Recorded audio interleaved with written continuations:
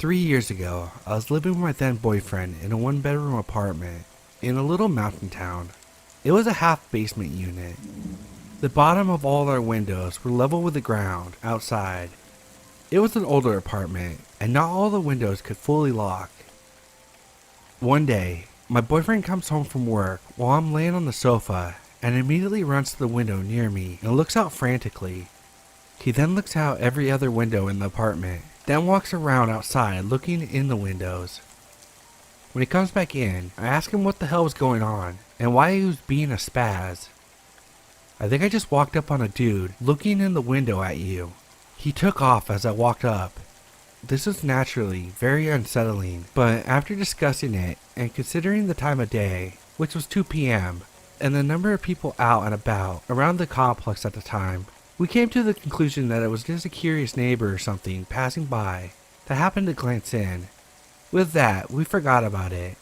If only that was the end. For the next couple of months, odd stuff happened here and there. Someone would knock on the door occasionally, and when I would answer it, no one would be there. I'd find things in the apartment that I wasn't familiar with, or things like clothing items would vanish. I didn't really think twice about any of it until one night. My boyfriend and I were arguing around 1 or 2 in the morning, and were being a little loud. We were standing in the kitchen face to face. His back was to an open window with the blinds up halfway, and I was facing it. Amidst our arguing, I glanced behind him at the window, thinking I saw the reflection of my face in it. The window was open. It wasn't my face. There was a man with his face pressed almost against the window screen, watching us. Given the fact that we were arguing, and it was late, I thought for a moment that it might be a concerned neighbor walking up to the window to speak to us. A main walkway for the complex was right next to the other side of the window, so I spoke to him. "Hello, can I help you?" I asked a little aggressively, thinking that a neighbor was intruding on our privacy. He responded to this by staring, unwavering and cold, right at me. His face did not change expression. He did not blink or move. He just looked right at me, a way that I've never been looked at before, or since. In an instant, I realized that because this window was level with the ground, the only way this man's face could be where it was if he was laying on the ground outside the apartment, or crouched and contorted to look into the window. My heart sank.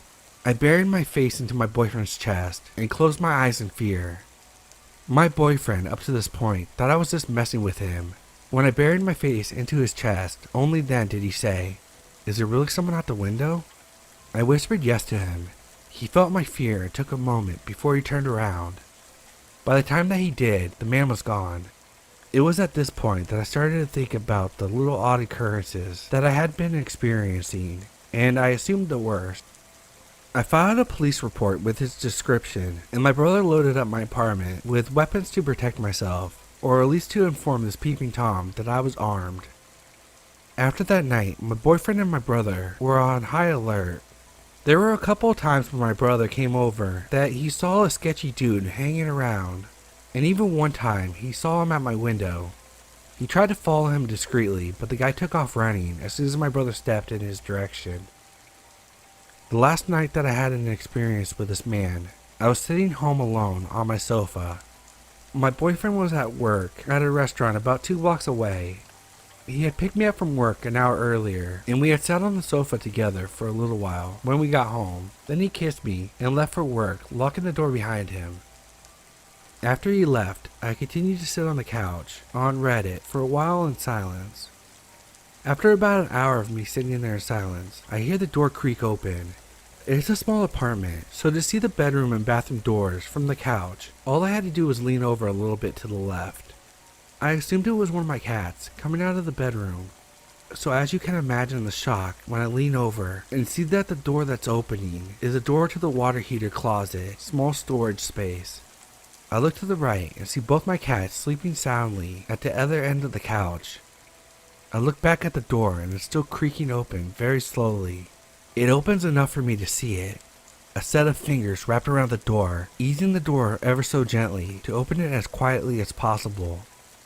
I ran my ass barefoot out the door, into the snow, and down the street to my boyfriend's work, where I called the cops. Of course, when everyone got to the apartment, he was gone. After that, my boyfriend and I packed our shit and went to stay with my parents. 6 months later, we moved 1,000 miles away from that town. That was the end of it. I initially found the sub around the same time I was trying to find other stories that were similar to mine, or people to talk to who had experienced something like I did. I had intended to write my story eventually, and I figured after this week's events I had to. I live 1,000 miles away from where all this happened, so part of me thinks there's no way this person could have found me. But last week, I hear a knock on my front door of my apartment. I was expecting a package, so I figured it was a delivery driver and didn't answer. I'd go get my package later. Then they knocked again and again. The third one made me feel uneasy, so I waited there a good 20 minutes to check the door. When I did, there was no package, no note, no nothing. Someone was just knocking. Although it made me uneasy, I didn't initially think back to my stressful experience in my last town. Then 2 days ago, I went out for groceries. I have a little patio, and I go out there in the mornings just to chill or check on my plants, and I've been known to leave it unlocked in the day on accident. Never thought it was a huge deal until I came home from the store 2 days ago, and the deadbolt to my apartment was locked. This particular deadbolt can only be locked from the inside of the apartment, period. I assume someone robbed me because I dumbly left the patio door unlocked. I called my sister, and I called my current boyfriend, which isn't the same boyfriend from earlier. I waited for people to be with me, and I went into the apartment through the sliding glass patio door. Nothing was out of place, nothing of value was taken. At this point, my heart sank. Nothing was touched, nothing was stolen. Someone was inside my apartment just because they wanted to be inside. I told my boyfriend about my stalker, and he did not take this shit lightly, like my past boyfriend did. I filed a police report, and we looked for recording devices and cameras. He put a nest of cameras up all over the place, and we were on high alert. I truly hope that this was a coincidence, but if this man followed me across multiple state lines, there's no one on this earth that I'm less interested in meeting.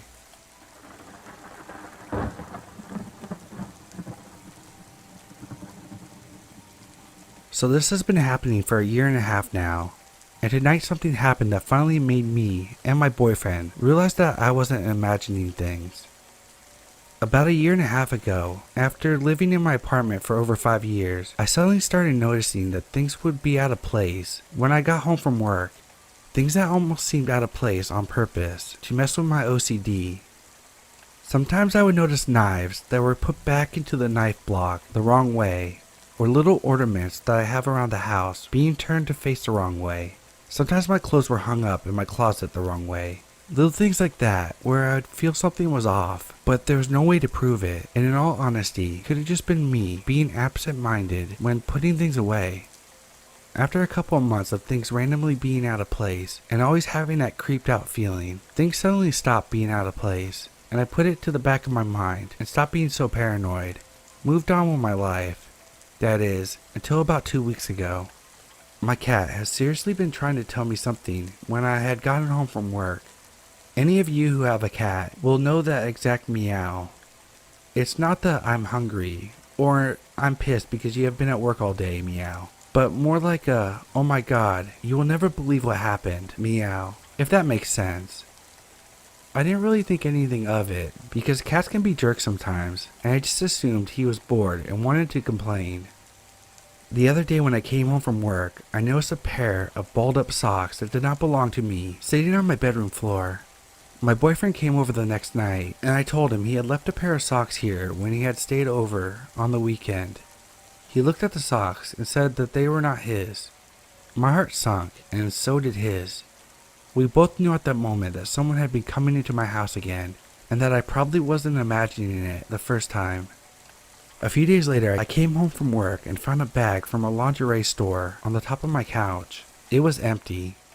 This bag had came from inside my house, as I had just bought a bathing suit from that store a couple weeks prior, and the receipt was still in the bag. At first, I thought my cat might have dragged it there, but upon inspecting the bag, there were no teeth marks, as well as the cat couldn't have opened the closet door and gone into the paper cardboard recycling that I keep in there on the top shelf. The final, and perhaps the most unsettling thing happened tonight. My boyfriend met me after work and we went out for dinner. We went back to my apartment after, and when I went to unlock the door, I noticed that it was already unlocked. Locking the door when I leave my house is one of the things that I'm most OCD about.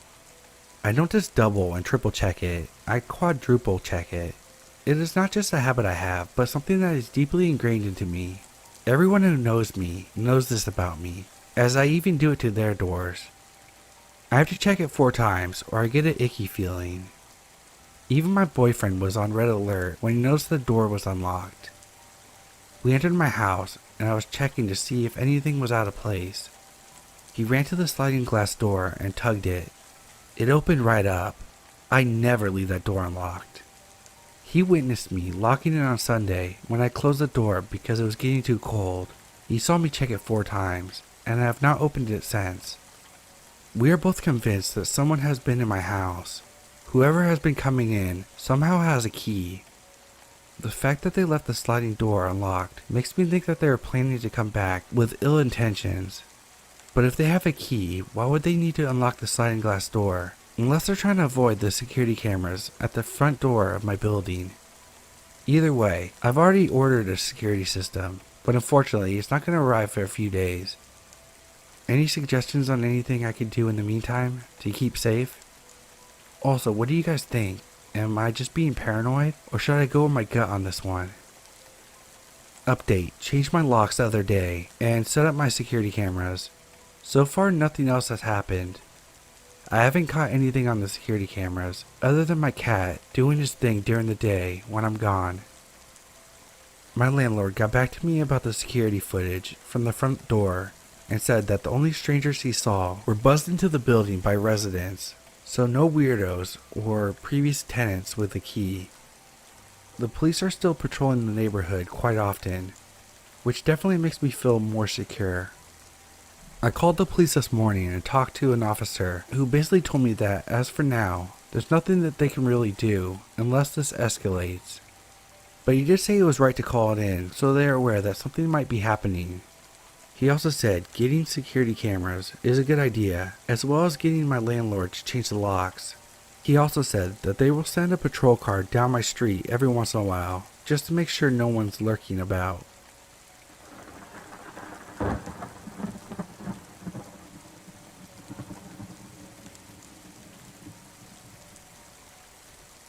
The story happened when I was in college.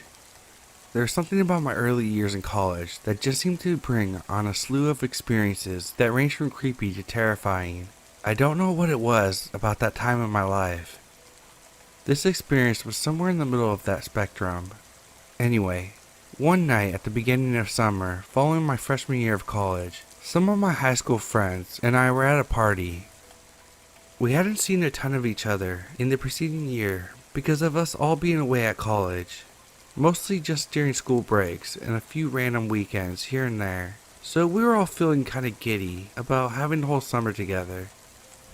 I wouldn't have normally gone to this party, hosted by someone else we went to high school with, but they all wanted to go, and I wanted to hang out with them, so I agreed.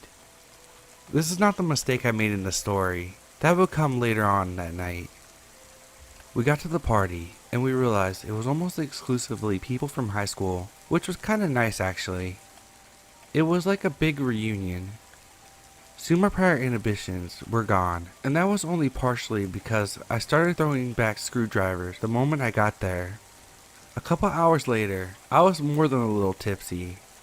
No, I was full on drunk, though not totally plastered yet, which proved to be my saving grace in the story. After a while, a group of my friends decided to split off. The host of the party, Stephanie, lived in her parents' house still, and it was in the middle of nowhere, basically near a forest.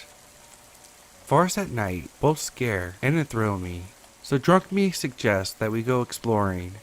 This is something my friends would not let me live down, like not ever. So anyway, this group, Lauren, Hillary, Jared, Alex, Hugo, Dean, and the hostess Stephanie, plus myself obviously, decided to go on a midnight walk through the woods. It was pretty creepy, not gonna lie, but in a cool way. At least I thought so. A couple people in the group namely Hillary and Alex, were pretty afraid. But Hillary wanted to go because her best friend was Lauren, and Alex had a thing for Hillary and Lauren, which was a whole thing and not the point of the story. But because of that, they were both there. They kept making comments about how creeped out they were, and I kept telling them to relax. No one else is out here, I told them. Let's just enjoy this time together. Being drunk makes me weirdly sentimental. We walked through the forest for a bit, and then came up to a clearing with a lake and a dock with tall grass and shit, plus a shed and what turned out to be a boathouse, both of which had seen better days. Now, Stephanie and I weren't close, so this was my first time exploring this forest, but Dean and Hugo had before, and remembered this place. They mentioned that they thought Stephanie's parents forbid them from coming back there, because it wasn't their property, which was true. It was like suddenly, Stephanie realized where we were. I wasn't the only drunk one, and her eyes got super wide, and she looked nervous. Not scared exactly, more like she was worried that she was going to get in trouble, and she said that we should go back. I told her everything was fine, since she could totally trust the judgment of a drunk person, and because everyone else was drunk. They all agreed with me, except for Steph, but she was outnumbered and not about to go back alone. Even Hillary and Alex were okay with staying. And because logic is a friend to drunk people everywhere, I suggest we play hide and seek, and most everyone agreed. Honestly, I don't know why people kept listening to me. Now, if I had been sober, this was the kind of place I'd be kind of freaked out about. In a cool way, sure, but not in a let's play hide and seek kind of way. This is where things go wrong. Hugo was forced to be it because we were all assholes and told him he didn't have a choice, so he went into the woods and counted while we all ran and hid. I saw Dean dart into the shed, but everyone else ran into the woods. I decided to duck down in the tall grass, which varied in height. Sometimes I could kneel, and sometimes I had to be on my stomach to be totally concealed. As I was hiding, I heard voices in the trees nearby. Whispers, like the speakers were trying not to be heard. I was curious, so I made my way towards the voices, first on my hands and knees, and eventually army crawling as the grass got shorter. I nearly shit my pants when I ran into Stephanie in the grass, who turned out to be doing the same exact thing as me. When we got closer, we realized it was Lauren and Jared, and that was how Steph and I realized they liked each other. We were listening to them flirt and looking at each other, and I swear we had a telepathic conversation about how good they would be together. But that was when we heard someone barreling towards us through the grass. Heart pounding, I turned to see that it was just Hugo throwing himself down next to Stephanie and me, and he looked terrified. "Hugo, what the fuck?" I whispered because there was no way he counted as high as we were making him. We were being real jerks to Hugo that night. He looked around frantically, and then told us what had him spooked. I'll never forget the sheer terror I saw on Hugo's face and heard in his voice. "There's someone in the woods." Stephanie tried to tell him that it was probably just someone else from the party, but Hugo said no. He'd seen a guy and hid behind a tree, and this guy seemed to be in his 40s, and he said the guy looked rough too, and just had a bad feeling, so he booked it. It was just by chance that he found Stephanie and me. "He's looking for something, or someone," Hugo said, telling us that the guy was shining a flashlight around. As if on cue, someone came walking out of the woods, and then called out, "Jim, are you out here?" He sounded kind of angry, and now I felt stone cold sober. This wasn't right, and it was about to get worse because that's when we saw the shadow of someone rowing a boat down the lake towards the dock. The first guy walked onto the dock to meet the guy, Jim presumably, and I heard him demand, "Where is he?" The first guy sounded angry, like he was expecting someone else to be there too. And the second guy informed the first, "I fucked up." They proceeded to argue, though I couldn't hear what they were saying. Then they went into the boathouse. I'm pretty sure no one had hidden in there, but I worried about that, plus the fact that two shifty guys were doing what seemed to be pretty shifty things. We needed to get out of there. I knew that. But Dean was still in the shed, which was too close to the boathouse for comfort, given the situation. Lauren and Jared were now making out, and totally oblivious, and Hillary and Alex were fuck knows where. Why had I suggested hide and seek? That's what I kept asking myself when I tried to formulate a plan. Then we heard somebody running through the woods, but like they were trying to do it so quietly. I turned to see Hillary. It looked like she was trying to find somewhere else to hide, unaware of what was happening. I saw her run towards the boathouse. It was like time stopped. I didn't know what to do or how to stop her. Honestly, I froze. But then Hillary hesitated when she got close to the door. She would later tell us that the voices she heard inside gave her pause. And then the door swung open. It was like something out of a movie. Hillary was now hiding behind the open door, and the first guy stood in the doorway, looking around. I think he must have heard Hillary, who was not being nearly as quiet as she thought she was. If he closed the door from the outside, he'd see Hillary, and then we'd all be truly fucked. Luckily, he went back inside and closed the door. We had to get the hell out of there, but we still had to get Dean, Lauren, and Jared, as well as find Alex. We didn't have a lot of time, I didn't think, so we had to be fast. Then suddenly, Hugo stood up, cupped his hands around his mouth, and bellowed. He apparently thought we were in a movie. I just looked at him with a, "What the fuck, Hugo?" expression on my face. It was not what I would have done, but I'll be damned, it worked. Hillary came sprinting towards us, as did Alex, who was hiding behind the boathouse. Likewise, Dean emerged from the shed, and Lauren and Jared detached themselves from each other. The two men in the boathouse heard us too, and came busting out, but by this point we were all sprinting away. I swear, I never before nor since ran that fast. At one point, Stephanie tripped, and I practically ripped her arm out of the socket while pulling her to her feet. The guys chased us for a bit, though I don't know how long, because we kept running until we got back to Stephanie's house. The party was still going, and the men hadn't followed us beyond the woods, but we were all too freaked out to stay. I called my brother to come pick us up, and we all left, even Stephanie, who left her house unattended, except for all the drunk partygoers. We spent the night at my brother's house that night, and we went back to Stephanie's house to help clean up the next day, because honestly, this experience kind of bonded us in a way. Lauren and Jared are now married. Hillary and Alex were both in the wedding. I lived with Dean for a bit following college, and Hugo is one of my best friends, as is Stephanie, which is weird because we weren't really friends before that. But I swear, we thought we were gonna die that night, all of us, except maybe Lauren and Jared. Even Dean heard what was happening outside the shed, and was waiting for the right time to make his escape. You can't go through something like that and not come out closer. It's strange, but also kind of nice. Like we have this shared history, which was true before this because we all went to school together, but it's different now. I wanted to go back and investigate in the light of day, but only Dean wanted to go with me, and I thought maybe it wasn't enough people. I was still pretty spooked, though intrigued. Stephanie told us later that she had told her dad when her parents got home that day, and he and a few of his friends went back there and didn't find anything out of the ordinary. They moved shortly thereafter, not because of this, so we never found out what happened, but we've also never forgotten it.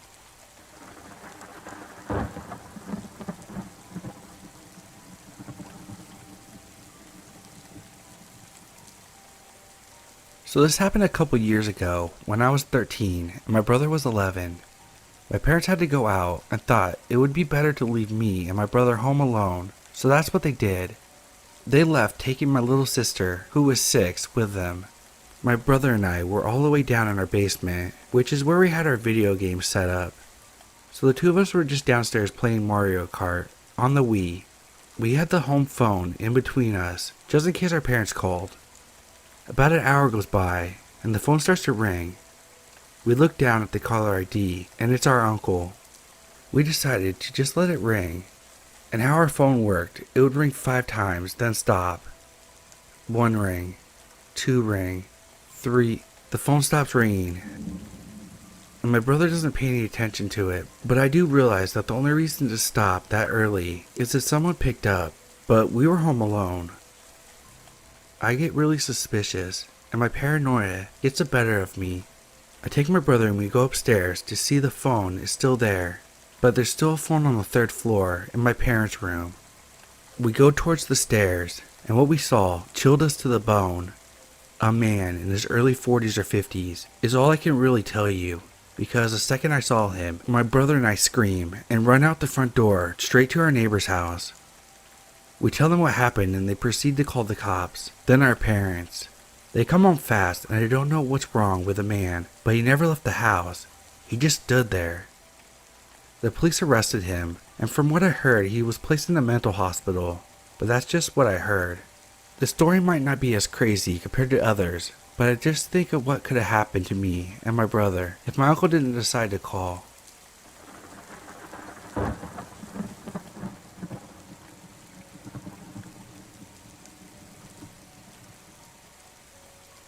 To set the tone, I always hated the town I lived in. I moved there alone when I was 18 for college, and I quickly regretted it. It was a decent-sized town, but full of non-decent people. Nearly every gas station was robbed frequently. There were shootings in broad daylight, robberies, you name it. Well, for the first 3 years I lived with a roommate on a side town that wasn't awful, but it was sketchy. So when I started making decent enough money, I moved out on my own. The house was teeny, maybe 500 square feet if that. Super old and poorly built. It was just me living there, so I didn't mind how small it was. But what originally sold me was that it was in the middle of nowhere. It was surrounded by a bunch of fields, some wooded areas, and only a few houses nearby. Considering I hated being in town due to the constant paranoia of getting mugged or shot, I loved the idea of living out there. So at the beginning of July, I moved in. Everything seemed super swell, minus not being able to get good internet. A month goes by and everything is still swell to me, and I decided to get a dog to keep me company. He also loved the place, and spent long amounts of time lounging in the yard, trying to convince the nearest neighbor to walk over and pet him. Important later. Roughly 2 months of living there, I started to notice things out of place. Something to note is that an old roommate of mine was using the spare room for storage until he got moved himself. So he had a key, but was never there. He just kind of popped in every other week to grab something, and usually let me know beforehand. I'd come home to my kitchen chair being pulled away from my table, or a bowl in the sink, things like that. They were such small things that I wrote it off as my ex-roommate swinging by, or just stuff that I was forgetting. But then, my dog developed this crazy bad separation anxiety. Up until now, he didn't care when I left. He just lay on the couch and chew on his toys. He never barked, never did anything weird. However, all of a sudden he began acting really awful every time I tried to leave. He would literally cram his body through the door as I was closing it, screaming and barking, and wouldn't stop until I came back in the house. He didn't want me to leave him there alone, at all. I couldn't afford a kennel for him yet, so I decided one day to put a movie on while I was out, thinking maybe the sounds of people might keep him calm. I only had to finish one task at work, and knew I'd be home early, so I put a copy of Hamlet. I know, boring, but I chose it because the copy I have is 5 hours long, and I knew it would be playing when I came back.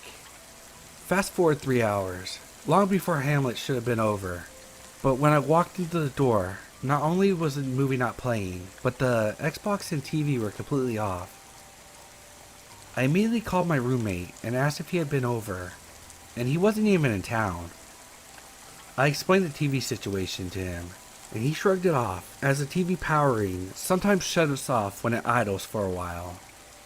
Even if that was true, there were several reasons I know this isn't the case. It wasn't idling. A 5-hour movie was supposed to be playing. Even if it had shut off, my Xbox wouldn't have. I had left it on by accident for weeks when I was out of town once. and it was still on when I came home, but it was completely powered down this time. The weirdest thing was none of my stuff was missing, and the door was locked when I entered. I eventually convinced myself that it was something weird with my Xbox or whatever, and shrugged it off. This was until my dog started acting weirder. Remember when I mentioned that I used to play with a neighbor? Well, all of a sudden, if she walked by the house while he was out, he'd start yelping and running at me away from her. This was incredibly weird of him and made me incredibly cautious of her. I put some cheap alarms on my door, the kind that go off when the door is open, and slept with my pistol handy. The second night that the alarms were on my doors, I was woken up by one of the back doors going off. I flew out of bed with my pistol, trying to convince myself that I was about to shoot an intruder, but once I got to the door, it was shut and there was no one there. The alarm had been knocked all the way across the room. The door would have had to have been opened for it to be chucked like that. It couldn't have fallen off and landed there. Something else was weird. The door was locked, but not the way I had locked it. I had always locked the knob and the deadbolt, but upon checking my lock, only the doorknob was locked. The police couldn't do much, as I had no witnesses, no lead, and they didn't have much to go on. Needless to say, I changed my locks. I didn't have any noticeable problems after that, but later, I found out that the close neighbor that my dog hated previously lived in the house I was renting, and the locks had never been changed. I had no way to prove my theory, but it's pretty obvious that she had a key and was coming and going as she pleased. Why though I can't figure out. Nothing of mine was missing. The most unsettling part for me was, she had tried to come in at night until the alarm went off. How many times has she been in my house at night while I was asleep?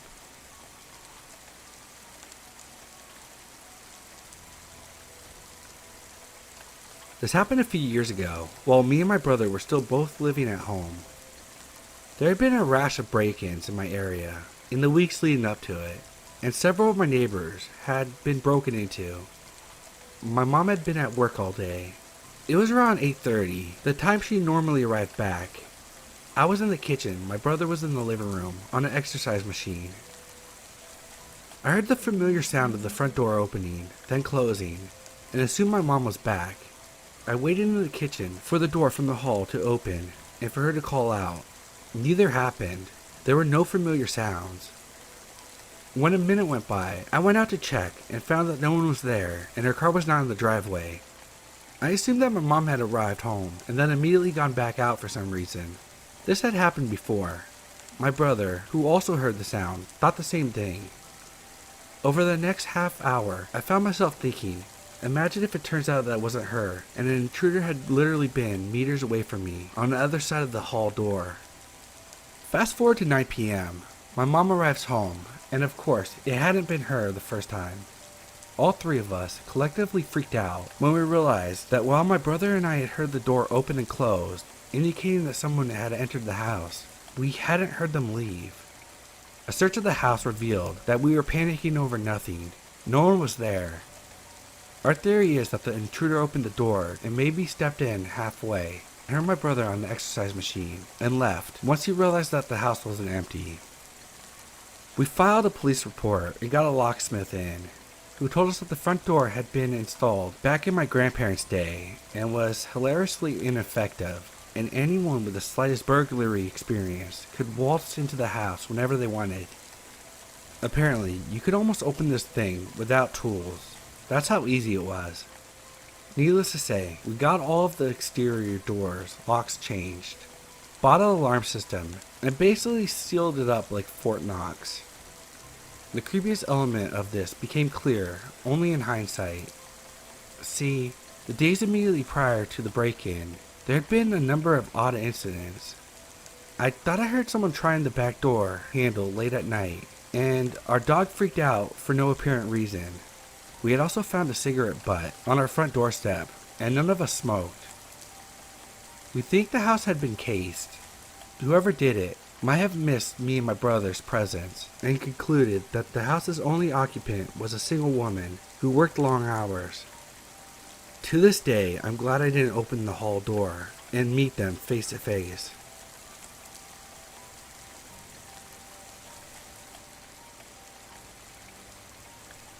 About 2 years ago, I was long distance dating a guy who was my first love. He loved me too, but unfortunately, due to the long distance and his addiction problems, we had to break it off. As most people act when their first relationship or love ends, they enter weeks of depression or denial. I had trouble sleeping for at least a month. This caused me to be late to work almost every day, and as a result, I received a warning that if I didn't fix my attendance issue, then I would be let go. I immediately forced myself to try to occupy my time with my freelance illustrations, and really attempted to go to bed early. The first couple of days it was rough, but I kept at it. The first night that I remember getting work done and sleeping on time was the night it happened. Quick backstory, my roommate and I lived in a house, separated into 2 living spaces. One of our friends rented the upstairs. I figured I should only mention this because our windows, for example, were very accessible and unfortunately didn't have locks. We also had a backyard that was fenced off, but like the windows, the fence door was also lock-free. Now to what happened. I was asleep, but due to being a light sleeper and being incredibly heartbroken, I easily awoke to lights coming through the blinds of my bedroom window. Luckily, my bed was adjacent to the window, so they didn't see me. I was still a little foggy from being sleep deprived, and also from the melatonin, but forced myself to wake up when whispering voices came from the people holding the flashlights. There were at least 3 of them. It was such a blur that I could only really remember that detail.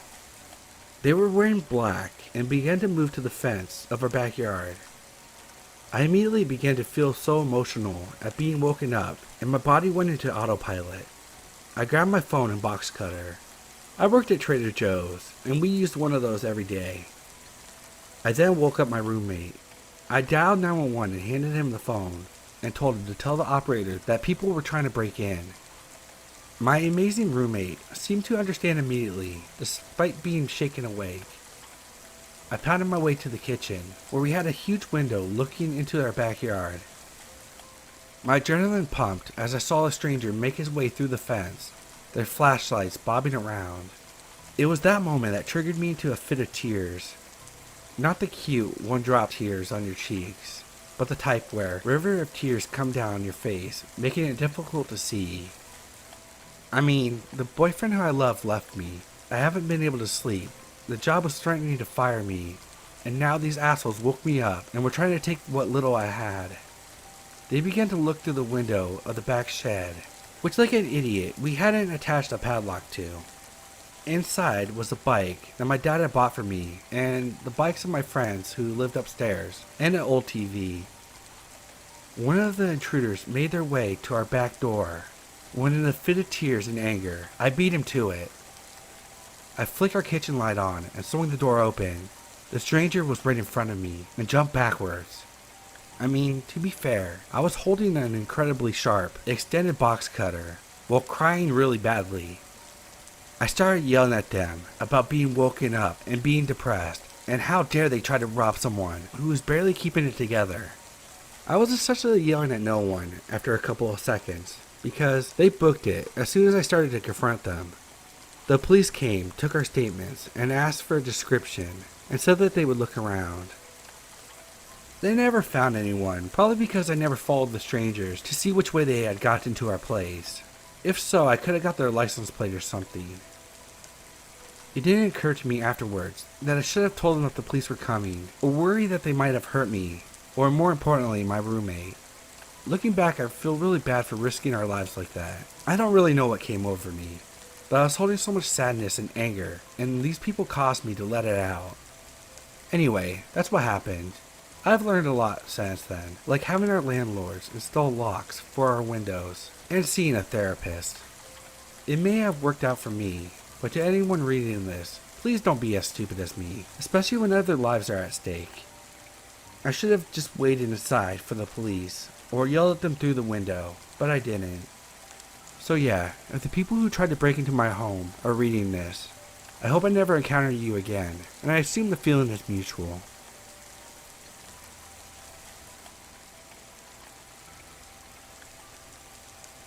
This is going to be a long story with a slow build, with other details added for context, so be ready for that. There will be passing, vague references to child abuse, again for context. This being said, I have a deep-seated fear of windows.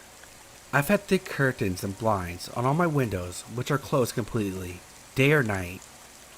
I currently live on the second floor, since I also hate being on the ground floor. And even now I can't handle even the tightest gap in the window. I'm a 27-year-old dude, but I have a pretty hefty PTSD, complex post-traumatic stress disorder, and bipolar disorder, both of which involve many fears and anxieties, including this. I could tell you stories about many of my fears, but this is a story of why I'm afraid of windows. I couldn't tell you the exact year that this happened, but it would have been in the late 90s when I was a young boy, maybe 5 or 6. My parents were still together, and we lived in a bungalow just a stone's throw away from Detroit. Literally, we lived right on the border. If you don't know, a bungalow is a small 2-story house where the second floor is basically just a single room, my dad's bedroom. I slept on the ground floor, right next to the side entrance. All bungalows have a front entrance and a side entrance, the latter of which is generally used more since it's right along the driveway. This being the case, it was out of view and had a car sitting there, which could further obscure the potential burglar. We had several break-ins where I lived. Luckily, my parents were able to afford an alarm system, which triggered anytime someone tried to break in through the window. This happened 3 times I can remember, including this occasion. My bed was situated in the corner of the room, which was also the corner of the house. Directly in front of me, and to the left, was a window facing the backyard, which I couldn't see out of unless I got out of bed. To my right, and slightly behind, was a window right next to the side door. Both times the break-ins occurred previously, it had happened during the day when no one was home. This time was obviously different. Being that I have experienced a lot of intense bullying and an abusive father, I was a pretty scared little kid, and this pushed me over the edge. I say this just to help portray how terrifying this was for me. Anyway, here's what happened. I was maybe 5 or 6. It was late at night and I was awake. I never could get to sleep, and it was dead quiet. Then I heard it, a jiggle. The sound of the door handle being jiggled. I at first thought maybe one of my parents was up, but I realized I heard it from both inside the house and from outside, from the window. I froze. I knew it had to be one of my parents. It just had to be. Please let it be one of them, I thought. I listened carefully. I could hear someone fidgeting with the lock, scuffling around anxiously, mumbling to themselves. I knew what was happening, but I remember my mom assuring that this sort of thing only happens during the day when no one was home, so I didn't need to worry. Well, now we were home, and I was seemingly the only one awake, so now I needed to worry. I thought about yelling, but I knew that they were right outside my window, and my blinds were open. I realized this, and looked at the light from the window on the wall across from me. Remember, I couldn't see the window itself, but I could see its outline. I saw a shadow, the outline of a head, followed by hands, like that thing people do when they're trying to look in a window. I was in the corner, and hoped he couldn't see me, but just to be safe I closed my eyes and pretended to be asleep. I still believed in God, so I laid there and prayed that he would go away and leave us alone, but he didn't. I lay there for what seemed like an eternity, but it was probably just a minute or 2. I opened my eyes. I looked at the shadow on the wall and only saw a square of the moonlight. I was relieved, but still scared. I decided I would get up quietly and go tell my mom, who slept in the living room downstairs. I quickly sat up, took off the covers, and got up. That's when I saw him, really saw him. There's another window if you recall, which I couldn't see from my bed either, and it got less light coming from outside. So there wasn't really a shadow, but the blinds were open and I could see out, but only once I stood up to go to the door. I saw him in my peripheral vision. One half of me was screaming to not look and to just run. The other half refused to believe he was really there. When you're that young, you don't believe such things could really happen to you. But I had already lived with a monster, so I turned my head to face the window rather than run away. But I really wish I hadn't. His face was directly against the glass, almost frozen, like he was focusing, trying to see in. He was almost like a statue. Even then, I couldn't accept that it was real. I couldn't tell you how he looked, what color his hair was, what race he was. Hell, I don't even really know if it was a dude. The backyard was dark, but there was just enough light to see his outline and his eyes. I could see the whites of his eyes and a dark center seemingly peering directly into my soul. Although he didn't have his hands cupped and it was very dark, so I don't think he saw me. But maybe that's another lie I tell myself. Regardless, I could see him, nothing but a thin piece of glass between us. I pictured him breaking the glass and crawling in, grabbing me. I knew my parents wouldn't get up to get me in time, even with an alarm. Maybe this was an irrational thought, but try telling that to a small, scared boy who at the moment was too afraid to ask his dad for help and was too sad about a sick mom to even bother her, even under threat. I locked eyes with him for what felt like an eternity, but again, probably only for a few seconds. Then, he eventually moved away from the window. I snapped out of it for a little bit, and I decided I needed to go wake up my mom. I got on the ground and started to crawl, but I was terrified. I loved Barney the dinosaur, and at the time I grabbed my favorite stuffed Barney from the bed and took him with me. I crawled to my door, which was barely ajar. My mom would leave it open with the hallway light on, but she'd often turn it off after she knew I was asleep to save on electricity. We had a security system, yes, but we were still not a financially stable family. We weren't even really a family, but I digress. Anyway, I carefully opened the door to the hallway, but I could hear it again, the jiggling. It went on for longer this time. I carefully made my way through the hallway, still hearing the sound of him trying to get inside. I got to the couch where my mom was sleeping and gently shook her awake. She asked me what was wrong, and I put my hand over her mouth, shushing her. At the same time, I whispered, "Mommy, there's someone trying to get in." She listened carefully, and she heard the handle jiggling too. We had guns in the house, but the problem is only my dad knew how to get them and use them. He wouldn't let my mom near them. They were upstairs with him and in the basement, and both of us were too scared of him, even then, to wake him up. Instead, she grabbed me, hid me under her blanket. She took out a knife she always kept under her pillow, still does this to the day. After laying there terrified for what felt like hours, suddenly, the loud piercing sound of the alarm filled the house. We then, just seconds later, heard loud, fevered footsteps. My mom gripped me and the knife tightly as we waited to see which monster's footsteps we heard. Was it the one from the outside, or was it the one that we already lived with? For once, we were happy that it was the latter. My dad was a massive dude, and this worked in our favor for once, and he came downstairs with a handgun he slept with. By the time he had got to the door, the man was gone. My dad caught a glimpse of him sprinting out down the street. So there you have it. That's what happened. That's where my fear of windows comes from. And even though it was 20 years ago, when it's nighttime and I'm feeling particularly on edge, I check my windows to make sure they're properly covered. As I do so, I remember what could be on the other side of that window. I remember those eyes, and I can still see them clearly as I did that night.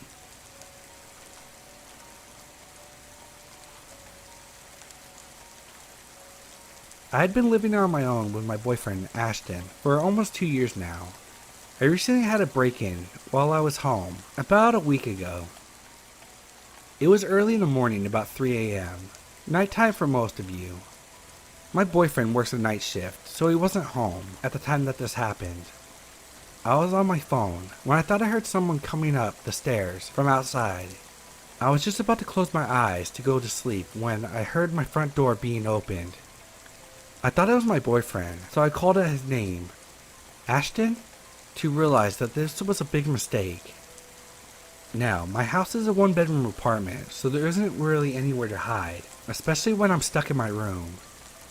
My bedroom door doesn't have a doorknob on it because it broke, so it's kind of tricky for someone to get in. The only place I had to hide was behind my bed, behind a small wall that was still pretty visible. I grabbed a wood knife my boyfriend has on his side of the dresser and hid. I could hear someone trying to get into my bedroom. It was one of the most intense things that had ever happened in my life. I held my breath and was ready to start screaming and kicking and scaring whoever it was with a knife as much as I could so that my downstairs neighbors would hear me and would come upstairs or call the police. The door swung open and I saw a tall, thin man with a mask over his head and a black hoodie. He saw me and headed for me, but I tried to scream and tried to kick him in his knees. I ended up kicking him in the nuts and he fell down immediately. He stood back up and ran to the front door. As soon as I saw the front door opened and it was my boyfriend getting dropped off from his friend at work, I pushed him out of the house and immediately told him what was going on. And he told me to run downstairs to his buddy's car and to tell him what was going on and stay in the car with him. He took the knife from me and stayed in the front room. I ran outside to Josh's car and told him everything. He stayed in the parking lot and he called the police. But then we heard gunshots. Thank God my boyfriend didn't get shot, but the bullets went right into the door and nearly hit my boyfriend in the leg. If it wasn't for my boyfriend and his friend to come home early that night, I think I would have been dead. Last night, a friend of mine and I were walking home in my city. We were cutting from one of the main roads to another main road, but we were using the neighborhood between those two roads as a cut through. We rounded a super sharp corner and slammed on the brakes because a dude was literally just standing there. He comes running to the car, and it literally looked like a scene from a horror movie. He had blood on his t-shirt and his jaw was hanging. I don't even know if he asked, but the next thing I remember, he's in the back seat while we're hauling ass to the hospital, which just happens to be right next to my friend's apartment complex. On the way, he tried his best to explain what happened, but all I was able to make out was that he abandoned his car somewhere and that he had been shot in the face. We took him to the hospital, but we weren't able to go in or anything because of COVID-19, so I'm unsure of his current condition. This might not be a super creepy encounter, but it was insane, and I would never think that anything like that would happen. My adrenaline is still pumping 12 hours later. Update. Turns out that he had been buying weed from someone and got shot in the face by the person that also tried to rob him. Don't know if he got charged or if anyone else did, but he was a victim and was pretty chill for some dude who just got shot in the face.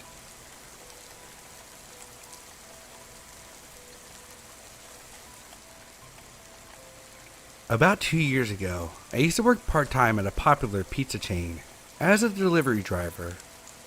I had a full-time job during the day, so the shift at the pizza place would be from 6 p.m. to 12 p.m. I enjoyed the job for the fact that I made good money and it was easy, but I hated working at night because it was dangerous. One night we got a call 30 minutes before closing, and it was for delivery in the worst part of town. I was stuck taking the order, since the manager had sent the other drivers home early because it was a slow night. I hurriedly headed out to deliver the pizza. About 20 minutes later, my GPS said that I had arrived. I couldn't read the house numbers because it was pitch dark and none of the houses had the porch light on. As safety, I called the customer to ask if they could turn on their light. He didn't answer until the 6th rang. He tells me that his house has 2 trash bins next to the curb and that the light was broken so he couldn't turn it on. I started walking through the front yard to the front door when I see a man staring at me through the window. I yelled out hello to him, but no reaction. He doesn't even move or open the door. I'm getting goosebumps now, and I decide to turn around to go back to my car. I call the customer again to come get his pizza from my car. He tells me in a slow, creepy voice to ignore his roommate. He said that the door is unlocked if I could bring the pizza down to the basement because he rents the bottom floor. As I'm on the phone, I can make a small light out from the window. The man that was staring at me earlier was on the phone talking to me. I hung up and took off. By the time I got back to the restaurant, phones were turned over. Any complaints would have to wait till the next day. I'm not delivering to any basements, and I'm now taking your pizza home for dinner.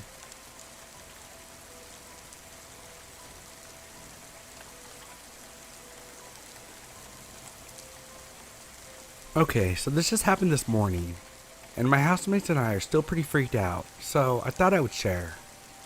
This morning at 5 a.m., I was woken up when my roommate called out my name and told me quietly, "Oh my god, there's someone at the window." It was pitch black, so I assumed that she was seeing a weird shadow or something. But when I turned to face the window, I could see a clear outline of a male figure through the blinds, which we keep slanted open so the sunlight wakes us up in the morning. He was standing maybe a foot away from the window and was directly facing us. For some context, our room is on the ground floor and has one of those large windows that has Bundy bars. They call them this because Ted Bundy, who killed 2 women at an FSU sorority house after climbing through the window, and therefore have bars on the ground floor for bedroom windows in our sorority house. Our room was also on the side of the house, so it's not like someone could have just wandered there. To get to our bedroom window, you have to go around the walled-off patio and a thicket of vines and foliage, so you'd have to put some work into getting back there, which makes you think whatever this guy was doing was very deliberate and planned. I froze. I didn't know what to do. It was too dark to take a picture or make out any details that could identify the person, so I just kind of sat on my bed trying to process what was going on. It seemed like he was looking through the window into our room, but after a few seconds of watching him, my roommate noticed that he was holding a flashlight. To me, it looked like he was looking at the Bundy bars and where they met the wall to see how secure they were. The bars could be opened from the inside. Coincidentally, we just replaced them last semester, which is even scarier. After a few minutes, the guy went away. We told our house mom immediately and she called the police. Our house has security cameras at every entrance, and apparently it caught footage of him pacing back and forth. So he was there for a while. I'm still pretty shaken up, especially when I think about what his intentions were, and the times that this may have happened while we were still sleeping and had no idea. I'm worried that he'll return, especially since we're a sorority house that's a home to 24 young women.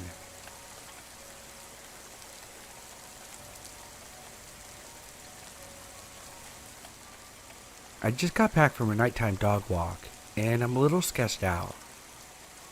Me and my partner just recently got an 8-month-old border collie pup.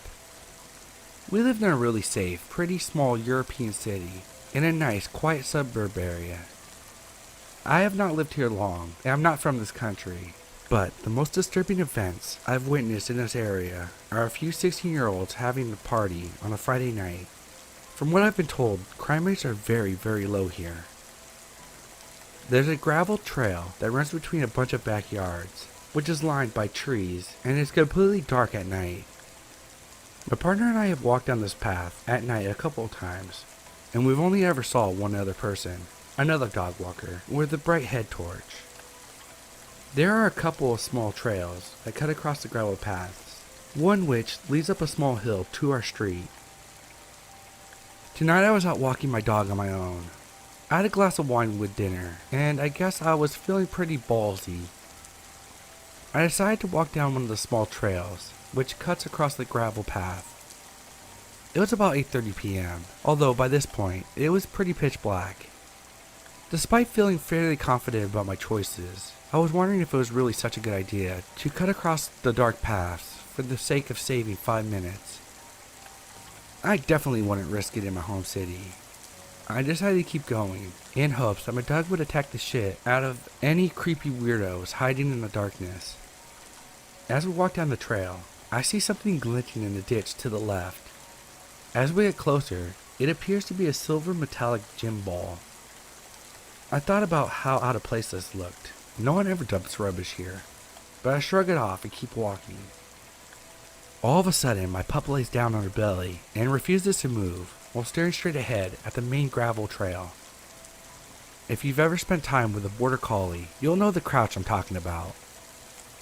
Now, my pup has recently taken to doing this whenever she sees either a person or an animal up ahead.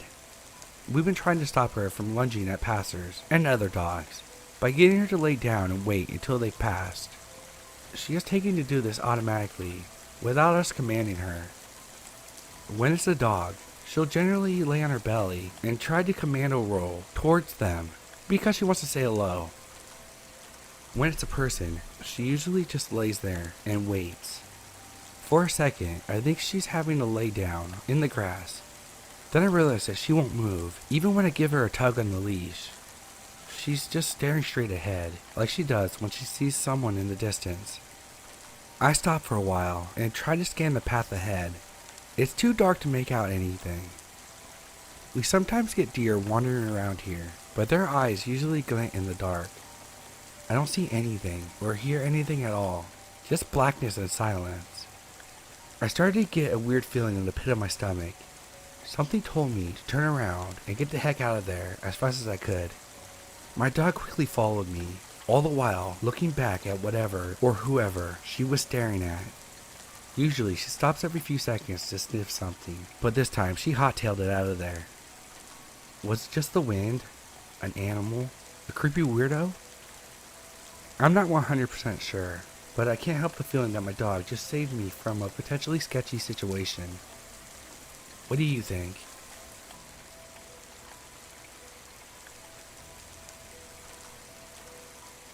When I was 10, my 2 older brothers and I drove home from a family friend's birthday party at night. Our parents were still at the party. My oldest brother, Michael, who was 17, dropped me and my other brother, Eric, 15, off to go inside so we didn't have to wait for him to park the car. As soon as Eric and I got inside our pitch black house, I heard a man grunt. We both went quiet.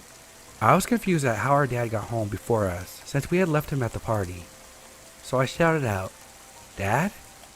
Eric immediately looked down at me with the most terrified face I had ever seen and says, "You heard that too?" Eric played football and was relatively buff and a tougher guy, especially to my tiny 10-year-old self. I naturally relied on both of my older brothers to protect me, so seeing him absolutely frightened freaked me out big time. If he's scared, then it must be bad. We stared at each other for a moment before screaming and running out of the house without another word. We ran back outside and got into the car, where Michael still was, and told him what happened. "I'm sure it was nothing," he says. "Probably just something falling." He didn't really believe us. It definitely sounded like a voice to me and Eric. We lived in a very calm suburb, and all the neighbors were old. The road was not a main road, and the only other people that needed to drive through the neighborhood were residents. It definitely wasn't a road people who didn't live here drove through. Just as Michael tried to calm us down, a random car pulled up beside us, motioning us to roll down our windows. It was a man driving with 2 women who asked us where a well-known highway was. They had a thick, strange accent that sounded fake. Michael explained to them how to get to the highway. The strangers were completely confused and didn't seem to understand and kept asking for clarification. After they finally drove off, Michael said, "Well, that was weird. It's really hard to miss the highway, especially where they were coming from. Who doesn't know that highway anyway?" Now, all 3 of us began to panic. We realized that they were a distraction to stall us, to allow whoever was in the house to get out. The directions were simple. It should not have taken 5 minutes for them to understand. Also, this wasn't a place for people to get lost in. Of course we called our parents, but they dismissed us. People get lost all the time, and we were just hearing things. They said that they'll be home from the party in a couple hours. So after a while, the 3 of us decided to go inside. My brothers grabbed their baseball bats, and I used the folded up mic stand. We slowly walked around the house, looking everywhere, under beds, in closets, and checking all of the doors. Nothing seemed to be out of place, and all the doors were locked, though I'm not sure if we checked the windows. Eventually we calmed down. When our parents got home, they thought we were just being dramatic. There's no way someone was in our house, and at least we're all safe now. So we just went to bed, and never spoke about it again.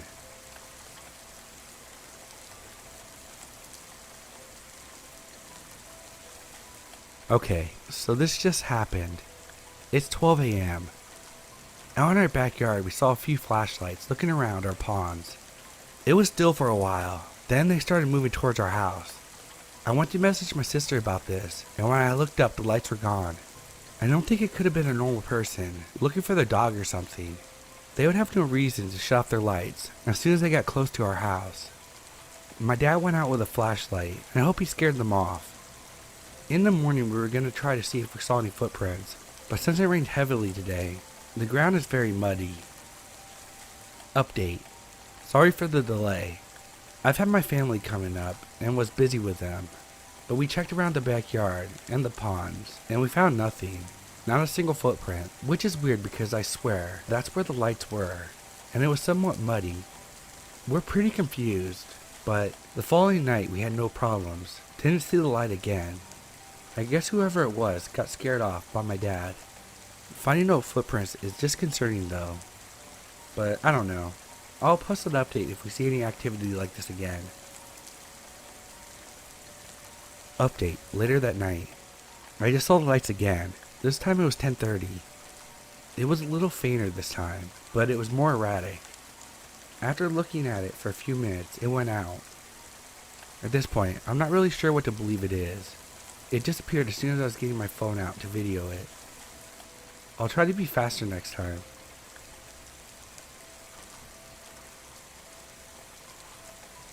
Okay, first let me say that I debated on posting this here, because I may be overreacting about a few weird things that have happened in the last couple of weeks here in my house.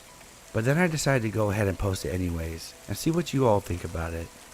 And please tell me if I'm overreacting. I won't be offended if anyone tells me that I'm being silly. First off, our house has a basement / crawl space that is only accessible from the outside through a door directly underneath the bedroom window and about 10 feet from the steps leading up to the back deck. It's a fairly large space, dirt floors and concrete walls, clean and plenty big enough for a grown man to stand up in. Until recently, it was half full of junk, most from our kitchen reno, like paint cans and equipment, and extra floor tiles and such, and had a padlock on it.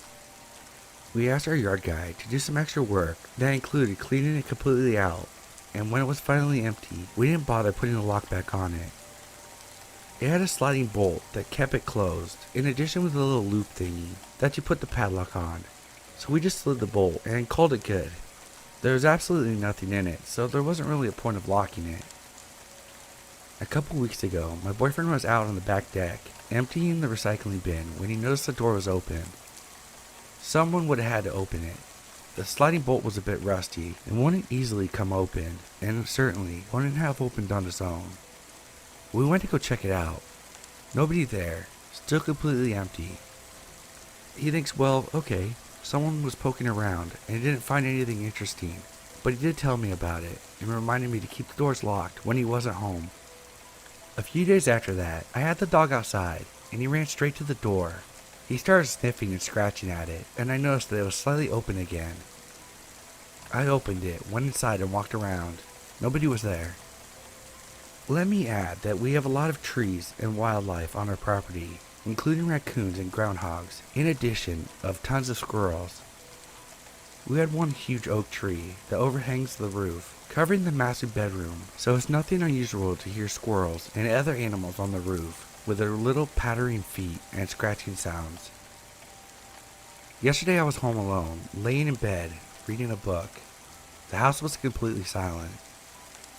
Usually the dog would lay on the bed with me, but he was acting fidgety. He was pacing and just acting weird. I was hearing the usual late afternoon squirrels, or whatever was on the roof. But then I heard a noise that is clearly the crawlspace door creaking open. It's directly underneath the window to my right. So I stand up and creep over to the window. I crack the shades a teeny bit and peek out. I see a guy starting up the steps to my deck, just having exited the crawlspace. I immediately said fuck no, dropped the shades, and headed up the hall directly to the door he was heading to confront him.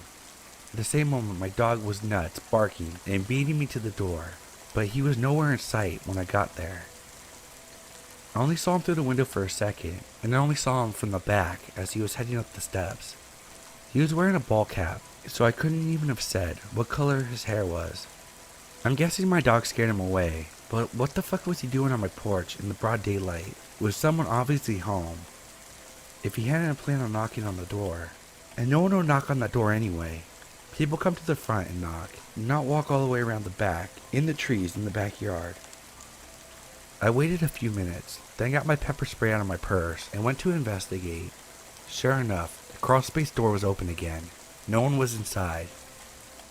When my boyfriend got home, he put a padlock on it. Then he got my gun out of the safe, where it's been for years, and assisted me keeping it under the mattress, on my side of the bed.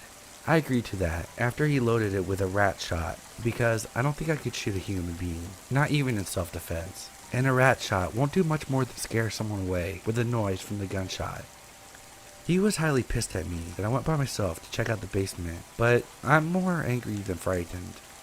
I don't know if I'm overreacting, that just because someone had been inside the basement a few times, I automatically assumed it was the man I saw who was responsible and meant harm. I'm fairly certain he did come out of there though, because I definitely heard the door open just seconds before I saw him on the steps. With it locked up now though, if someone had been routinely in and out, that will stop. Like I said, I don't know if I'm freaking out over nothing. I'm keeping my doors locked just in case.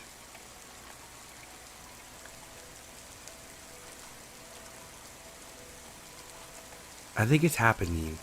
Like, not right now, but I think the creep might be hanging around.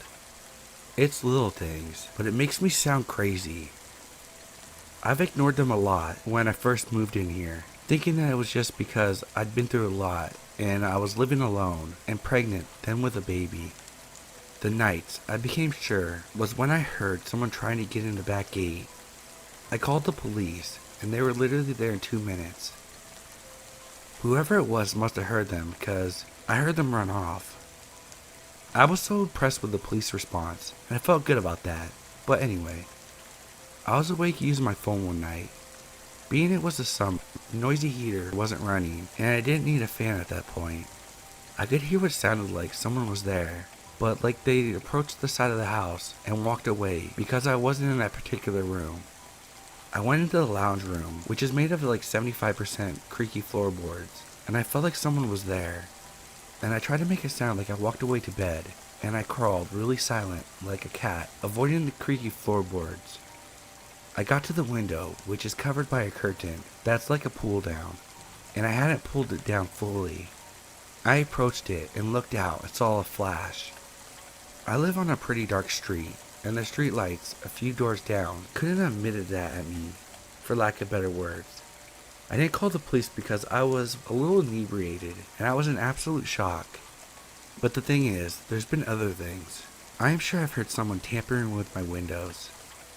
I realized that when I sat up late with all the lights on, walking around, even though I listened out, nothing. But when I'm sitting around with my iPhone and laptop, no lights. It's not all the time, but occasionally I hear someone walking near the side of my house, and I'm pretty sure someone has tried to open the gate. The sound is unmistakable. I even purposely waited for the opportunities to compare the audible differences between footsteps on the pavement, out the front, at least 10 to 15 meters away, and when there was a closer noise. I'd listen to the way the activity sounded at the side of the property whenever tradespeople came. It used to be a transitional house, meaning a lot of people with problems lived there before me, including drugs and violence. A handful of people have knocked on my door looking for previous tenants up until about 12 months after I moved in. Apparently, one guy used to deal from the shed in the backyard.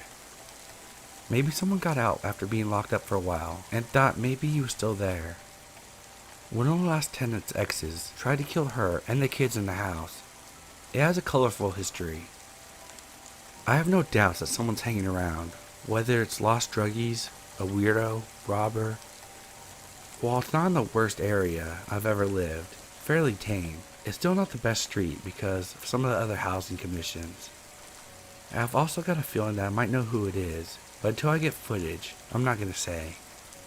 I've noticed every now and again strangest behaviors and started thinking about things I've heard, seen.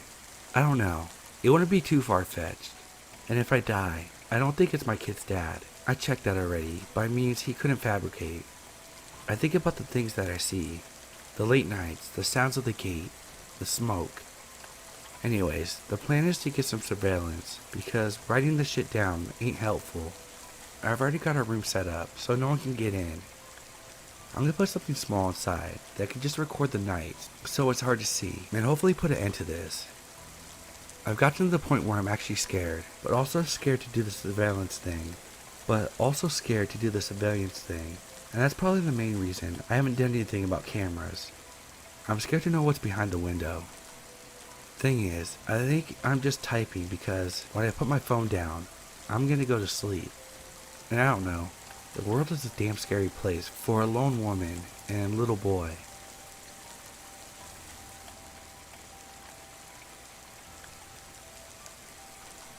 My first post on Let's Not Me, and this happened over a year ago. Our oldest son Caden was 3 at the time, and our youngest son Connor was about 5 months old. Still gives me the chills, and still makes me uncomfortable even walking by it. It was a January evening in Pennsylvania. It was dark outside with a couple inches of snow on the ground. We had just finished eating dinner, and I planned on giving our little one a bath. My husband drives a truck for work, so he isn't home often. It's me and my boys during the week. Caden was playing in the toy room that has a door leading to the side deck. A little detail, we have no light sensor on that porch light on the whole side of our house. At this time, we didn't use that deck at all, and only really used it to grill during the summer months. It's not close to the sidewalk or the next street over. Anyway, Caden was playing in the toy room, waiting for his turn to take a bath, while I brought Connor into the bathroom. We were just about done with his bath when I heard Caden's little feet running towards the bathroom. He stands in the doorway and says, "Mommy, there's a man looking in the side door. I think it's a mailman." My heart skipped a beat because 1. No mailman is coming at 7 p.m. 2. The side door, as he called it, was never used, especially not in the winter. 3. I didn't hear anyone knock. I began to sketch myself out more by thinking how there is no light on the deck, and this person would have to walk through the yard in the snow, walk back the upstairs of the deck, and go to the door when the front porch light was on and adjacent to the shoveled sidewalk. I took Connor out of the bath, put him in a towel in his little chair, and told Caden to sit with his brother and not to come out until I said it was okay. He was very confused but listened, just kept asking me what was wrong. I grabbed the biggest kitchen knife I could find, had 911 ready to call, and got my mama bear face on. When I walked to the sliding glass door, I shined a flashlight on my phone through the window of the door, at a distance while walking up to it, hopefully to scare anyone away. The worst thought with this as a mother is when I reached the handle I realized it was unlocked. Someone could have walked right in. I flung the door open and shined my light, held up the knife and yelled, "Hey!" in the most threatening voice a 5'4", 120-pound woman could make. There were footprints in the snow up to the deck stairs and back down going into the field in the woods behind our house. I slammed the door, thoroughly freaked out, and locked it. I called the police and waited for them in the bathroom with my boys. While I was in there, I asked Caden, "Do we know who the man was?" He said, "No," but he smiled and waved at me for a long time. Freaking haunts me still. I asked him what he was wearing. He told me that he had a hat that looked like a mailman's, and he wasn't wearing a coat. That's all I got out of him. The police officers came and searched my property with flashlights before coming inside. He asked me and Caden questions, and then informed me that he not only saw footprints leading up the side of the deck, but to the outside door of our basement and kitchen window on the other side of the house as well. He suggested that we have someone come stay with us for the night, and they will continue to follow the footprints that were left in the snow back to the field and wood line. My father-in-law slept on the couch that night with his gun, being the closest relative to our house. My mother was a nervous wreck, and I got very little sleep that night, and never heard back from the police. Caden still mentions it from time to time randomly, and we got blackout curtains for that door. I still very much like to get better locks, just to be safe. My husband and my father think it might have been a man who saw me home alone while passing and wanted to hopefully sneak a peek. But why just stand there and watch my child and go around the whole back of the house, not by the front door or street? Hope to never see this creep's face, and I hope he never smiles or waves at my child again.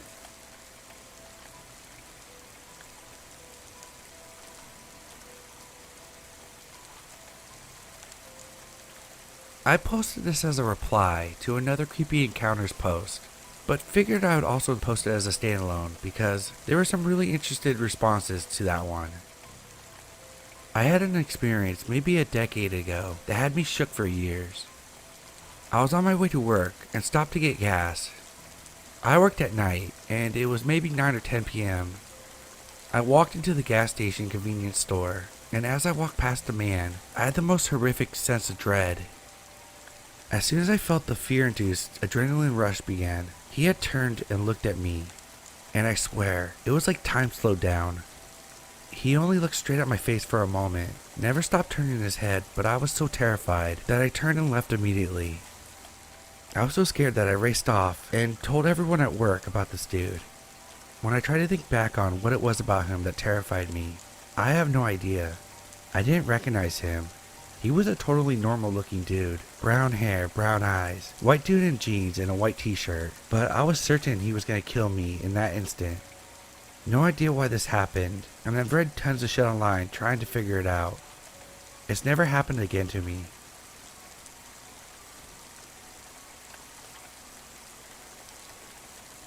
So this happened around 2017 or 2018. I was in 8th grade and quite tall for my age, 5'9". A house was for sale in the neighborhood, and it filled pretty quickly since I lived next door to a school. Every day for a week, I saw someone stand in front of the house, and I assumed it was just the new neighbor. But one day I got off the bus and started walking down the street. It was winter in Canada, and they were like tents that you put on your car so it doesn't get snow on it, and obviously you can't see behind it. So when I was walking next to the one of the new neighbor, he was hidden behind it, and he just grabbed me by the arm and started trying to pull me inside. On quick reflexes, I hit him in the face with my keys, and then he let go of me. I got into my house as quickly as possible and called the police. He never got caught, and the police patrolled my neighborhood for a week after that. Also, he wasn't even the new neighbor. So let's not meet again.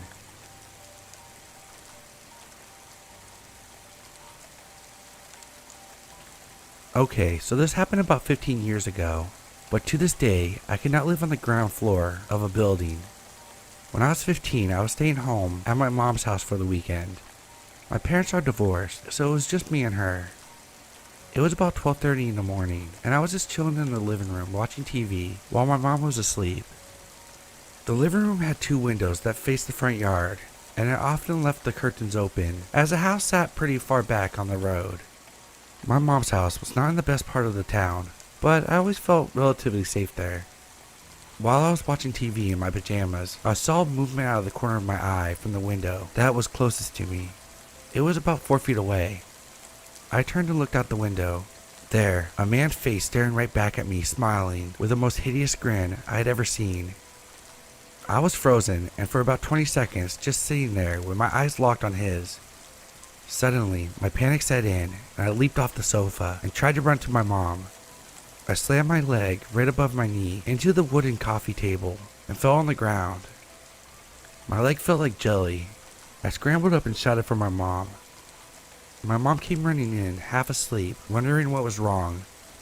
I started stammering that someone was at the window watching me. Just as my mom started to realize what I was saying, we both heard someone attempting to open the front door. Me and my mom both stood still, thanking God that the door was double locked. But then when it stopped, my mother looked horribly grave and just whispered, "The back door." She turned and bolted through the house, scrambling to turn the deadbolt on the back door in the kitchen, and then backed away. She ran to her room and pulled a baseball bat from beneath her bed that I always knew she kept because she was a woman living alone.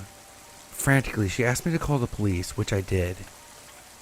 I was whispering to the operator that someone was trying to get into my house. We then saw a shadow approaching the back door quickly and trying desperately to open the door, kicking and grunting while they tried to get in. My mother shouted, "I have a bat, and I'll fucking kill you if you try to get into this house. We've called the police, and they're on their way." The person on the other side stopped and was still for about 30 seconds before turning and running away. My mom and I stood in the middle of the kitchen for the 20 minutes it took the police to get to us. The whole time, my mother had the bat raised and ready to strike. When the police finally came, they looked around the house. They found that the flowers outside the window were trampled on, and there were several cigarette butts on the ground outside the window where I had initially saw the man. No one in my house smokes, and the police assumed that he had been there for a while. They didn't find him and took my description, but we never heard anything else about it. My mom moved away from that house a year later, even though we never had another incident. I now live in another country with my husband, who wonders why I have no desire to own a house and love living in high-rise apartments. I also pay for state-of-the-art security and have a baseball bat in my closet, just like my mom. I have no idea what would have happened if my mother hadn't realized the back door was unlocked and hadn't beaten the man to it, or for some reason my mother wasn't there that night, as she often worked late. I don't know if the man thought he could overpower the two women alone, or if he was just trying to scare us. Whatever that man had attended, I pray he didn't find someone else who forgot to lock the back door.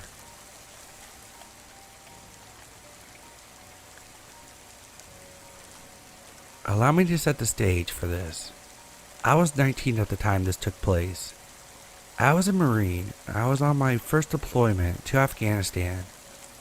Not too far from my platoon's patrol base was a structure that looked like a castle. Though interpreted conversations with locals, we were able to determine that we believed it was built for Alexander the Great. Whether that's true or not, I'll never know, but let me tell you, this place looked ancient. So being in the Marines, we did the only thing we thought was prudent at the time. We went on a patrol with the intelligence of setting up an OP inside the structure. We took the Afghan border police with us. When we got close to the structure and our Afghans figured out what we were up to, they refused to go any further. Before they left, they kept on repeating the same word over and over. Don't ask me what it was. It was over a decade ago, and there's no way I can remember it. But what I do know now was that they were trying to warn us of evil spirits. We went in anyway, without our Afghans, with the intent of staying there overnight. This place was basically an ancient fort with mud and clay brick walls on all four sides, with a building in the middle. So we set up security, made sure we had comm checks with our patrol base, and they had an updated position report on us so they knew where we were in case we got into trouble. Darkness fell.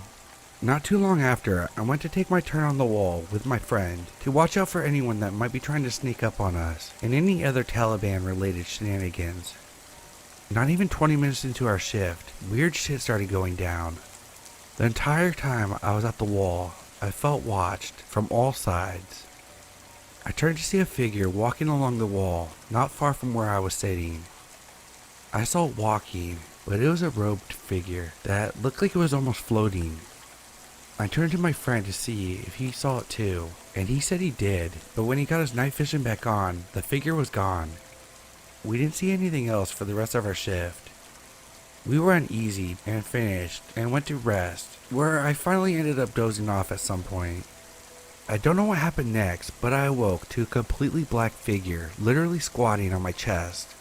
When I went to yell for help, nothing came out, and it felt like I had a hand over my mouth. I reached for my knife and felt like something was pinning my arm to the ground. I tried to squirm free, but couldn't move. So I bit down as hard as I could on what felt like a hand on my mouth.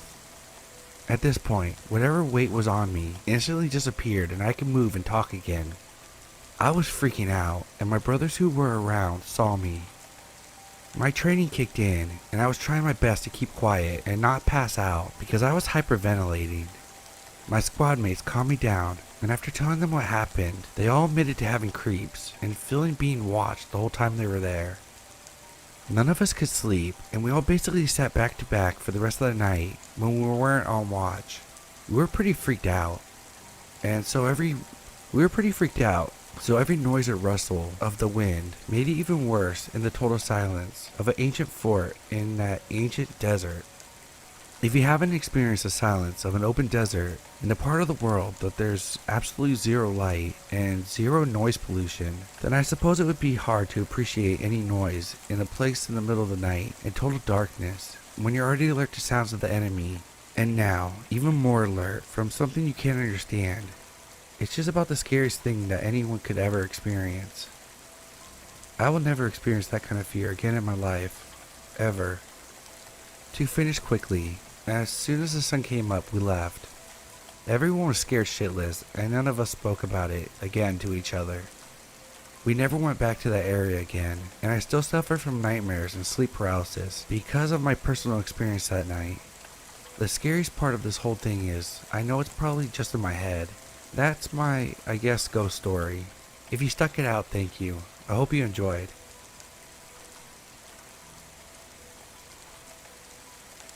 First, we will need context. My old house was pretty pumped up on security. We had a finger ID, passcodes on the door, cameras everywhere, an automatic security system that would call the police or play a fake, the cops have been called, message. The story happened a few years back. My dad noticed a weird looking man, pretty covered up, lurking on the street just outside of our house. We thought nothing of it since sometimes you get an occasional drunk or high person wandering around your neighborhood. But this man started to inch up closer to our home, first being on the opposite side of the street, then before we knew it, being basically on our property. We just sort of watched him to see what he would do. I'm pretty sure we got bored and walked away, and just forgot. Then we started hearing strange noises coming from the downstairs, where our front door was. We decided to switch on the camera, and sure enough, this guy is banging on our door trying to get in, and then he looks through the window. He gave up, but then started to go around the side. There was a set of stairs that led into an upper area where we were. He starts to head upstairs, which set my dad to go to the side of the house that the man was on with a knife and scream at him. The guy runs and we don't see him again. That's the end, right? Wrong. The guy comes back later. I guess he saw the car was gone from the driveway. My dad had gone to get something, leaving me and my mom. We didn't want to confront the guy, so we had the idea of playing the fake cop alert that could be heard outside. So we played it, and as soon as the guy heard it, he ran. Never saw him again, and never want to. What makes this story creepier is on the news later, it showed a guy that had been lurking around houses and actually killed people, had just been arrested. It was the same man who was at our house.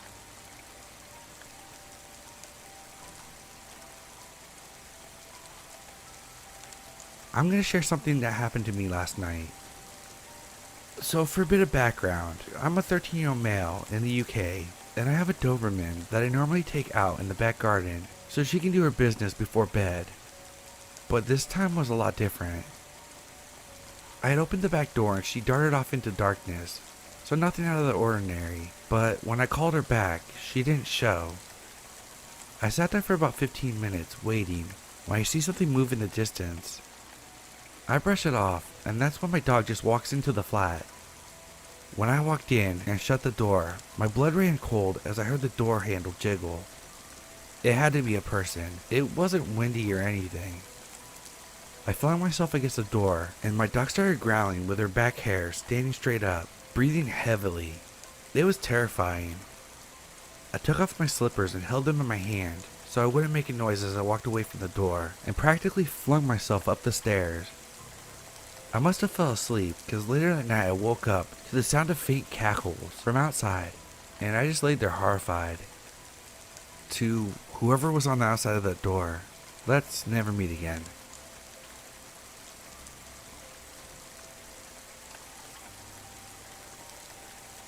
For a short period of my life, I lived in a car. Don't worry, my life is good now.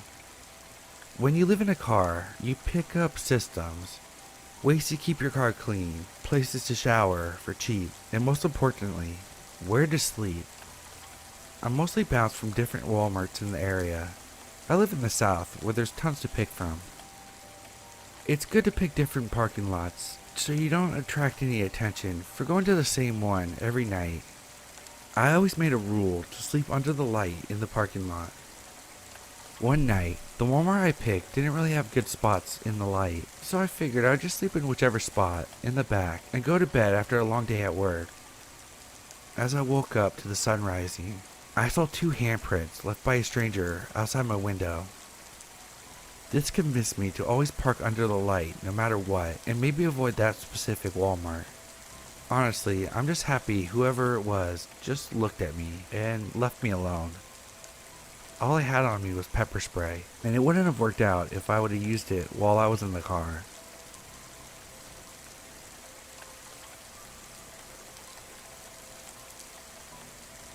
So this happened a few months ago. I'm a sophomore in college and was traveling down to my hometown over break. I was having some relationship issues with my stepmom, so I didn't want to stay at my dad's house that night I arrived at my hometown. I phoned a friend of mine from high school to see if I could stay at his place. I knew from social media that he was still in town, and I've stayed at his place before, so I knew that there would be a place for me to stay. My friend, let's call him Z, seemed to be a pretty normal dude. We weren't best friends or anything, but he and I got pretty close by the time we graduated. We occasionally text or hung out if I was in town, and catch up, reminisce on the times we spent in the orchestra or in English class. When I called, he seemed extremely enthusiastic. Z's a normally upbeat guy, but this time it seemed like he was getting in a brand new car. I didn't think about it at the time, and he said I could sleep in the guest room, so I headed over. When I got to his house, he was just as excited as he was on the phone. He was bringing up stuff to do, like getting high, and watching weird movies or playing video games. Z's parents weren't home, so he really wanted the opportunity to smoke. I was pretty tired from the drive, but since we rarely saw each other, I thought a little bit of bonding couldn't hurt. We played Smash Bros, smoked some weed, and just chatted for a few hours. It was longer than I wanted, but I was having fun, so whatever. By the time it was getting late, around 2 a.m., he started asking me some pretty weird questions. Questions like if I ever wondered what it's like to kill someone, or if I thought anyone would miss me if I was gone. This along with some pretty normal questions, like if I've ever had a boyfriend, or how my parents are doing, or if I'm making any friends at school, and this gave me a weird feeling. I was confused in the moment, but it didn't hit me until after that Z could be assessing me for something bad. The weirdness of it all made me want to go to bed. We stopped the game and both went into the basement where his room and the guest room was located. We say goodnight, I go in my room and get ready for bed. I'm having trouble sleeping, just insomnia that I've had for a while. So I stay awake for another hour until I hear some movement from outside my room. The walls were pretty thin, so I could hear footsteps walking past my door and up the stairs to the main floor, then back down quickly after. What struck me as odd was that I didn't hear the basement door open, which creaks when it does. The light didn't turn on, so I was confused what Z was doing. I heard him go back into his room, but I had this odd feeling. Just ever since I saw him last night, he seemed a lot different than he's ever been. I decided to look him up on social media and Google to see anything out of the ordinary. Everything seemed normal until I found his Tumblr, which linked to an inactive Twitter account that I found on my Twitter contact list. His Tumblr was, well, disturbing. There were graphic drawings of mutilated bodies of humans and animals, links to suspicious looking websites that I didn't dare click on, text posts, and stories about murdering, cannibalism, necrophilia, and torture. There were photos of guns, knives, axes, which after looking at closely, were definitely taken from his bedroom. The last post, around a week prior, which was a post from his account saying he wished he could find someone easy to kill, like a homeless person. I was immediately filled with dread. I knew he was going to do something. He must have gone upstairs to lock the door. I packed my things, luckily I packed lightly, and opened the small window at the top of the bedroom wall. I started desperately climbing through, and as I was pulling my legs through, he opened the door. It was dark, but the streetlights illuminated enough for me to see he was carrying something long and skinny, so probably a knife. He didn't say anything. I didn't say anything. I just turned around, hopped in my car, and drove off as fast as I could to my dad's house. I immediately blocked him everywhere and reported his Tumblr account, not before telling the police. They said they couldn't do anything, as the guns are registered under his dad's name, and he hasn't actually done anything yet. Nevertheless, I told all my other high school friends not to hang out with Z. Ever since then, I've been creeped out whenever I meet new people. Just realizing that someone I knew so well could underneath be a person that wanted to hurt me so bad, who could kill me. I don't know what you're doing now, Z. I'm not sure I want to know. I hope you're getting help. Anyways, let's not meet again.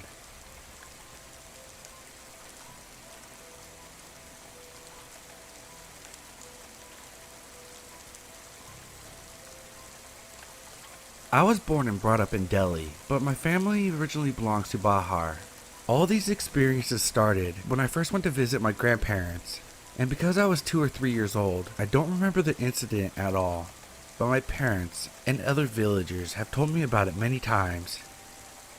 My grandparents' home was a 2-story building without railing, and I was playing on the roof besides my sister and my cousin, who were reading something. It was around 6 in the evening, and the sun hadn't set fully yet. My mother went downstairs to get something, leaving me with my elder sister, who was about 14 years older than me. Somehow, I fell off the roof. When my mother came back, she didn't find me, and within 2 or 3 minutes, the whole village was looking for me. After a few hours, someone found me under a tree that had a lot of thorns. They found me without any clothes, or without a single scratch on my body, laying there blindly as someone had just placed me there. I also want to mention that it wouldn't be possible for anyone to take me away without being noticed by someone, since the stairs are right in the middle of the house, and there were about 20 family members present in the house. After this, I was taken to a priest who said that someone or something is linked with me. When I visited my grandparents at the age of 13, I used to roam around the fields. While going home one late evening, I saw a beautiful girl, must have been about the same age, appearing out of nowhere. We talked for a bit and became friends. At the start, she would often meet me around a particular place, but after a few meetings, there was no fixed time or place, and she would appear out of thin air, especially when I was in a bad mood. I also want to mention that these meetings took place over a long period of time, as I used to visit my grandparents every year, but would only stay there about a week or so. As time passed, I kind of became addicted to her. I knew there was something odd about her, because whenever I used to ask her about her parents, or where she lives, or any personal questions, she would totally avoid the questions. Also, she used to wear the same white dress every time. When I asked her about it, she smiled and answered, saying that I used to like the dress very much, but I know very well that I never complimented her on her dress. When my grandfather died, we stopped to visit in the village, as my grandmother came to live with us. I didn't see her for a month, since I didn't have my usual trip to my grandparents, but I saw her here, in Delhi. At first I was very happy, and also shocked to see her. I must have been 18 at the time. When I came back home, I talked about her with my mom. My grandmother overheard us and was furious at first, because it wasn't allowed in the village for a boy and a girl to spend time alone in the late evenings. When I described how she looks, my grandma said that no one looks like that in the village. The village isn't a big one, and my grandmother spent over 60 years in that village, and she was very confident that the girl that I'm describing must have been from another village, but the nearest village to my village is about 5 kilometers, and it wouldn't have been possible or allowed for a girl to transfer that much distance all by herself in late evening. My grandmother and my mother were slightly worried, but they didn't say anything else. But they told me to invite the girl to the house the next day. The next day, when I met her, I asked her to come to my house. She answered in a very strange way, her voice still fresh in my head. She said with a smile, "Do you really want me to come with you to your house?" I was a bit startled by how she said it, and I muttered, "Not right now, but tomorrow." She agreed and left. I returned home and told my mother about it. The next day, I asked my mother to make something nice for my friend, and she smiled. I waited for her to come, but the time passed, and yet there was no sign of her. My mom said that she was going to pick up some clothes from the roof, and will come back quickly. Seconds later, she left, and the girl arrived. I asked her to come in and shouted for my mom and grandmother, who were upstairs. I asked her to wait as I ran towards the kitchen for cookies that my mom had made for us. After some time, she said that it was getting late and she had to leave, but I asked her to wait so that she could meet with my family. After about 10 minutes or so, she said it would soon be dark and hence she would have to be going, and that she'll have to meet my mom some other time, and then left. I was furious with my mother, as she said that she would be back soon, and my friend waited over a half an hour just to meet her. As I was going to make my way towards the stairs, I saw her coming down. I yelled at her, asking her where she was and why she didn't come down when I called her.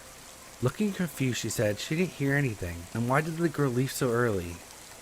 When I told her that we were waiting for her for half an hour, she surprisingly answered and said she was only gone for 5 to 10 minutes, at most. I thought she was making excuses and ran to my room. This was the first time my mother started to believe that something was wrong. After this, every time the girl used to meet me, other people would never be present due to various reasons. My mother was worried and decided to place a camera in my room, where most of the meetings used to take place. But surprisingly, the camera didn't catch anything. My parents thought that I might have some psychological problems, and consulted with a psychiatrist. Various tests were done, but the results came back normal. My grandmother, who was a very spiritual woman, asked my parents to take me back to the same priest who examined me in my childhood. This priest performed rituals and gave me a sort of a pendant-like thing and asked me never to remove it from my neck. As soon as I came back to Delhi, I felt sick. I was admitted to the hospital, but none of the doctors could determine the reason for my high fever. For 3 months, I was suffering from an unknown disease until one day my nephew, who was around 6 years at the time, came to visit me along with my parents.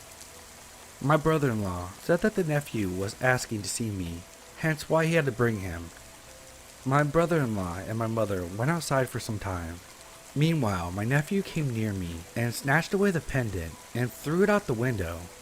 I didn't understand why he did this, but before I could react, I saw her standing right behind him after 3 months, still in that white dress, and I passed out.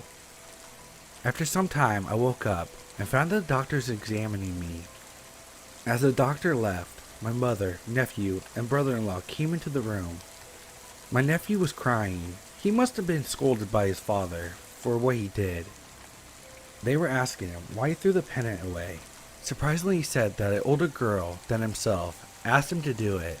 We were all shocked, but surprisingly I wasn't sick anymore, and I was feeling normal within a week. I was discharged from the hospital.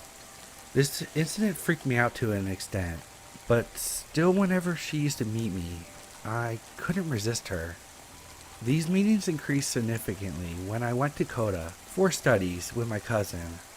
Also, after my return from the hospital, my family members too started to see her and feel her. Mainly my mother, often feeling that someone had just entered into my room, but finding no one. Also, bad things started to happen to people that were mean to me, as a boy made fun of me for my glasses and said someone pushed him down the stairs the same day. Time passed, and one day my father called me, saying that he was coming to meet me, and that he also got a new pendant from the priest for me. That night, she said she wouldn't leave me this time, and no one could interfere. The next day I came back from classes. I had many missed calls from my mother. When I called her, I was shocked that my father had an accident while coming back from the railway station. Suddenly I remembered what she had said the previous night, and I gasped in sheer fear. That night, when she came to meet me, I was frightened a bit, but I told her that I didn't want to meet her anymore, and that she should leave. I can't remember anything after that. After that night, I never saw her again, and to this day, I've only seen her in a dream. The same dream every time, where we are sitting on a bench in front of a huge tree. She is wearing the same dress, and that's all I can remember from the dream. This happens every full moon, and whenever I'm feeling very sad, but I never saw her in person again. Also, I would like to mention that I've been in 2 major accidents, but escaped both times without injury.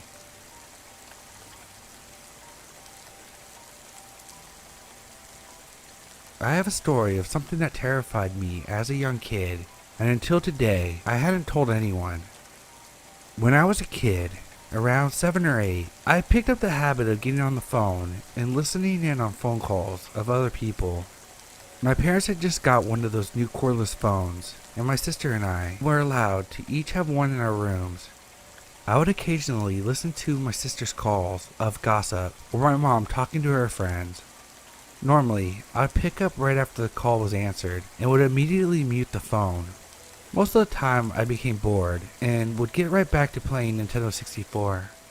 It was the excitement of no one knowing I was there that made it fun, at least until the night that I felt someone knew I was there, and that's when I stopped doing it. It was a weeknight during the summer, around midnight. I hadn't been able to sleep, so I was quietly playing video games in the dark with the sound off. The phone rang, and I immediately got excited. Who would be calling this late, and for what reason? I waited till the ringer stopped, and I immediately picked up the phone and muted it. I heard my dad saying, No, I think you have the wrong number. The guy responds, Nah, man, let me talk to Chris. My dad kept insisting. You have the wrong number. No one lives here by that name. Please do not call back. My dad hangs up the phone, but I stay on. I then hear loud breathing for a couple seconds, followed by him saying, I'm gonna kill you. I'm gonna fucking kill you. Then hung up. It's like he sensed that someone was still listening on the line. I never understood why originally normal sounding guy who was looking to talk to a friend would oddly say that on the phone and in that tone of voice. That night I didn't sleep, and I quickly turned off the TV so that it wouldn't shine through the window and draw attention. After this, I no longer picked up the phone to listen in. So creepy guy who called and told me that he was going to kill me. Let's never meet.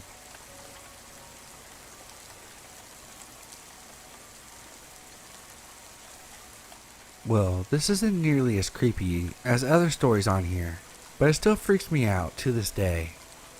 A little background, this happened my freshman year in high school, so about 4 or 5 years ago. I don't want to say that I wasn't well liked, but I guess you could say I pretty much flew under the radar. Hell, hardly anyone knew my actual name.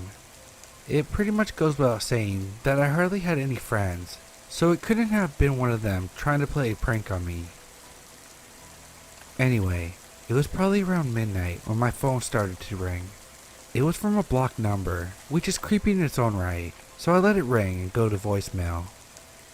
I didn't expect the caller to leave a message, seeing that blocked and unknown callers usually don't, so I was pretty apprehensive to listening to it. Curiosity got the best of me, however, so I decided to go for it. I figured there was no harm in it. It was probably a wrong number, right? The instant I heard the voice, I felt a sense of fear that was entirely foreign to me. It was a male voice, a deep, gravelly voice that was seething with rage. It also seemed familiar, as if maybe I went to school with this person, but I couldn't place my finger on it. The voice not only addressed me by name, but also told me that they knew where I lived. They called me a snitch, telling me that I had gotten them expelled, and that snitches die. They threatened to come in my backyard while I was asleep and kill my dog, and then kill me. I thought about telling my parents about it, but I didn't want to anger whoever had called me.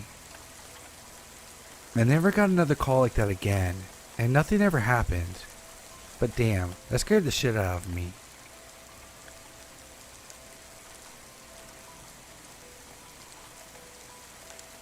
For some background information, about 2 years ago, I had to go to a psychiatric facility so that I could deal with my depression issues. At this time, I was a 14-year-old girl. I was in the hospital for 3 days when all of this started. The third day I was there, I woke up with an awful stomach ache. I convinced the nurses to let me stay and from activities and sleep off the pain. So, I'm alone in the hospital, plus the staff, when the patient phone starts ringing. I run over to answer it, thinking it was my boyfriend calling, but instead, it's a man's voice that I didn't recognize. Can I talk to Sandra? I was the only patient there, so I said she wasn't here. Alright, thanks. Who is this? The voice sounded a lot like my friend's dad, who I had just met the night before during visiting hours. I told him my name, figuring he would recognize it. What are you in for? I told him it was personal. This started to raise some red flags for me, because I told my friend's dad why I was in there the night before. Did you fight to get in here? Like, beat up any other girls? I said no, and I was quickly becoming creeped out. It took a few more personal questions for me to realize that there's no Sandra at the hospital. I wasn't sure on everyone's names, but I definitely hadn't heard Sandra before. I really started becoming uncomfortable, and I told him I had to go, and that was that. Visiting hours come around, and there's a phone call for me. A man asked for me, saying it was my dad, but my dad was sitting right next to me. I explained that he had called earlier, and my dad was pissed. He went over to the phone and demanded to know who was calling. The man didn't say anything and hung up. After a couple more calls for me by name, I told the hospital staff. They became very concerned, and we weren't allowed to answer the phones for a while. Apparently, a convicted rapist has been calling the mental hospitals for years now, getting the names of the girls who answer the phone. He then uses whatever information he learns from the girls and calls back continuously, posing as their dads or boyfriend. Apparently, he tried to pick up patients a couple times. The weirdest part is, when you call the hospital, you have to know the birth date of the person that you're trying to reach, or the staff won't put the call through. So, he somehow knew a bunch of crazy teenage girls' info, and used it to prey on us when we least expected it. It definitely freaked me the fuck out, seeing as he should have been the one in the hospital.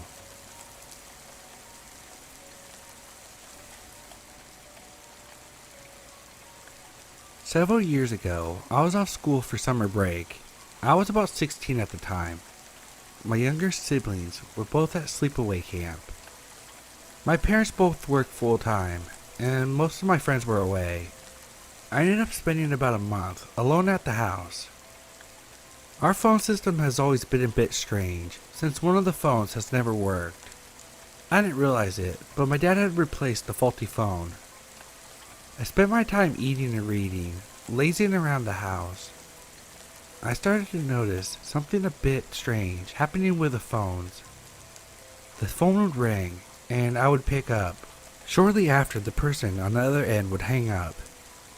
I didn't think anything of it, attributing it to strange phone system. Sometimes I would forget to pick up the phone, and it would go straight to machine, which I would be able to hear, and there was never a message left. I didn't particularly find it odd, because there were a good deal of normal calls as well. Now, one weekend, I ignored one or two calls. I was too lazy to get up and pick the phone up. I heard the machine answer, and no message was left. I assumed that if it was important, the person would have left a message. I was in my room, reading and listening to music, when I heard a creaking of the front door. I got up out of my room and walked out the long hallway towards the front door. I assumed the wind blew it open, but it was a sunny, beautiful day, and there's barely a breeze. Suddenly I froze. I heard the creaking of the floorboards, the wood in front of the door. Both parents were at work, and no one should be coming over. I mustered up the energy and shouted out, "Hello?" I listened intently, waiting for a few minutes, and peeked around the hallway. No one was there, but the front door was wide open. I hurried over and slammed it shut. A few hours later, my parents came home. I explained the front door, trying to justify it, telling them that it must have been my mind playing tricks on me. They responded by saying I should really be careful, because there has been robberies in the neighborhood in the last few weeks, during the day, when the robbers had checked that no one was home. I asked how they confirmed that no one was home, and what my mom said still chills me. They simply call the houses to see if anyone would pick up.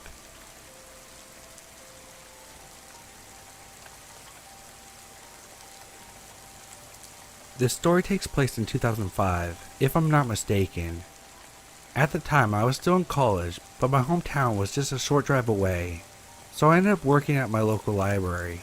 This part is relevant because I believe the subject of the story obtained my info through these means. I've had a number of creepy encounters with people, mostly men, throughout my life. I'm a straight male, but my short stature and boyish looks tend to attract a certain subset of creeps, though not as much as women have to suffer. I can at least say I understand the psychological terror it can instill. The library seemed like an epicenter for creeps. Like this creepy dude who wanted to paint me in private, which is in itself another story for another day. So one morning during summer of that year, after a pretty heavy night of drinking with some friends, I get a call from an unknown number. It's the 2000s, so I wasn't one to ignore calls at that time. And it was coming in a ridiculous early time, so I worried it was something serious. Well, on the other end was this guy that sounded like he lacked confidence. You could hear the quivering in his voice. He asked if he could speak to, let's say, Charles. It was concerning some kind of business proposal. I told him he got the wrong number, but he kept on insisting that it was okay and he would talk to me instead. Since this happened so long ago, and I was certainly hungover, I can't remember the details of what came next, except it was very persistent, somewhat nonsensical, and very annoying, so I hung up after a little bit. A week or two would go by without incident, but one early morning, and another hangover one at that, another call from a different unknown number, same MO, asking for someone I didn't know about a deal or a home being sold. Whatever he could come up with. Again, I told him he got the wrong number, and this time promptly hung up on him after he went through his spiel that it was okay and he could talk to me instead. This started happening more frequently, seemingly at random, since he wasn't consistent with what day he would call, but it was always super early. I still don't know why I continued to pick up an unknown number, but even with the unsettling nature of the calls, I still wasn't 100% creeped out. Until one morning when I got another call. Same setup, except after I once again told him that he got the wrong number and I didn't want to hear about another proposal or what. He said in a rather creepy whisper, I want to see your nether regions. I told him if he didn't stop, I was going to call the cops. I heard him stutter, and then he hung up himself. Never heard from him again. Now the reason why I think the library is relevant here is because the place is mostly run by elderly women. They were as sweet as can be, and I loved working for them, but they had a habit of trusting random weirdos with personal information about their staff. The creep who wanted to paint me, for example, learned my full name and what I was studying in school simply by asking one of them when they were stationed at my desk.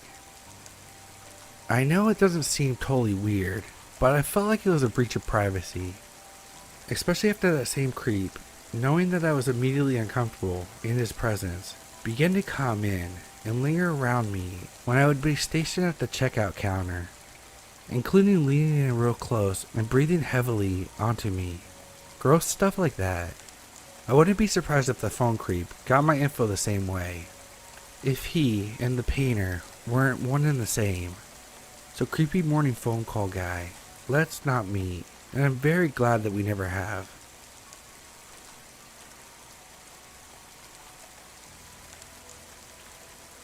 This happened yesterday, and before anyone says this, yes, I know I'm stupid.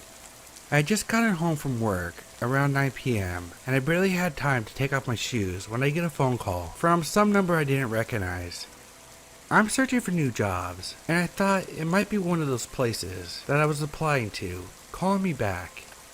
I pick up the phone, and it's some guy who says he's with some kind of third-party detention center, which, as he explained, was for low-risk inmates, and were sent there when the local jails were busy or filled. That should have set off a nice red flag for me, but for whatever reason, it just made sense in my tired brain. I was getting ready to tell this guy that I wasn't interested in making a donation or anything like that, when he says, "This is," insert my full name. I confirm, and he says that they're holding my boyfriend at this center, saying my boyfriend's full name and giving me a dead description of him. I said, what's going on, since my boyfriend is supposed to be at work right now, and the guy on the other end provides an explanation. He says my boyfriend had struck a pregnant woman with his car on his way to work and was 4 times the legal limit for blood alcohol. He said the woman was in critical condition, and my boyfriend had a few broken ribs and broke his nose in the accident. I'm freaking out at this point, and asked if I could speak to my boyfriend, which the man obliged. I was put on hold for a minute before my boyfriend picks up the line. This person on the other line was panicking, saying how it wasn't his fault, and begged me not to tell his parents, again using my name. It didn't particularly sound like my boyfriend, but I figured it was because of his broken nose he supposedly had, and his tone really helped sell it, because it sounded so legitimate. The man from before comes back on the line before I can ask any questions, and explains that they had to sedate my boyfriend since he began to panic and hyperventilate, which I was starting to relate to more and more by the second. The man on the other end tells me that I should come right away, and that bail was set for $2,000, cash only. I stupidly tell him that I don't have that much, and that maybe I have half of that. He tells me that it's fine, and that I could work something out with the front office once I got there, and to just bring what I have, seemingly like he's trying to calm me down. He's giving me the address, and I can barely hold a pen because my hands were shaking so badly, and I'm very poorly trying to hold back tears. All of a sudden the door opens, and my boyfriend walks in, completely looking normal, with no broken nose, but more than a little confused as to why I was crying. I'm still on the phone with a man, and ask him what the fuck he thinks he's doing, telling him how my boyfriend just walked in, and the guy promptly hangs up. I tried to call him back a few times, but it went directly to voicemail. I find out the power to the bar my boyfriend works at had gone out, so his boss sent him home early, and I've never been so grateful for a power outage. My boyfriend slept on the couch to keep watch, but unfortunately I still couldn't sleep at night, so I decided to look up the name of the organization the man said he worked for. Big surprise, that turned up nothing. I then looked up the address he had given me on Google Maps, and see that it's some random abandoned strip mall in the middle of a sketchy area that was about an hour and a half out of town. What really freaked me out about this whole thing was, the guy knew my number, both me and my boyfriend's names, but it didn't sound like anyone I met before. I have no idea what would have been waiting for me there, but I'm counting my lucky stars right now. So to the guy who wanted to meet me for God knows what at a sketchy ass strip mall, let's not meet.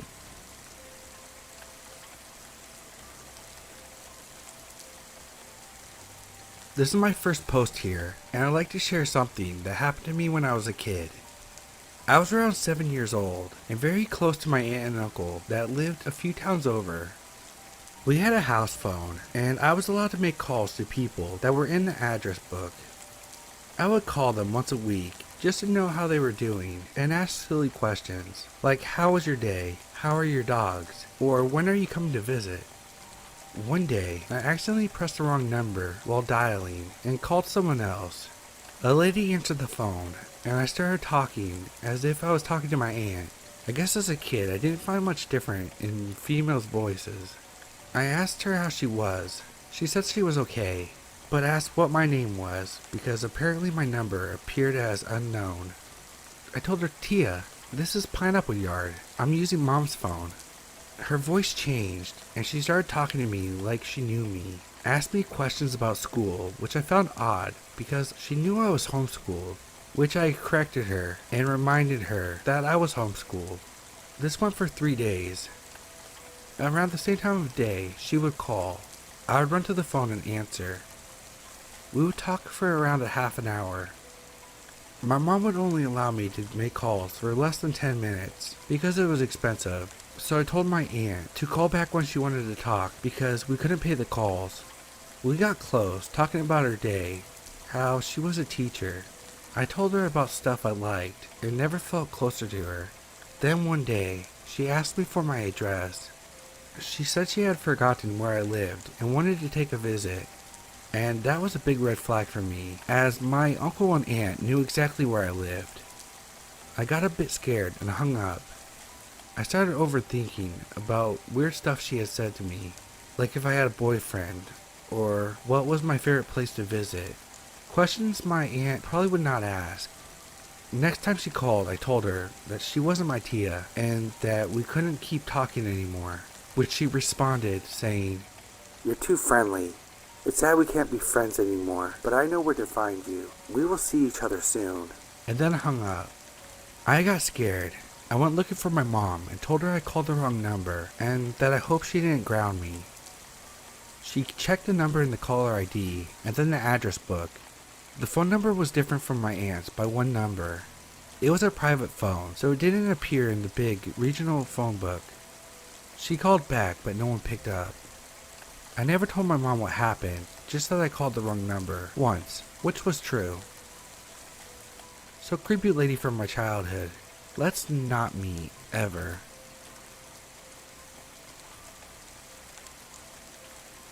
Good friends of mine and I went to college together and stayed in the same dorms. It wasn't uncommon for dorm phones to ring from drunk dialers or just plain misdials. The dorm phone number was very similar, and generally the person in the room would change from year to year. This particular friend of mine is athletic and is very good at the cold shoulder, so for the most part has never had any issues with creepers. She picks up the phone one night at 3 a.m. and there's a man on the other side of the phone. He identified himself by first name very readily. I think it was Joe. He asked for some other girl's name, and she informed him rather sleepily that he had the wrong number and no such girl lived there. He asked what her name is, and she gives it. He asked her the standard. "So what are you wearing?" She informs him, flannel PJs, and bids him a good night, thinking that was the end of it. The next night, again about 3 a.m., the phone rings and he asks for her by name. She informs him that she's not interested in speaking with him and not to call again.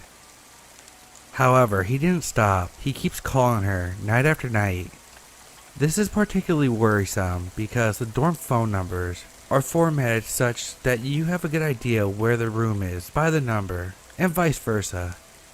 She spoke with a friend in the family who is a cop who agrees to chase a unit on the phone.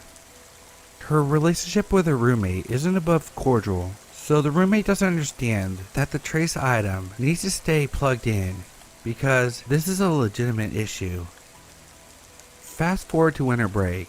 She is spending time in my room, but needs to go grab something in her room. While in her room, for just those brief minutes, the phone rings. The call trace unit isn't plugged in. She is afraid that he's calling because he could see her room light from the street. At the time, I noticed a man walking through the hallway. Since that night, I've never known if that was someone caring for the dorms, doing a round, or if it was a creeper. Fortunately though, my friend no longer picks up that phone. She's still spooked by men who sound like Joe, and has never felt quite as safe as before.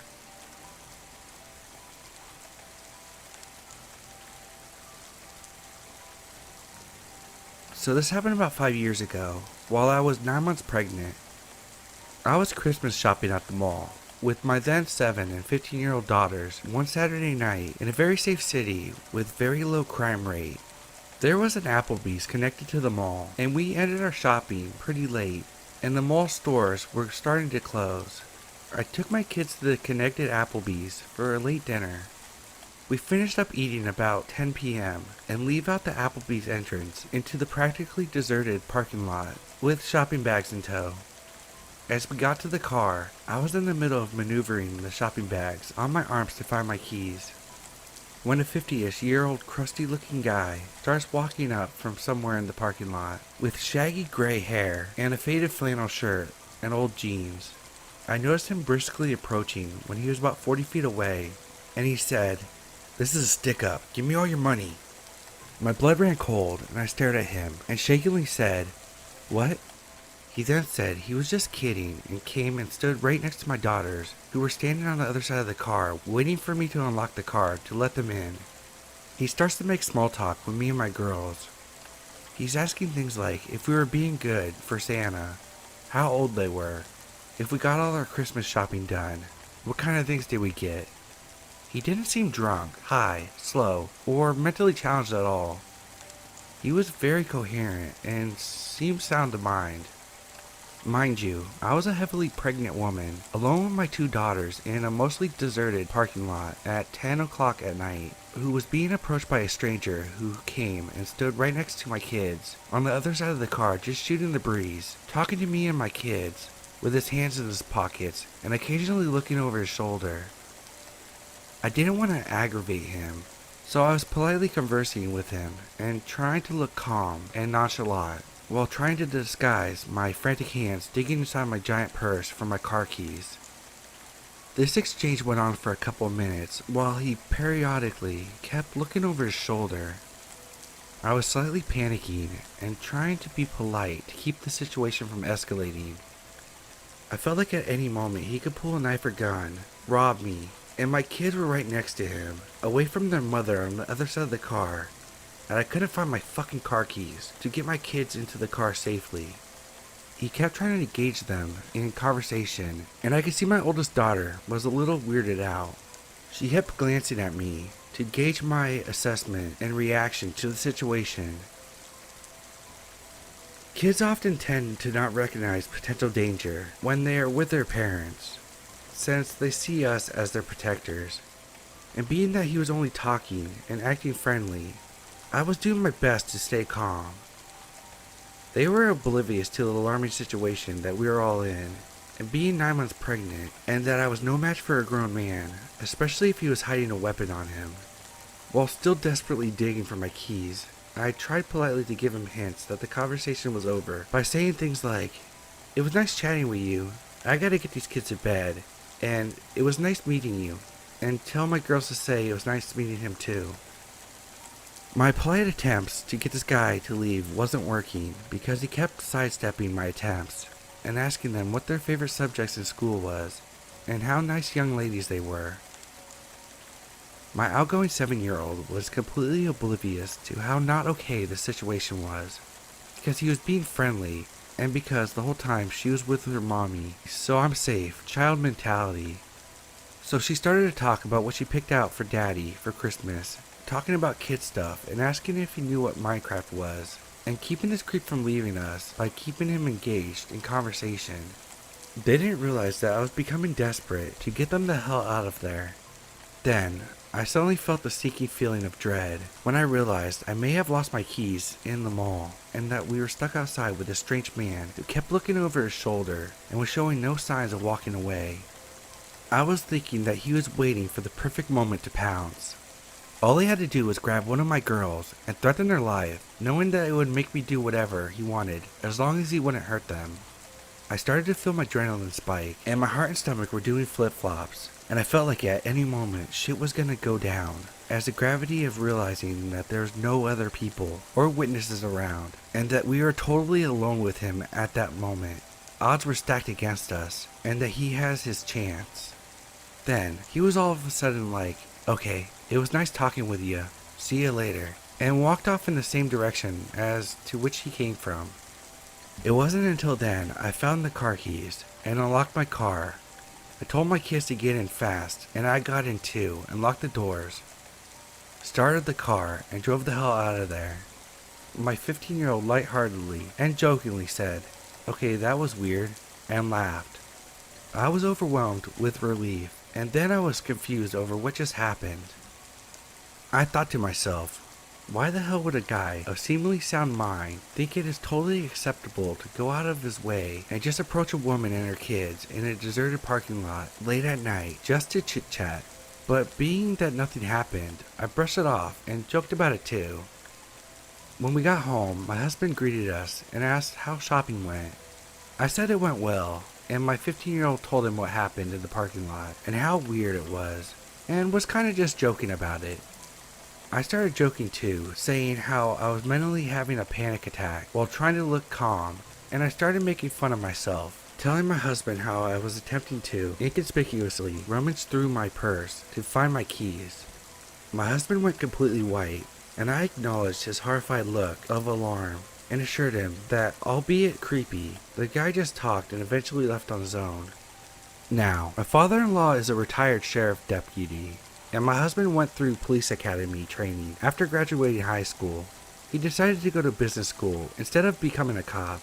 And being that the knowledge he gained from that, plus growing up with a cop as a dad, I found out why my husband looked absolutely horrified when I told him the details. What my husband told me completely rattled me to the bone. My husband told me that he was 100% sure that the reason why the guy was hanging around us and chit-chatting was because he was waiting for me to unlock my car. And the reason why he was standing next to our kids was because once I unlocked the car and the kids started to get inside, he was most likely going to force himself into the car with my kids and hold a knife or gun to them to gain leverage on me to force me to cooperate, knowing that I wouldn't abandon my kids, which would force me to get in the car and then do whatever he wanted me to, which most likely would be to drive to a remote location to do God knows what. And being that he wasn't wearing a mask suggests that his intentions were to also leave no witnesses to identify him. I then remembered that he was positioned by the back passenger door where my 7-year-old was standing, waiting to get in. My husband then told me the most likely reason why the guy ended up leaving was because it took me so long to find my keys, and the longer it took, the more anxious and spooked it made him. The whole time I was desperate to find my car keys, which through some sort of divine intervention stayed hidden in my purse, thus saving us from potentially being abducted.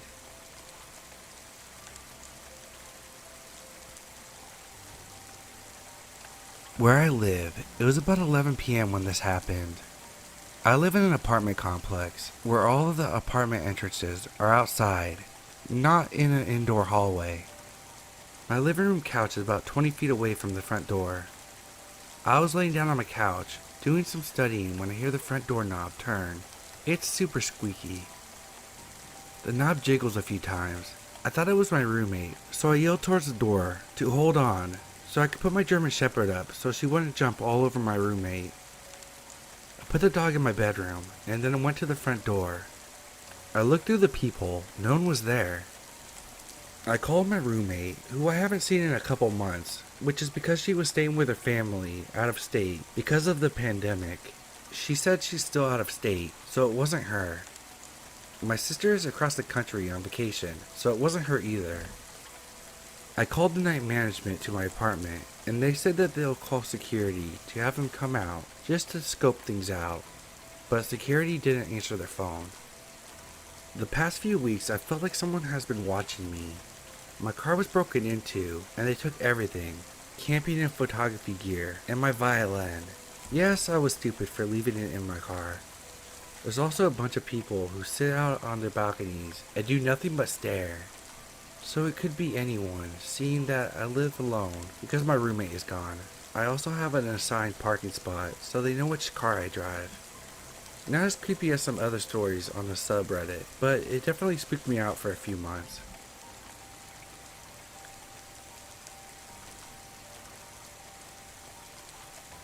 When I was back in high school, I arrived at school earlier than most of the students and the staff. This particular day was rainy and the school was empty. I was walking down the main hallway towards the cafeteria. No one was around when suddenly a boy I only mildly recognized came from the nearby hall.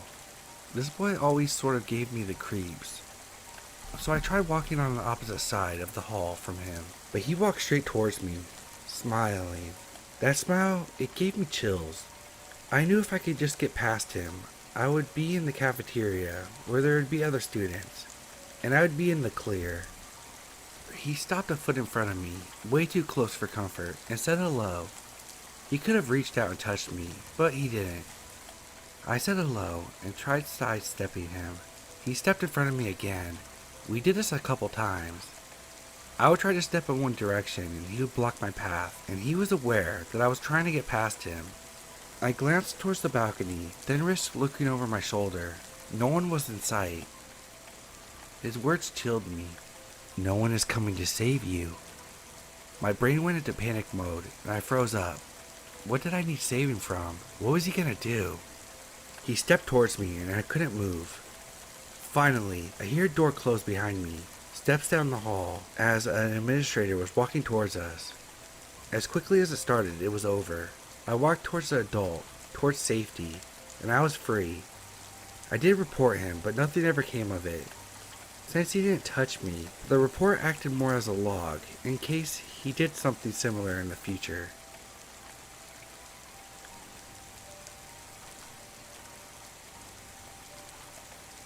It happened 8 years ago, during the summer. A little backstory there. I was at my mom's house, but she barely lived there anymore. She spent most of her time at her boyfriend's, and my sister was very often left alone. I was a student in another city, but I had came back to the house during the holidays. I was 19 and my sister was 16 at the time. Our house had 2 floors. The living room and the kitchen were on the first floor, then 3 bedrooms and a bathroom on the second floor. The kitchen and living room had glass window doors that opened on a large terrace. From the terrace, you could go into the backyard by some stairs. We didn't really use that ground floor, as it was pretty dark due to the small windows, and it was basically a garage and an office to do our homework. Like I said, it was summer, very hot. I had just discovered Game of Thrones, and I had 2 seasons to watch. Every morning, I took my laptop, made myself comfortable on the terrace near the kitchen, and would watch an episode, or 10. My garden was surrounded by a U-shaped building, so you could see the terrace and my garden very well from the balconies. Some men were working there for a couple days now, and they were working there late, so I could often see them while I was watching the series in the evening. They were minding their own business, and so did I, so I didn't think much of it. One morning, I was sleeping in late, and my sister woke me up whispering, "Wake up, there's a man in the house." I was half naked because of the heat of the summer. I stood up, perfectly awake now, grabbed a shirt and went downstairs, practically running. I know this is a dumb thing to do, half naked, helpless young woman, but I am very protective over my little sister, and I didn't feel any fear to this point. I went to the kitchen, couldn't find a sharp knife, so I took a fork. Absurd, I know. I asked her where she saw him. She told me she was watching TV in the living room, and because the windows were open, she saw a man in the reflection, standing just behind her. She jumped off the couch, finding herself in front of him. A tall man in his late 30s. She had no chance in the fight. The guy had one of his feet on the first step to the second floor, where I was sleeping. She shouted, "Who are you?" He just walked quietly back in the kitchen, where the door to the window was wide open, and took the stairs to the garden. As soon as I heard that, I ran into the backyard with my helpless weapon. I ran to the gate in the front of our garden and went in the street looking for him. I'm sure if I found him, I would have not been so brave anymore, and would have probably peed myself. Suddenly, I realized my sister was still alone in the house, and maybe that fucker was there too. I went back into the kitchen, searched in the house, but thank God we were alone. This is when I saw my computer was missing. My sister told me that the guy didn't have anything in his hands when he left. That was the scariest part, because it meant either he was in the house for quite some time before, took the laptop and came back to do whatever the fuck he planned to do, or there was another person in there. I put some decent clothes on, took my sister to the police station nearby. I'm very angry with the policemen. She was a minor. She told them everything and described the guy with a lot of detail. They asked her, "Did you recognize him?" And she said yes, without a doubt. They said, "You know it's highly unlikely that we'll find him. You should be thankful that you and your sister hadn't been raped." Like she needed to be more frightened than she already was.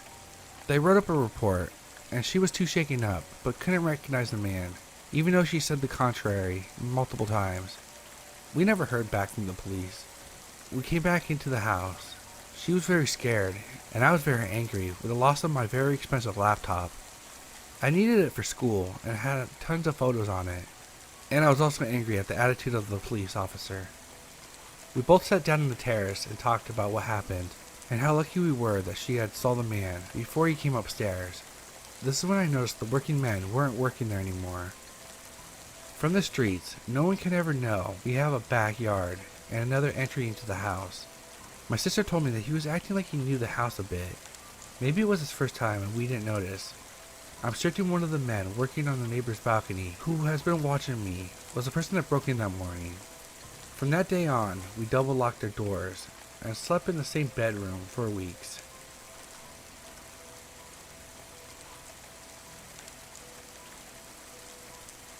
I was 9 or 10 when this happened. My parents had just picked me up from softball practice, and I was pretty tired. Before getting home, my parents stopped at the grocery store to shop for dinner. Since I was tired, I asked to stay in the car and take a nap. They agreed and let me, since they would be fast. I quickly drifted off to sleep, laying in the back seat of our little car. At some point, I wake up, kinda groggily, but with a tingling sensation. A chill ran down my spine. At first I couldn't figure out why, because I was still half asleep and a little out of it. I sat up and just started to look around, but didn't find anything. Then I heard a tapping noise. There was no one around, but the tapping continued. In my half-awake state, I realized that the tapping sound was coming from behind me through the closed car window. I turned my head to see a creepy woman staring at me intensely. She was a methed out, high homeless lady. She was grinning at me with her yellow-brown, rotting teeth. The few she had left anyway. Her translucent, pale, yellowish skin was warped, stretched out, and burned in some places as if she passed out in the sun for too long. Her arms were very skinny and veiny, bruised and probably infected from the puncture marks running up and down both of her arms. Her skin looked a little bit green, and there was pus that was oozing out. Her nails were discolored, long, jagged, and broken. Dirty blonde hair was all over the place, badly cut and greasy. The most unnerving part though was that she was heavily pregnant, never mind that she was also barefoot, and also had white clothes on with dried vomit in the front, and obviously had pissed herself on more than one occasion. Her outfit looking back kinda reminded me of a cult-like uniform. Anyway, this woman freaked me out. Like, where did she come from? What did she want with me? And who knows how long she had been there, watching me sleep. I wish I would have done something, like honk the car horn, or started screaming. But the thing was, I was too scared. I couldn't do anything. Thank God the doors were locked, because she tried to open all the doors. I don't know what she was thinking, or planning to do, but it was certainly unnerving. She got frustrated and pounded on the windows, making animal-like grunts, signaling her frustration at being unable to get into the car. Thank God, by some miracle, she eventually gave up and just wandered off. I told my parents what happened as soon as they came back. The lady was gone at this point. My parents got upset at me about what happened and just made me go shopping with them next time. Safe to say, years after, I've never ran into this woman again, and I hope to keep it that way.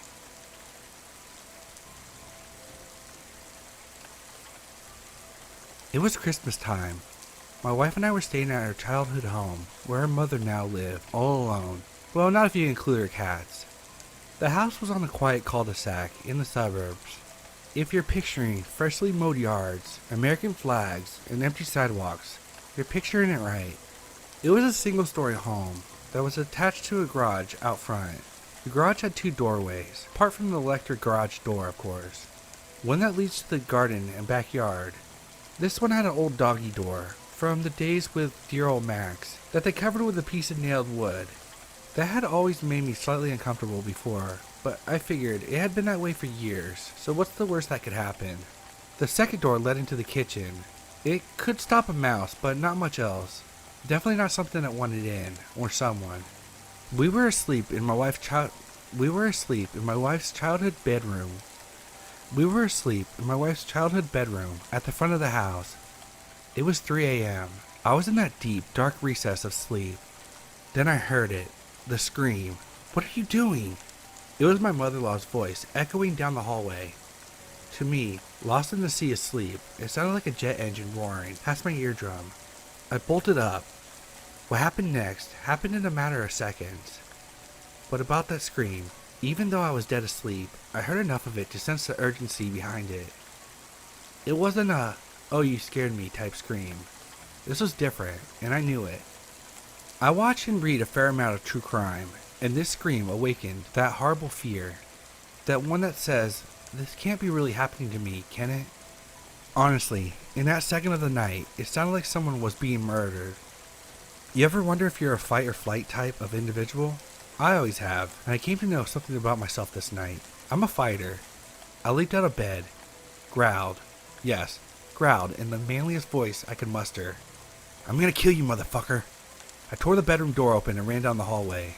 There, at the end, I saw my mother-in-law, nightgown on, a look of utter shock in her face, standing still. We make eye contact as I continue towards her. She turns her head and looks directly into the kitchen. I hurry past her and round the corner into the kitchen. The hollow core door is obliterated, shards everywhere. I look through the open frame to see the electric garage door is open. I push ahead. As I run into the garage, I hear it, the sound of someone hopping into a car, just out of view. Just as I make it to the driveway, I see the car peeling out from the sidewalk adjacent to the house. But the adrenaline is still pumping, and who am I to say no to adrenaline? So like an idiot, I run barefoot after the car. But I'm no Michael Johnson, and even he couldn't have caught that speeding car. It soon vanishes down the street, and I'm left alone. The police showed up within 3 minutes, which, I have to say, makes me feel a lot more at ease with my mother-in-law living there now. They took our statements. My mother-in-law said that she heard noises, the hollow core door leading to the house being kicked in, and she walked into the kitchen where she encountered the burglar, a small-framed woman. The police theorized she was working as part of a team. Her job was to squeeze the doggy door, kick in the hollow core, and open the electric garage door for her accomplices. According to the police, the burglars most likely thought no one was home. Fortunately, my mother-in-law must have caught her off guard and scared her, in addition to my manly growl, of course. But it feels good to know everyone was safe, and to learn that I guess I've got a little fight in me. And for the record, we bought the heaviest goddamn wooden door you've ever seen to replace the hollow core. I would like to see a mouse try to get through that.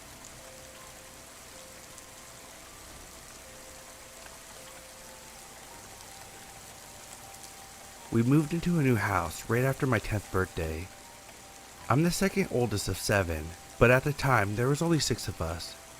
When we moved in, my younger brother was incredibly scared of our basement. Every night before he went to bed, he would lock the basement door and the back door that's in the kitchen, right next to each other. We were always making fun of him, like siblings do. After a couple years, I learned why. My next door neighbor ran a daycare. Our bus would stop about 4 blocks from my house, and we would walk with the daycare kids, and had to leave by 7:15. My dad had to be at work at 7 a.m., so he'd wake us up before he left. Our oldest sister stayed at a friend's house, so this particular morning, my brother Buddy and I were the only ones in the house. We got around and went to the kitchen to make our lunches for school. In the middle of making our lunch, we heard a knock. We both went to the back door and were thinking some kids were trying to scare us. We looked through the door windows and no one was there. After a minute, we went back to making our lunches. A couple minutes later, we heard a knock again. At this point, we felt uneasy. We both went to the back door and still no one was there. This time, we decided to wait. Suddenly, we heard it again. We realized it wasn't the back door, it was the basement door. We both turned to our right, looking directly at the basement door, when it started shaking. Someone was trying to open that door, and when they couldn't, they started pounding on it very aggressively. We screamed and ran to our mother's room. We woke up my mom, and she comes downstairs, angrily, for waking her up.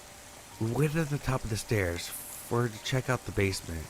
She went down there for a few minutes, and called us down. There was nothing, and no one. There was no other way out. The only door was the basement door from the kitchen. Since the door was locked, we knew if it was a person, they would have been stuck down there. After that morning, we started making our lunches before going to bed, and avoided the basement altogether. About a year later, my brother had a friend over, and it happened again. I wasn't there to tell you that story, but now, 13 years later, it hasn't happened again. And yes, my family still lives in the house.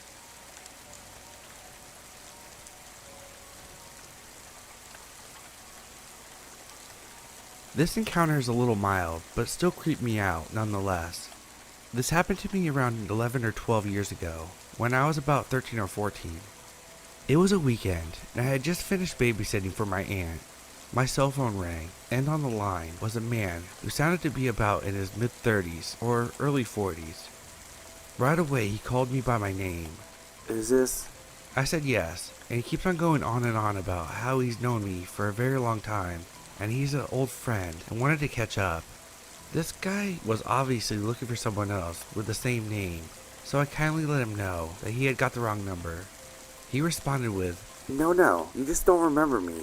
I'm telling you, we were friends and we could catch up. I was young and it wasn't my nature to just hang up on someone, so it went on for about 20 minutes. Eventually I said bye, and he promised to call back later. A few hours later he did call. My aunt answered and asked to know his name. She relayed it to me. It was not a name I recognized.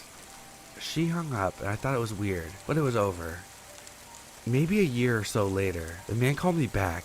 Once again he insisted that he knew me and called me by my name and asked to catch up. This time I was surrounded by friends and confidently told him to stop calling me.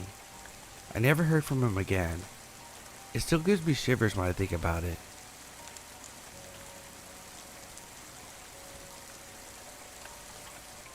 Four years ago when I was 17, my best friend Hannah, also 17, came over to my house for the weekend. I believe that it was Saturday night when it happened. We stayed up late, ate some junk food, watched movies. It was around 1 a.m. when I decided to take a shower and head to bed. After our horror movie marathon, I was pretty paranoid, so I asked Hannah to sit in the bathroom with me while I showered. So she did just that. She sat on the toilet and played some music on her cell phone, and we talked about whatever was going on in our lives while I showered. Finally, after my 20-minute shower, I got out and grabbed a towel. Hannah was still sitting on the toilet, and she said my name, so I turned to face her. That's when I noticed some movement from the bathroom window above her head. The style of window slightly distorted it, but I immediately knew what I was looking at. A face, a man's face, smirking at me on the other side of the glass. The man ducked out of view, and I quickly faced away, wrapping my towel around me. I whispered to Hannah that there was a man looking through the window, and she laughed, thinking I was messing with her. She bravely stands up, and to her horror, becomes face to face with a creep, staring, smirking. We run out of the bathroom to wake up my parents, but the creepy dude was already gone by the time my dad got outside. Next day, my parents investigate outside the window. There was a cinder block underneath it that the man had been standing on, indicating that this probably wasn't the first time he peeped on me. Then there was something stuck between the block and the wall. A bottle of lotion. The window cling was useless. You could see everything inside of the bathroom clearly from the outside. We didn't know this at the time. I still can't shower without that window being covered up.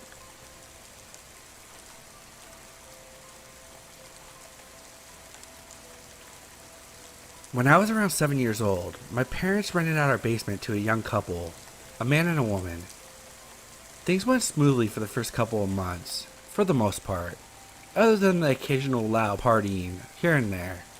They were nice enough, and would leave their door open, which was underneath the back porch, for my siblings and I, the youngest being 5 and oldest being 9, to wander in and out and use their basketballs, badminton rackets, etc. whenever they were home.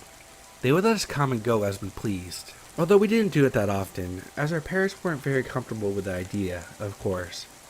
As time went on, they started to get a bit out of hand, throwing loud parties all hours of the night and disturbing the neighbors, sketchy people coming in and out, and my parents suspected that they were growing marijuana in the basement, as the house constantly smelled like weed all throughout.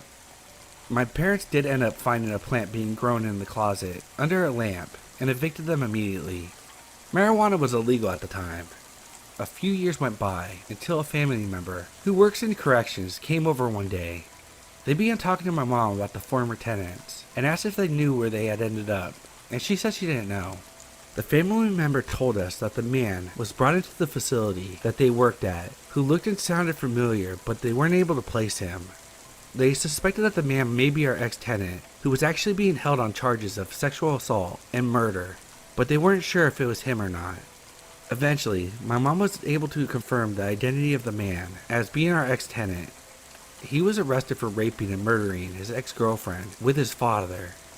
My parents didn't tell us that until years later, but it was pretty wild news considering how many times he invited my siblings and I, without hesitation, into their basement whenever we were playing in the yard.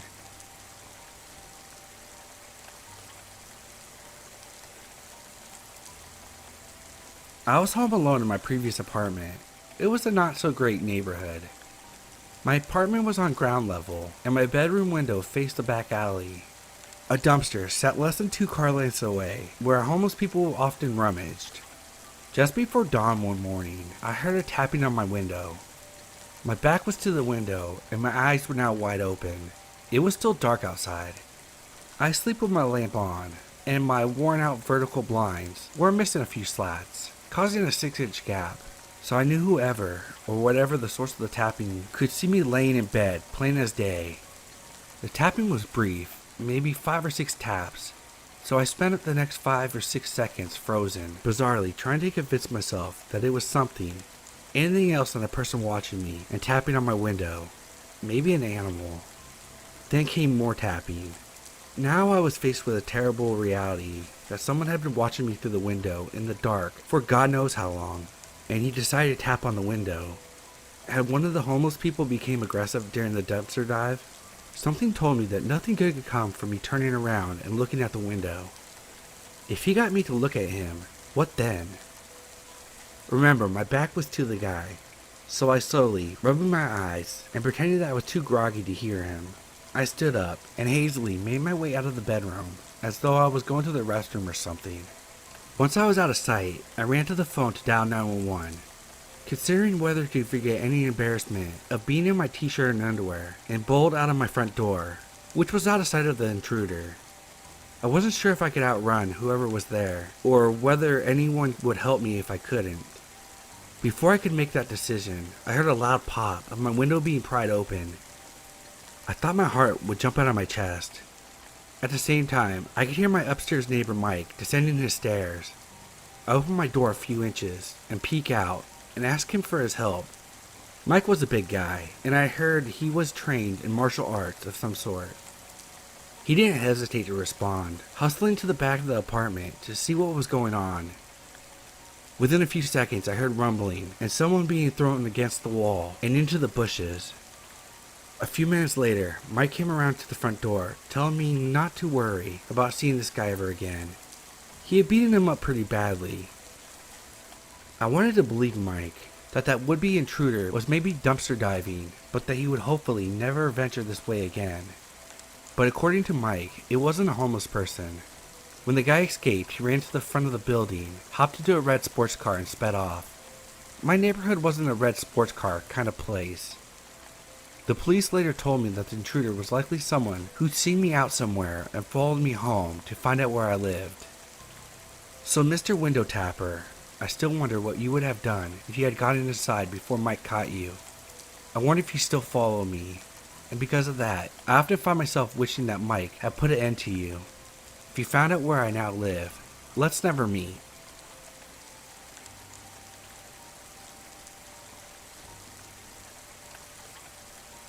My dad's job requires him to go inside people's houses. He's been in 1,000 apartments and houses, so I asked him what the weirdest or creepiest thing he had ever experienced. My dad arrived early to an apartment complex around 7 a.m. because he had to go through every apartment, doing some maintenance starting from the basement.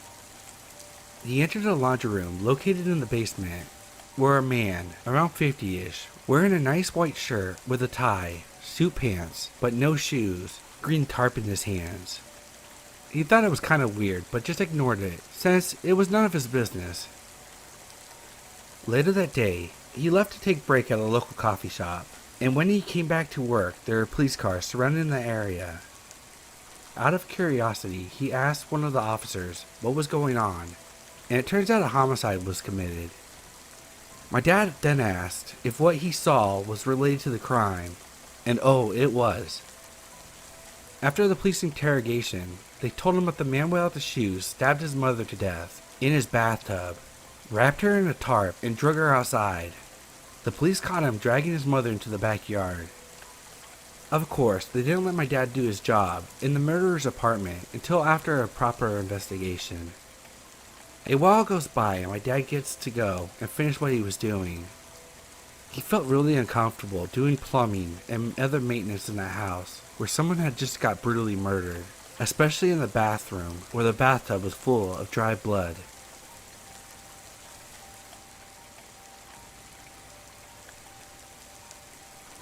A few years back when I was 19, I had just gotten my first apartment in the basement of an apartment complex. That might sound odd, but a friend's mother talked to the apartment's landlord into finding me a cheap place to live. This was Denver, so it wasn't cheap for a one-bedroom apartment. The basement apartment was a studio located on the base of a flight of stairs. It was the only apartment at the bottom of these stairs, between the apartment's boiler room and laundry area, and even further down a brick hallway with a screen door and a landing before you finally got to my apartment door. The first few months living there was fine.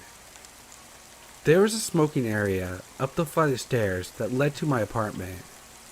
One day I was up there having a cigarette when a Native American man sat next to me and also started smoking.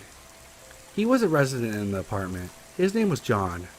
John seemed mostly normal, maybe a little bit lonely, but nothing unnerving. He said he lived alone and that he was an artist. We chatted until my cigarette was through. I said goodbye to John and went back downstairs. I would see John occasionally smoking as I was going to or coming back from work. He always said hi and never gave off any red flags, which makes this even more creepy. One night when I was asleep, I woke up to the sound of the doorknob to my apartment jiggling. It was like someone was frantically trying to break the lock. I got out of bed immediately, grabbed a knife from the kitchen. If this had been a normal room, someone would have heard the doorknob rattling. But my apartment was so secluded. I stood right next to the door that was jiggling and said, "Hello, who's there?" No one answered. I looked through the peephole, but it was too dark to see. I said in a loud, confident voice, "If you come in here, I will kill you." And I was serious about that too. Back then I was pretty fearless and in not a great mental state. The jiggling immediately stopped. Whoever it was booked it back through the screen door, down the hallway, and up the dark flight of stairs. I don't know if they thought I was asleep until then or what, but I think I scared them. I could see the dark outline go by the stairs through the peephole, but could not make out the person's features. I made a mistake that night when I decided not to call the cops. I felt like it would be a hassle, and that it was probably just a drunk person causing mischief. My heart was pounding from the adrenaline, but I felt confident I could take care of myself, and mostly put the incident out of mind. About a week later, late at night, around 2 a.m., I woke up and realized that the door to my apartment was wide open. I was in shock and couldn't really process what I was looking at. I walked towards the door, wondering how someone could have came in and just left, making no sounds. I remember my heart was beating furiously, and it was difficult to breathe. Every footstep felt like I was walking further into a fatal danger zone. I examined the door, and the doorknob had been completely removed. I don't know how he broke the doorknob without waking me up. Maybe he used a knife to carve it out. Maybe it wasn't fastened securely in the first place and just popped off, but it was pretty sturdy when he jiggled it the first time. I'm a fairly light sleeper, and I just don't understand how he could have done that. It still bothers me to this day. There was a clean hole where the doorknob was, and the doorknob was gone. I never found it. The kitchen knife that I threatened an intruder with the week before was laying on the ground next to my bed. Maybe I got up and put it next to me in my sleep. I don't know.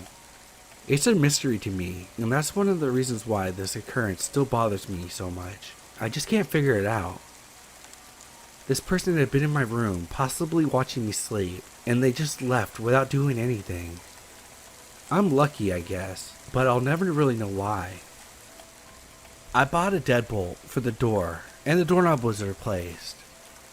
Since people will probably ask, I didn't call the cops. Like I said, I was in a bad mental state and didn't really have a lot of energy to care about myself, but that's besides the point. I was really on edge for the next few weeks, but nothing happened again. Until a few weeks later, when the guy tried to break in broad daylight. He was doing his doorknob jiggling routine again, and I saw, this time, it was John, completely drunk. I know because I yelled at him. He scurried drunkenly back up the stairs like he did the first time. He apparently was known for having a drinking problem. After that time, the entire complex knew what he had done, and the owner of the building urged me to press charges, and, I believe, evicted John. I didn't press charges, however, and I moved shortly after.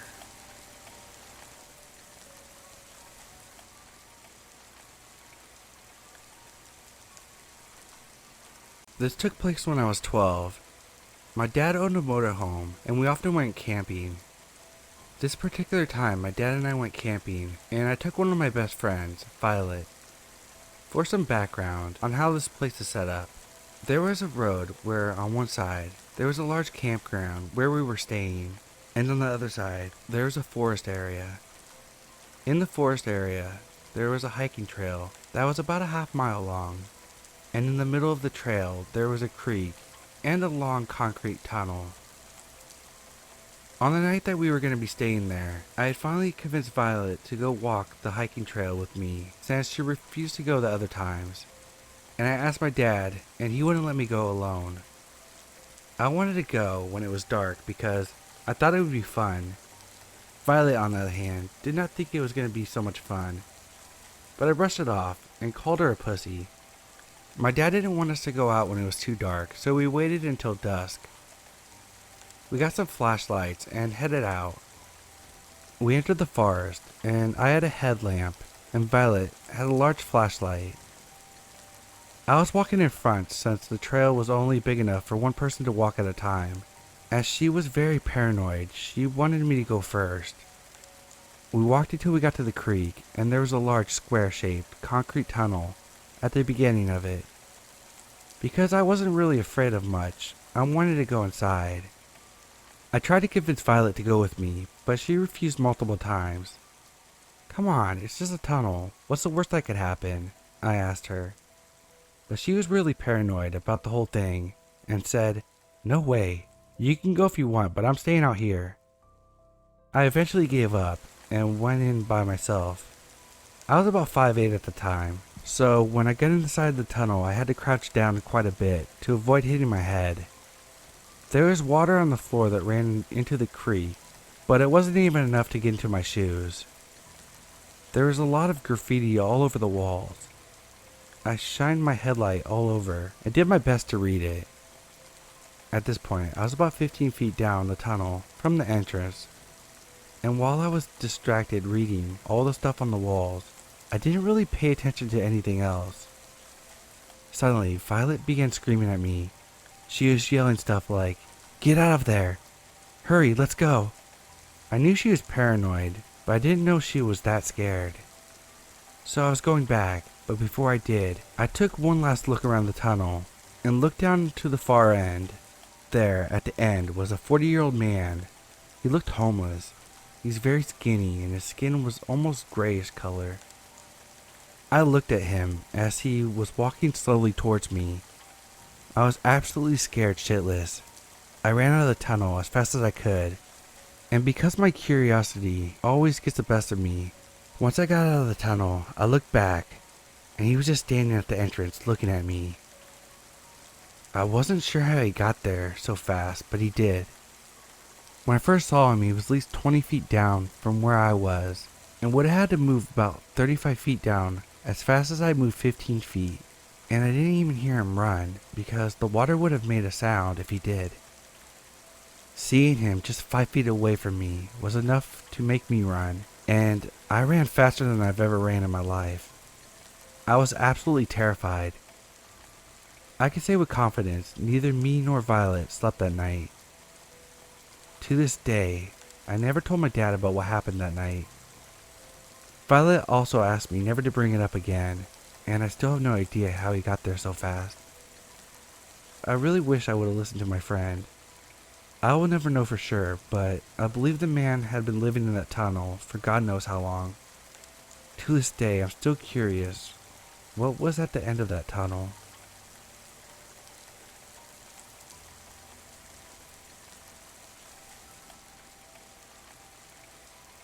So about 2 years ago, a friend of mine had moved into his own apartment. The sofa that was in it was old and worn, so we decided he would try to find another one in better condition. He asked me to help him look for one, as my dad had a van that we would need to use to transport the sofa. So we went on Craigslist to have a look at what people had for sale. We came across one ad that stated 3-seater cream leather sofa, great condition, free for the first viewer. There's a picture of it, and it looked in perfect condition. Now, the ad had been up for a week or so we thought maybe it was already gone, and that they just hadn't taken the ad down yet. My friend contacted the seller, and nearly instantly got a reply saying they still had the sofa and it was available if we could collect it. I was a bit weary that it was still available. I mean, a free sofa in perfect condition that had been up for a week and nobody had taken it yet? We thought that maybe there was something wrong with it that could only be noticed when viewing the sofa, and that was maybe hidden in the pictures. It was the weekend and we had no plans, so we decided that we would go check out the sofa. My friend contacted the seller and organized a time and place to meet up. They decided a local McDonald's car park at 9 p.m. as the seller said he was at work until 8 p.m. and would need time to get ready after work. The seller said that he would be driving a green Honda Accord with a trailer. So we pull up at the McDonald's car park at about 8:50. There were loads of people around, so there was no reason to think that we were in danger or anything. At about 8:55, my friend gets a text from the seller saying that he's 15 minutes away, and they asked him to describe what vehicle we were in. So we described to him that we were in a van. About 5 minutes after he had texted the seller what kind of vehicle we were in, an overweight man around 50 with a gray scuffy beard and greasy gray hair approached the driver's side window, which was my side since I was driving the van. He was wearing a plain white t-shirt with what looked like a shitload of food stains all over it, black jeans with holes torn in them, and dried mud stains all over them, along with a pair of black steel-toe boots covered in dried mud. He knocked on my window, so I rolled it down a bit. "You boys here for the sofa?" He said in a gravelly voice. It sounded like he needed to cough, but couldn't get it out. Yeah?" I said to him. "Rob's car has broken down on the road and his phone battery has died. I was with him and walked up to get you guys. He's waiting for AAA, but you can come down to collect the sofa off him." Me and my friend looked at each other, unsure what to think. "Can I get in the van and we'll go back to Rob together?" the guy asked. "How far down the road is he?" I asked. And he replied, "Not too far, but I need to show you where to go." At this stage, my friend pretended to get a phone call. "Hello?" "Yes." "Ah, no way, really? We'll be right there," he said before pretending to hang up the phone. He looked at me and said, "We gotta go. My dad needs help with a flat tire." I nodded, knowing that it was a fake call, to get us the hell away from this creepy guy. "We gotta go now, but we'll contact you guys about the sofa tomorrow." The guy just stared at us as we rolled up my window and started driving away. Me and my friend looked at each other. That was creepy. "I got bad vibes off that guy," my friend said. "Definitely," I replied to him. We decided to drive around the back of the car park to see if we could find out if the guy was up to something or not. We could see him standing in the same spot where we left him, and he was on the phone. He put the phone down, and 2 minutes later, a car pulled up with 3 men in it, and he got in. My friend's phone was ringing, and it was from the number of Rob, the guy who was supposedly giving away the sofa. My friend answered. "Hey, can you meet tomorrow? I can hold the sofa for you till then." As he was on the phone, I noticed that one of the men that was in the car that collected that creepy guy was also on the phone. My friend told Rob that he would contact them tomorrow, that he was busy and couldn't talk right now. At the same time, my friend hung up the phone. The guy who was in the car also finished the phone call. At that point, I explained to my friend that there was probably no car that had broken down, and that this creepy guy was trying to lure us somewhere. So, as the guys in the car could do God knows what to us. We drove home, and my friend blocked the number of Rob, and we never heard from him again. We reported the ad, and it was removed the next day.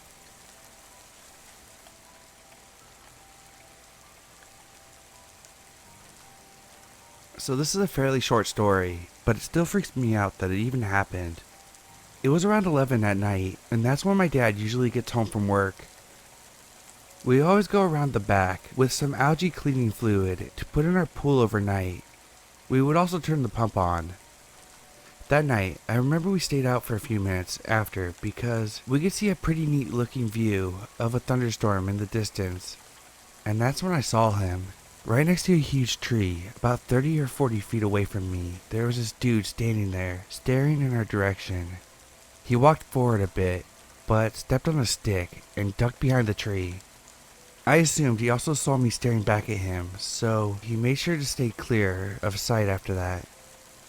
I haven't seen him or had anything similar happen since, but it scares the crap out of me, knowing that if my dad wasn't there with me, he may have come after me.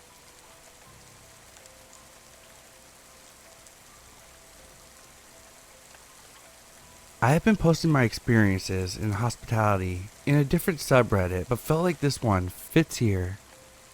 2 nights ago, a guest came to the desk and asked for extra amenities. The way he spoke was very childlike, almost shy to ask for said items. It's not like anyone would be embarrassed asking for shampoo, conditioner, soap, and toilet paper. He even moved like a child, kinda swinging his arms back and forth. It was actually uncomfortable to see. He asked my name, which I actually had my name tag on, and I told him, and he literally giggled. A grown man giggled like a little kid. He said it was nice to meet me and told me his name, and then he walked away. He came back a few seconds later, and in a regular voice he asked about the gym. Another guest had witnessed the entire thing and just looked around. Were we in the movie Split for a few minutes? Like, did that exchange really happen? Was I talking to the same person? Anyways, later that night, he was another person. A person who was very angry and shouting about drugs and France. Really, France. I don't know what that had to do with what he was ranting about, but I hope you get the help you need. And please, never come back.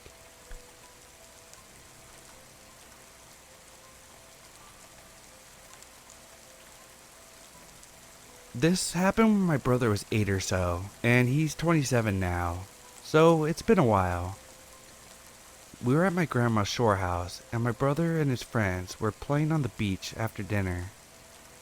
It was an extremely safe, family-oriented area, and you could see rather easily and get to the beach quickly from my grandma's house. So my parents were okay with my brother and his friends playing alone. As my dad was watching them play, he noticed some other people dressed in all black walking towards my brother and his friend rather quickly. My brother and his friend had their backs to them and didn't see them until the group called out, "Hey kids!" These people were in all black and wearing scream masks, and they were all up in my second grade brother's face. He and his friend started calling for my dad, who booked it down to the beach. He went right up to the people and demanded they take off the masks, while asking them what the fuck they were thinking. In my dad's words, it was a bunch of ugly pimple-faced 13-year-olds who started crying when they realized how pissed off I was.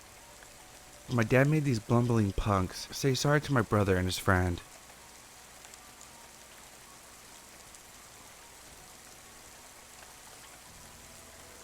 I remember a situation that happened to me when I was younger, 15 years old to be exact.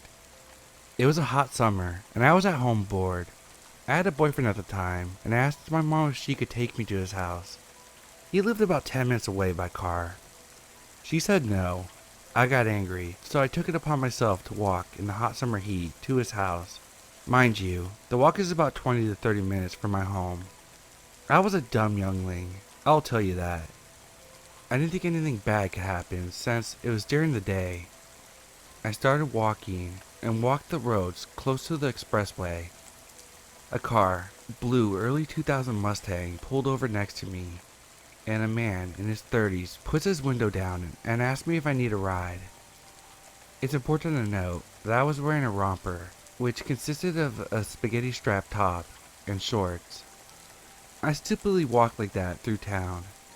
It was super hot and I was exhausted to the point where I was about to tell him yes and get into his car, but I waited to answer.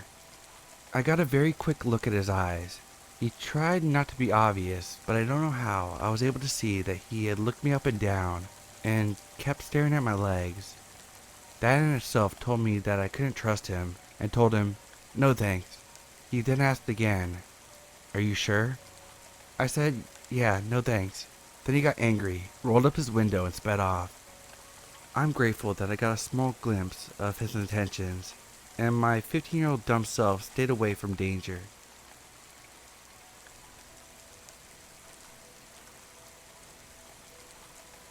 This happened to me about 15 to 16 years ago, when I was displaced in Las Vegas after Hurricane Katrina occurred.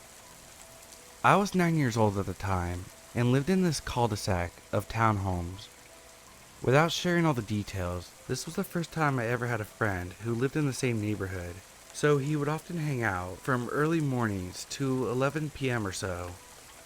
One night, I can't remember how late, but it was pretty dark outside. While we were hanging out, there was this ice cream truck that was passing around. It hadn't turned on the typical music you hear when the truck is approaching, but when it got nearby, it began lighting up and playing the music. My friend and I, who was the same age as myself, approached the truck to see what it had to offer. I decided I didn't want any ice cream, likely because I didn't have any money to buy any, but my friend wanted some. He explained what he wanted to the guy. Then the guy suggests he gets in the truck to pick out which flavor, and he would give him the ice cream for free. For some strange reason, my friend actually was going to get in the truck when I yanked his arm and screamed something. Immediately after, we ran to our parents and explained what happened. After this, we'd have to be inside after sunset. I can't say for sure what would have occurred, but I'm thankful neither of us got into that truck.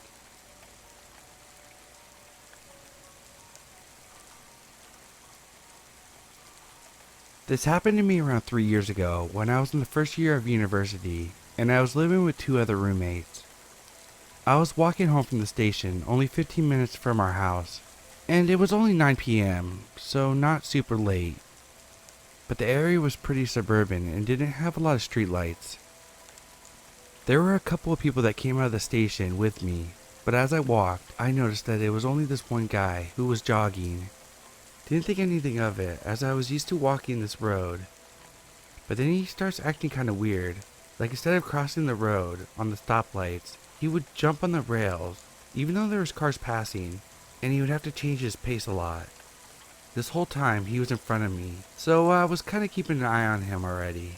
Then he stopped by a bench to tie his shoelace, so I ended up walking past him, which already made me worry since I couldn't see him anymore.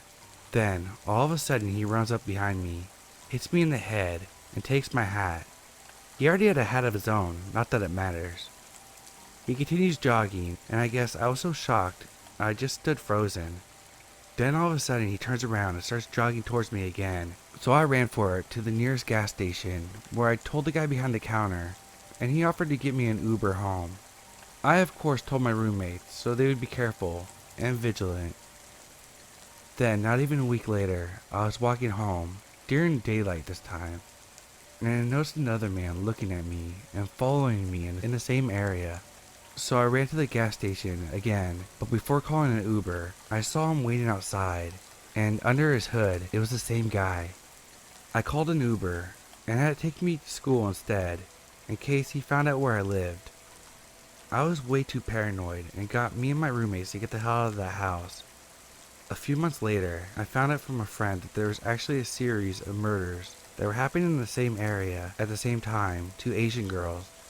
I'm Asian.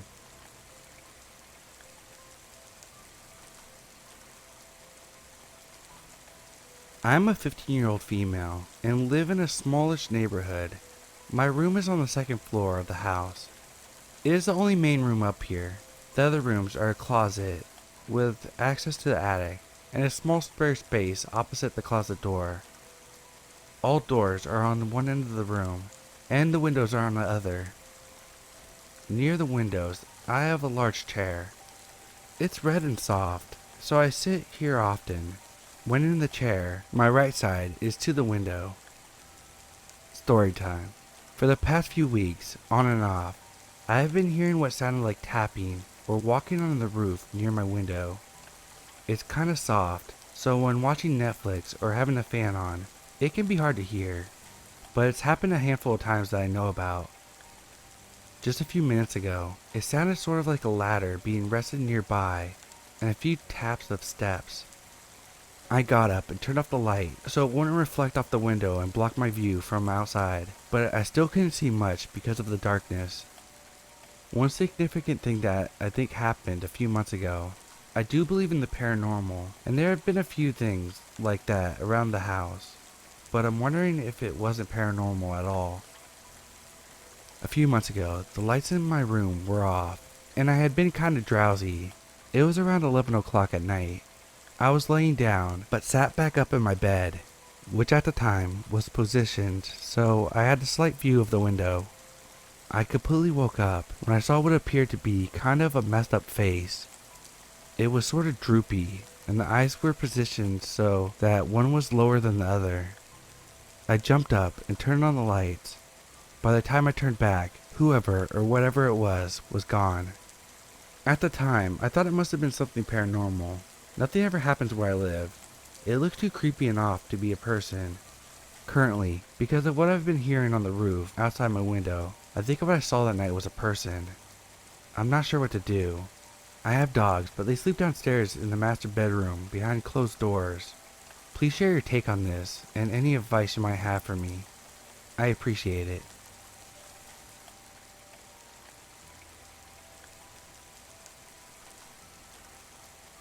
It was a dark winter's morning, just before 7 a.m.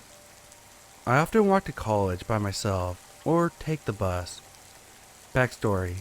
I was 17 and met my ex-boyfriend every day as he got off the bus in town. We would then walk to college together. For whatever reason, I decided not to take the bus that day. I got ready as my usual morning and set off at 7 a.m. I live in a town that is known as that town. Where I am from, I was pretty used to seeing the usual sights like junkies. I walked past the bus stop while listening to music. About 5 minutes into my usual route, I noticed a man, let's call him C, walking close behind. He was tall with a big coat on. That is all I remember, as I did not want to stare. I figured he was walking to town and told myself to stop being dramatic, and I continued walking. After another few minutes, he was closer than I expected as he had picked up his pace. I walked pretty fast for a 5'3" young woman. I got out my phone and phoned my boyfriend telling him that I wasn't far and I was by the cafe at the top of town. I didn't want to worry him, so I thought this may deter the guy from following me. Nope. No one was around as it was 7 a.m. I broke out into a jog as if I was late, and he picked up his speed, still staring through me. Alarm bells were ringing in my head like I should have listened to my dad and taken the bus or gotten a taxi. I saw someone, a man walking his black Labrador, going about his day, paying no attention to me, and C following me. The next thing I know, I slipped on some black ice. I was thinking, God, no, why? Why did I leave myself vulnerable? The man with the dog came over and asked me if I was alright. I said, yeah, I'm fine. He told me to be careful. Weird thing is, when I looked behind me, C was gone. I mean, I looked all around, up the road and across the street. There are quite a few bends as I live in a mountainous area. I was confused and walked into town with no issue. I got to my boyfriend and told him. He was visibly upset, but was glad I was okay. He tried to reassure me that he was possibly on some drugs and he didn't realize what he was doing. Then why, as soon as the man with the dog appeared to talk to me, did he disappear? I don't know, but see, creepy stranger that followed me for 15 minutes. Let's not meet again.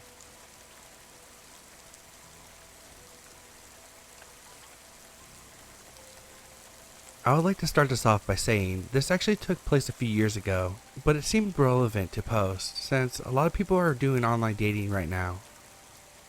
One summer when I was in law school, I was swiping through Tinder looking for someone to hang out with. I matched with this guy that seemed pretty nice and looked good. lots of shirtless photos. He was a counselor at a local high school in the metro area. We texted for a while, talked on the phone, and then decided to grab brunch the next weekend. I met him in the restaurant, and we had brunch with bottomless mimosas. He was nice and funny, made me laugh a lot. I think we both got a little tipsy. He said he was going to go to a barbecue at his friend's house after brunch and asked me to come. He seemed pretty cool and I was having a good time, so I agreed. I had to walk my dog because I hadn't anticipated being out that long, so I told him I would meet him back at the restaurant in 30 minutes. He said he really wanted to meet my dog and asked if he could walk the dog with me. I thought about it for a second, but my place was a total disaster, so I told him no. I came back to the restaurant and we grabbed an Uber to his friend's house. There were a bunch of people drinking and talking. Everyone was nice. They had the barbecue situation going on out back. We talked to some people, hung out, drank. He started to get drunk and handsy, so I told him I wanted a drink and walked into the kitchen for some space. A couple minutes later, he comes into the kitchen and tries to kiss me. I kinda smiled and shrugged my way out of his grasp and told him I needed to go to the bathroom. I asked him to grab me a drink and meet me outside in the backyard. When I left the restroom, I walked straight out the front door, 2 blocks down, and took a right. I grabbed an Uber home. I started getting calls and texts, but just blocked him. He tried to reach out over social media, but I just blocked him there too. Totally forgot about him. Fast forward 3 years. I'm sitting on the couch chilling, reading through the local news on my phone. I scroll and see the picture of this guy's face. He had been arrested for raping women that he met on Tinder.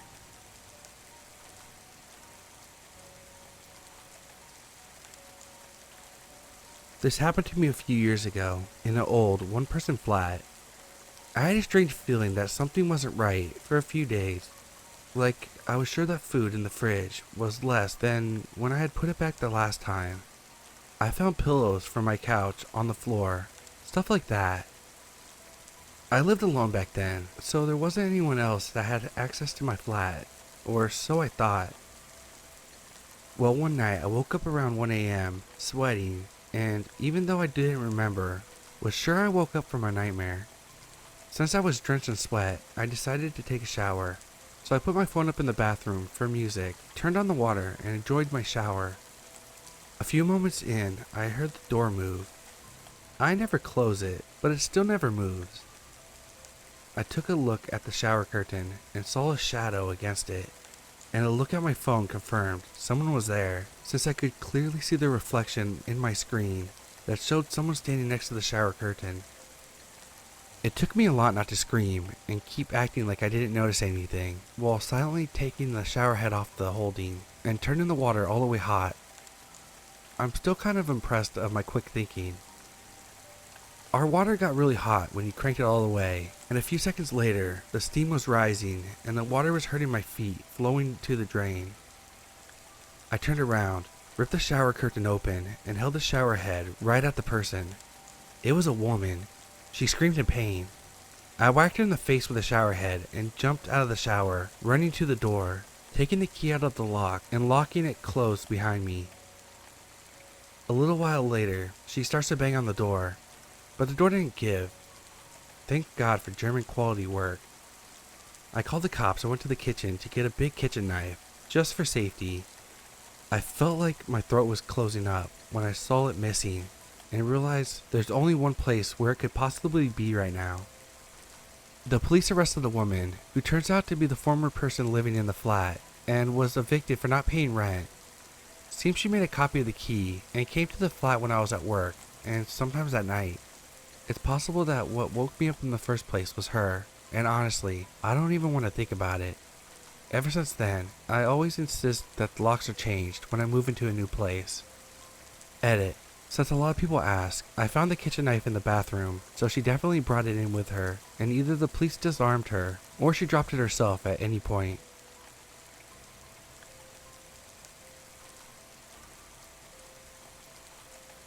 I've always been good friends with one of my cousins, Cole, who's the same age I am. The two of us were not quite inseparable, but we always did get along very well together. and were often found together, both in school and outside of it. When we were 12 and in the 6th grade, I was hanging out with Cole on a Friday night, around the late part of May, and we were psyched at the start of the weekend. We wound up at his house, since he didn't live too far away from me, and at one point, my mom called to say that my grandpa was in the hospital. While the issue with our grandpa wasn't expected to be life-threatening, he was only being kept in the hospital overnight for observation. Both my parents and Cole's were planning on staying with his grandma at the hospital. Since my mom and her sister were the only siblings who lived close by, I was told that I was given the okay to stay at Cole's house for the night, with Cole's 15-year-old brother Hunter being in charge while our parents were out. This was fine by us. I got along well enough with Hunter, and he was never the bossy older brother cousin that some of my other friends said that they had to put up with. We ordered out for pizza and enjoyed goofing off as boys tend to do at that age. Around 9 or so, there was a knock at the front door, and Cole went to answer it. I was a bit curious of who it could be at that time of night, and so I watched from a ways back. At the door were two older guys. They said that they were with the city and that they were investigating reports about the water pressures supposedly being bad in the neighborhood. They asked Cole if his parents were home, and when Cole said that they were unavailable at that moment, which we were told to say to strangers if our parents weren't home, these guys started asking a bunch of questions about how the water pressure was in the house, and if they could come inside to check. Hunter came over at this point and politely told the guys that the water pressure was fine, and perhaps they should move on to check the other homes in the neighborhood. These guys seemed reluctant to leave, but turned and walked away after Hunter started closing the door. After the door was shut, we looked at each other and shrugged, but didn't think too much of it after that, and went back to goofing off. Eventually, we decided to go to bed. Cole and Hunter shared a bedroom, and we all agreed that I would sleep in there with them, rather than me hitting the sack on the couch, or something like that, so we could talk while we fell asleep. Hunter even grabbed the sleeping bag out of their camping supplies for me. When we got into his bedroom, they stripped down to their briefs, and I remember Cole had mentioned to me a while back that they had started sleeping in just their underwear. Since I hadn't originally planned to stay the night, I hadn't brought anything with me from my home as far as overnight stuff, but since I wasn't in the mood to sleep in my clothes, I stripped down to my briefs as well. Though I felt a bit embarrassed, even though they were all guys, and I knew they wouldn't say anything or be judgmental. They climbed into their beds, and I quickly climbed into the sleeping bag. And after talking for a while about random stuff, we eventually fell asleep. Early the next morning, I got up because I had to pee, so I quietly got out of the sleeping bag and went and did my business in the bathroom. On the way back to the bedroom, I heard something from the family room, which was on the opposite end of the house from the bedrooms and particular bathroom I was using. I didn't pay much attention to it at the time, thinking it must either be Cole or Hunter, until I got back to the bedroom and realized that both of them were still in there. Trying not to panic, I woke them up and told them I thought someone was in the house. They quietly followed me, and the moment we walked into the family room, we saw the two guys from the night before in there, and it was rather clear that they were robbing the place. One of them started moving towards us and pulled out a wicked-looking knife. The three of us promptly raced to the front door, somehow managed to get it unlocked and open, and fled outside. As luck would have it, a cop was driving by at that particular moment. We quickly flagged him down and told him that there was two guys in the house. The cop called for backup, and within a couple minutes, several other cops were there. They proceeded to enter the house, and after some searching, they caught the two guys. The cops figured that the two guys must have entered through a window in the laundry room that had a broken latch, and probably targeted that house because, while it wasn't empty, they probably realized that there was no adults there, and figured that if we had discovered them, we could be more easily dealt with than adults. To add insult to injury, while we were waiting outside, while the cops searched the house, both to get the guys and make sure there wasn't anyone else with them, some of the neighbors came out to see what the commotion was about. That included some kids that went to the same school as Cole and me, including a few that were in our 6th grade class with us. It was during that time that the three of us realized that we never had a chance to get dressed, so, just like in a stereotypical nightmare, we were standing outside in full view of everyone, in just our briefs, and what seemed like forever before being allowed back inside. When we went back to school on Monday, Cole and I had to put up with a bit of snickering, stares, and ribbings for the next few weeks until school ended for the summer.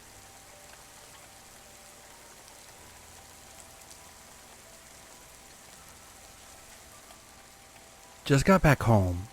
I went out to eat with a couple of friends, one of whom was from out of state to visit.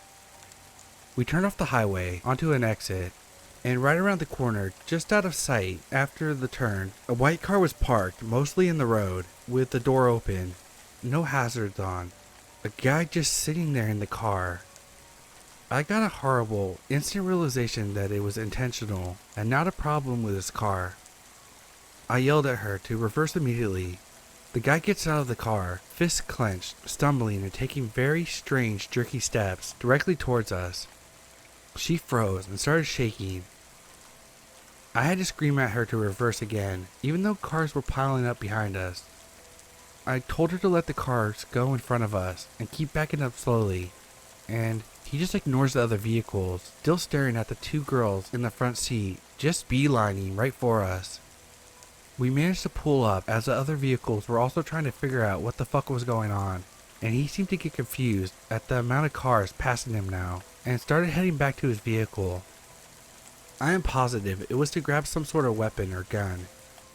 We managed to squeeze around and accelerate past him, and she's sobbing now. I am very certain that he was on heavy drugs and alcohol and had a psychotic breakdown from the look of him. He wasn't asking for help. He wasn't trying to rob anyone. This guy blocked traffic on the highway with the intention of probably murdering the first person he was able to block in. I still have adrenaline rushing even now thinking about it.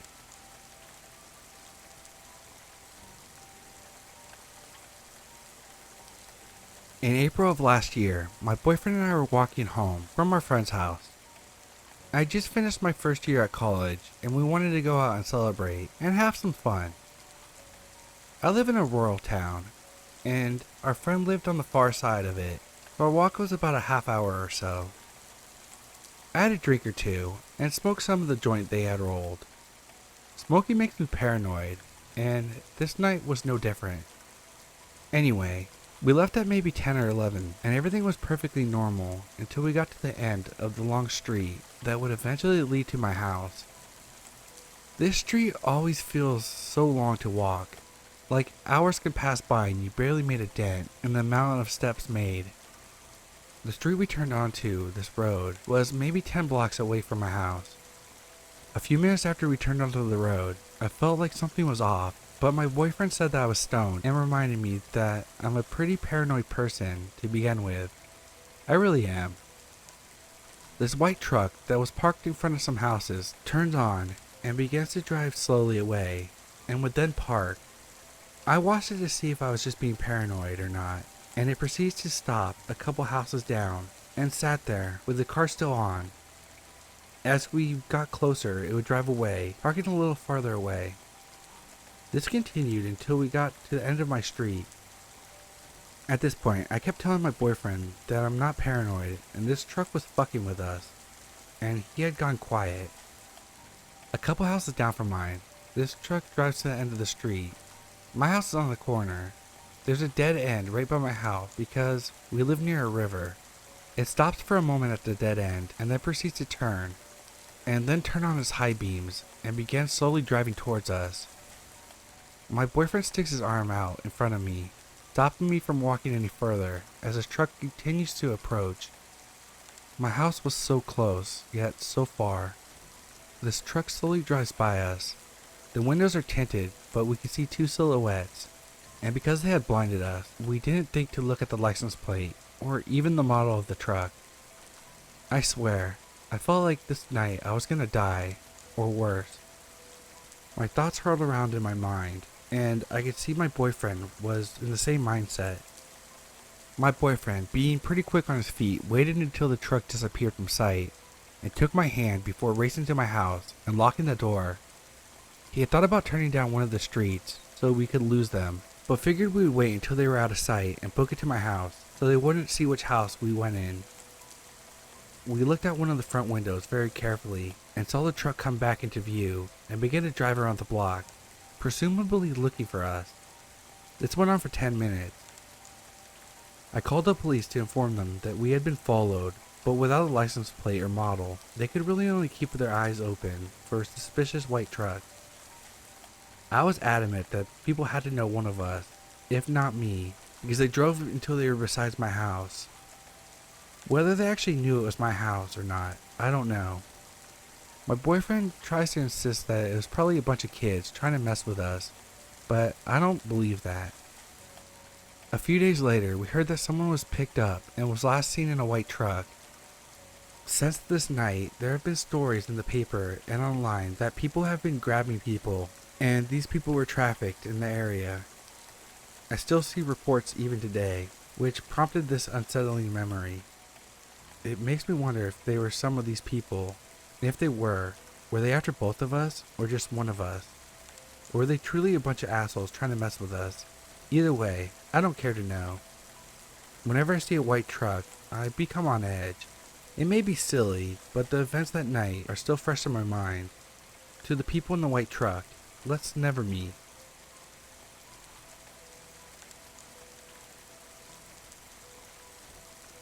I witnessed something late at night on 4th of July that I feel the need to share. Bear with me here, because I'm not a great storyteller. But I wrote down all the events and even drew a map of everything that occurred immediately after, so I never forget. To give some context, I'm a fucking weirdo and spend a lot of time hiking. I've been dealing with some serious emotional and mental distress, brought on by things which are out of my control. My way of coping and finding comfort is by being a fucking weirdo and tempting fate by going on late night hikes.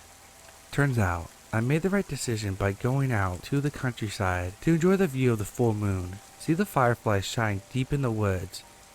I parked my car at the unmarked pull-off next to the river, which is surrounded by dense forest and unforgiving swamps. I started on my way, on foot, at about 11:30 p.m. I may or may not have had a few White Claws stuffed into my backpack, but that's besides the point. After walking for about 2.5 mostly uneventful hours, I decided it was time to double back and go find my car. This is the part where things go from, I feel a bit better and more at ease, to, oh holy shit, what the ever-loving fuck have I stumbled onto? I began crossing the bridge to get to my car, which was still roughly 3 miles to the west of where I was on the bridge at that time, when I hear footsteps on the asphalt approaching me from behind. My mood shifts to, make my day, I am so ready to cut you if you even think about attacking me. I whipped around and see a man wearing all black who was much closer than what it sounded like. We make eye contact. Full moon, pretty easy to see at night. And this dude breaks into a full-ass sprint towards me and then veers around me at the last minute. Maybe it was the liquid courage and pure adrenaline, but I yelled out at the guy, "Hey man, you good? Sup?" And he replies, "I gotta get to my wife." Swiftly veers around me and keeps running. I'm thinking to myself, okay, kinda weird considering it's 0200 and in the middle of nowhere, but I digress. He runs out of sight and I keep walking to my car. I make it about 1.5 miles further when I hear a woman screaming, crying, wailing. The kind that makes your hair stand up. The kind that tells you in your gut that something is seriously wrong. I stop and listen. Through the sobs I hear her say, "Please, I can't take it. I don't want any more. Please don't." And at this point, I wanted to throw up. Her screams were coming from the same path I had to take to get back to my car. I channeled the energy of the movie Tropic Thunder and went full Viet Cong, dove into the bushes, and stealthily made my way closer to see what the fuck was going on and find this screaming woman. It didn't take long. I now see the same man that ran past me earlier, and a second, much larger man, also dressed in black, walking on the road coming back in my direction. The larger man had the woman slung over his shoulder, like she was a sack of potatoes.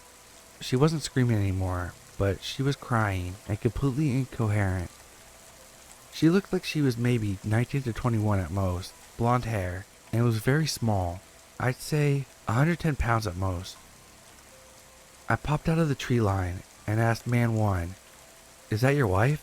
Is everything okay?" He says, "Yeah, she's fine. She just can't handle her liquor." As he said this, both the men continued walking past me. The woman is clearly not drunk, but appears to be drugged. She was trying to talk, but her speech was very slurred, and she couldn't even lift her arms or head to get out of this man's grasp. To the best of her ability, the woman keeps trying to say, "Please, no, no, help." She was trying so hard to lift her head and look at me, and reach her arms out to me, but she was so weakened by whatever they had done to her that she was incapable of even making out a single word. Something was seriously wrong. Something much more than alcohol. Not 15 minutes prior, I was able to hear her screaming actual words, and now she appears barely conscious. I carry pepper gels, razor blades when I hike. However, I knew there was no way I could take on 2 men by trying my hand at some vigilante justice. I'm about 5'6", 140 pounds, and definitely no match for 2 men twice my size. Self-preservation and survival mode kicks in for me, and I say to man 1, "Oh yeah, I've been there before. I'm sure she'll sleep it off and be just fine." Please understand, I only said this to him as a means of playing dumb. Again, I'm not equipped to take down 2 men. The woman tries to cry and plead more as they carry her away. I was quite honestly terrified. That sight and the connection I felt between myself and the woman pleading for help is something I will never forget. Once they were 20 feet behind me, I take a quick glance over my shoulder to see what is happening, because the slurred cries she was letting out were nauseating. I wanted to be sure that they weren't harming her further. I see them stop in the middle of the road and look back at me. It took everything in me to be cool, act as though I didn't notice them looking and couldn't care less what they were up to. Again, self-preservation. They began walking further away from me then. I quickened my pace to go hide behind a sloped railroad track out of their view. I called 911. I described to the dispatcher what I had just seen, and I believed that the woman was being taken away against her will and appeared to be drugged.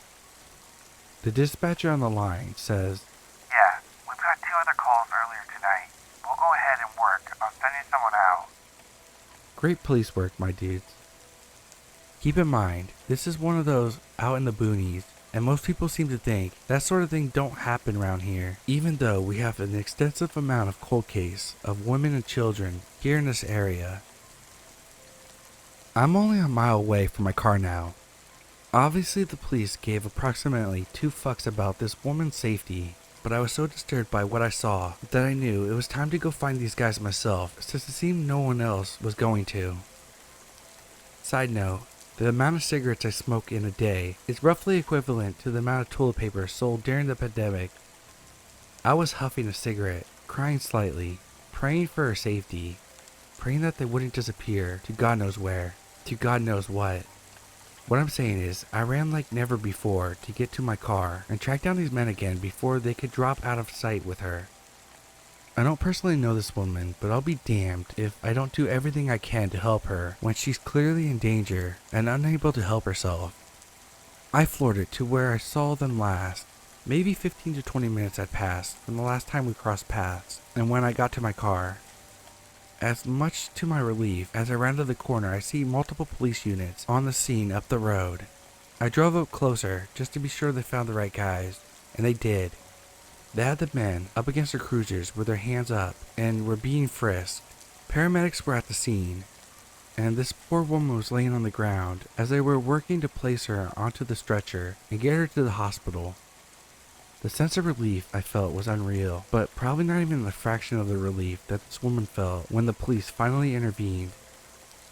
Dispatch actually called me back and advised that they had not sent officers previously, as the situation was described to them as a noise disturbance. Not unusual for a holiday weekend. Can't willfully blame them for not coming sooner, since they did not receive any calls stating that there was a woman screaming for help or being carried off caveman style against her will in the middle of nowhere in the wee hours of night. Needless to say, I didn't sleep for the rest of that night. I went home and sobbed all day, mostly out of the horror of what I saw and the awful thought of What if I hadn't taken that walk? What if no one got help for her? What if they would have grabbed me too? I'll close with this. Don't be a bystander. If you see something, say something.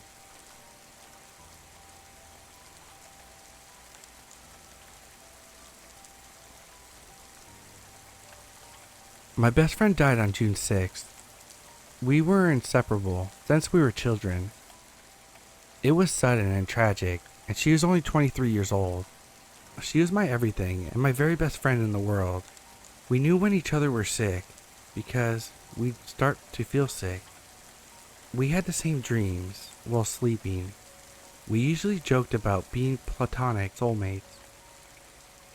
We were both strongly spiritual. So in my grief, 2 days after she died, during my meltdown in the kitchen, I felt like she was with me, watching me sob and pound my fists on the counters. I screamed, "If you can hear me right now, if you were right all along that something comes after this, I need you to tell me. Move something. We used to research this. Or send me something. I don't know, send me runaway balloons." I had written a poem for her on the day she died called "Blues Don't Go to Heaven." My mom asked me if I would like to go pick up my sister from work with her, and I refused. Not wanting me to be alone, she convinced me to get in the car. As we hit the stop sign, what shoots out directly in front of us? A random bouquet of perfectly timed red and silver runaway balloons. When I went through her phone, I realized my name had a red balloon emoji beside it. It doesn't end there though. In the photo you could see the balloons in the sky. They were tiny and were already way up there when I took this, and I was shaking. A few weeks after, I had a dream that I was sobbing in a room and there was someone in a white gown that was decorating a tree. When I screamed out that I was alone now, the person turned around, and it was my best friend. Look at the bottom of the photo. You wouldn't know, but I swear that's her. There was nothing in front of my car when this photo was taken. She had wispy black hair, and that is her from behind, down to the uneven bra straps she always had while alive, and the white gown. Yesterday, I had this sudden memory of a video I had of her and I decorating a Christmas tree together. I'd totally forgotten about it, but I found it and heard her laugh, and it was such comfort. I just wanted to share.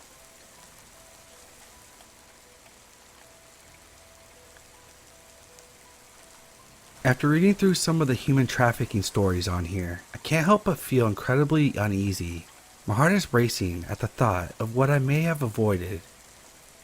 Long post, but it's worth it. For reference, my boyfriend is 6'3" and 275 pounds.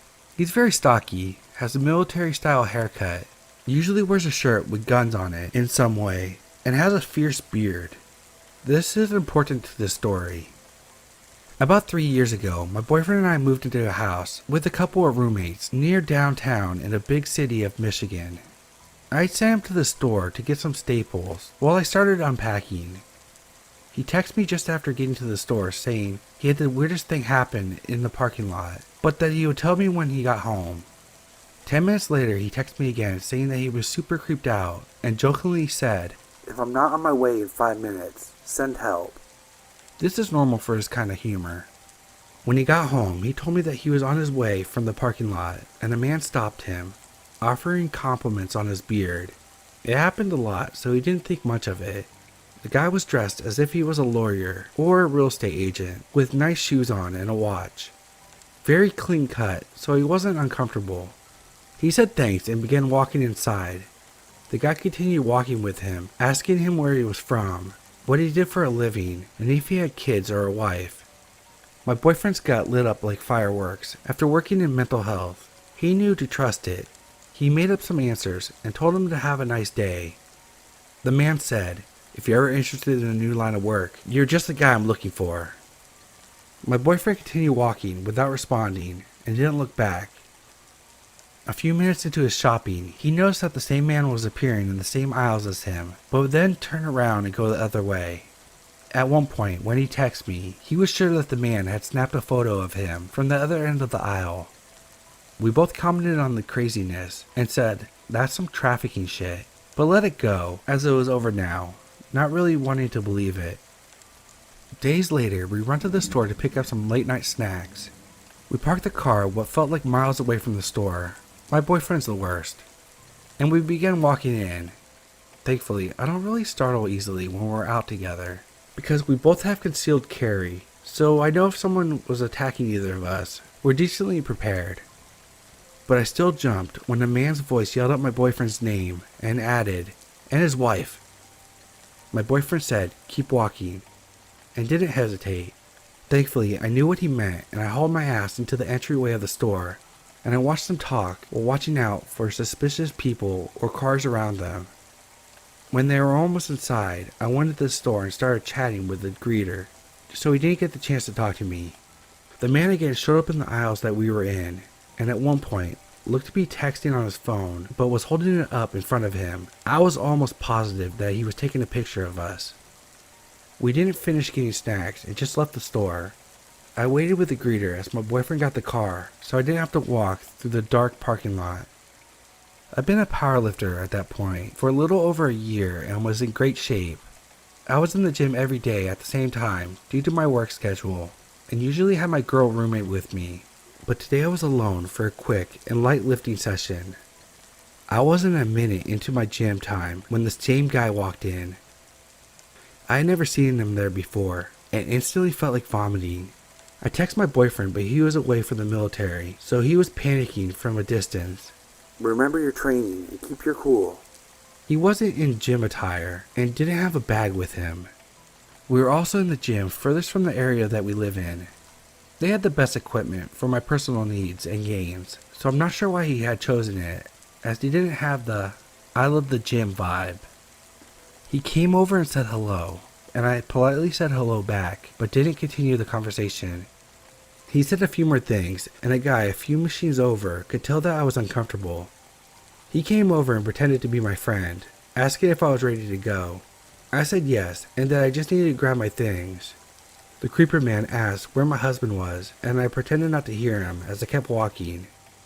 When I came out, he was gone, but my new best fake friend was waiting at the bench outside the locker room.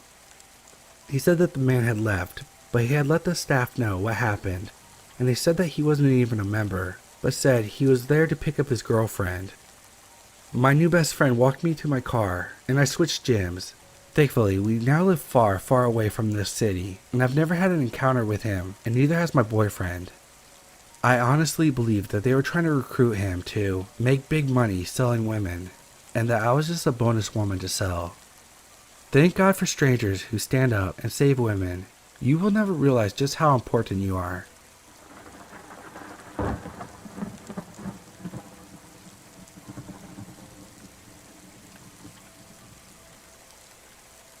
My name is Thomas. I'm 33 years old. I'm a black man that lives in Baltimore City, better known as Bmore or Bodymore, in the urban area where it's dangerous.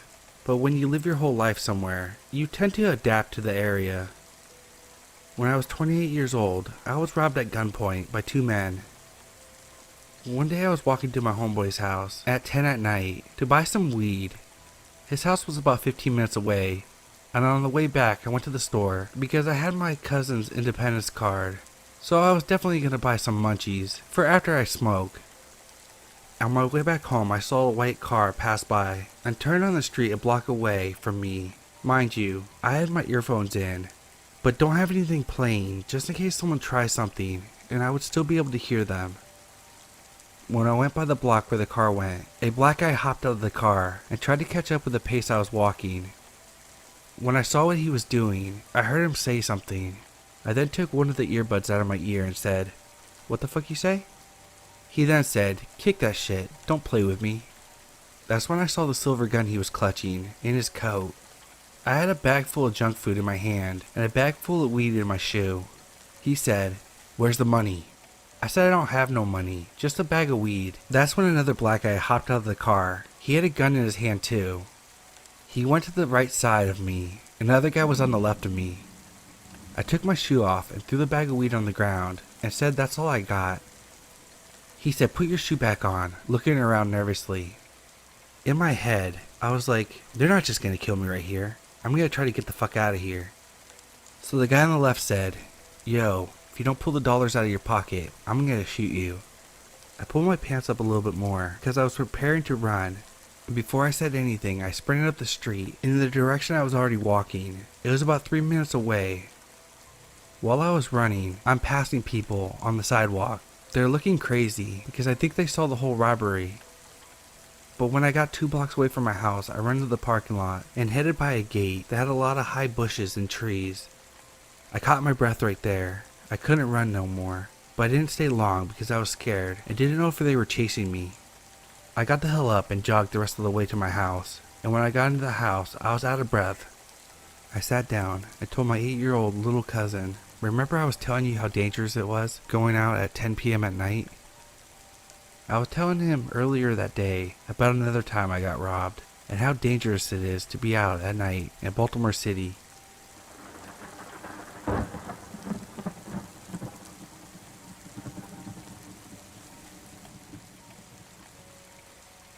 Growing up, I spent every summer vacation at my grandparents' house in rural Tennessee. When I say rural, I mean their town was literally a cluster of homes with a singular one-lane road as the only way in and out. 45 minutes from the nearest freeway on-ramp, 30 minutes to a grocery store, and an hour and a half to a Sam's Club, Costco. My grandparents still live there and make the drive monthly, but fuck that. What I'm trying to say is, it's as remote as it gets. I'd play outside for hours and hours and maybe see 2 or 3 cars. It's a lot more built up now, but it was nice while it lasted. It was around 11:30 p.m. and me and my dad couldn't sleep because it was an especially hot and muggy night. We decided to take a drive through the hilly, curvy back roads that I absolutely loved and still do.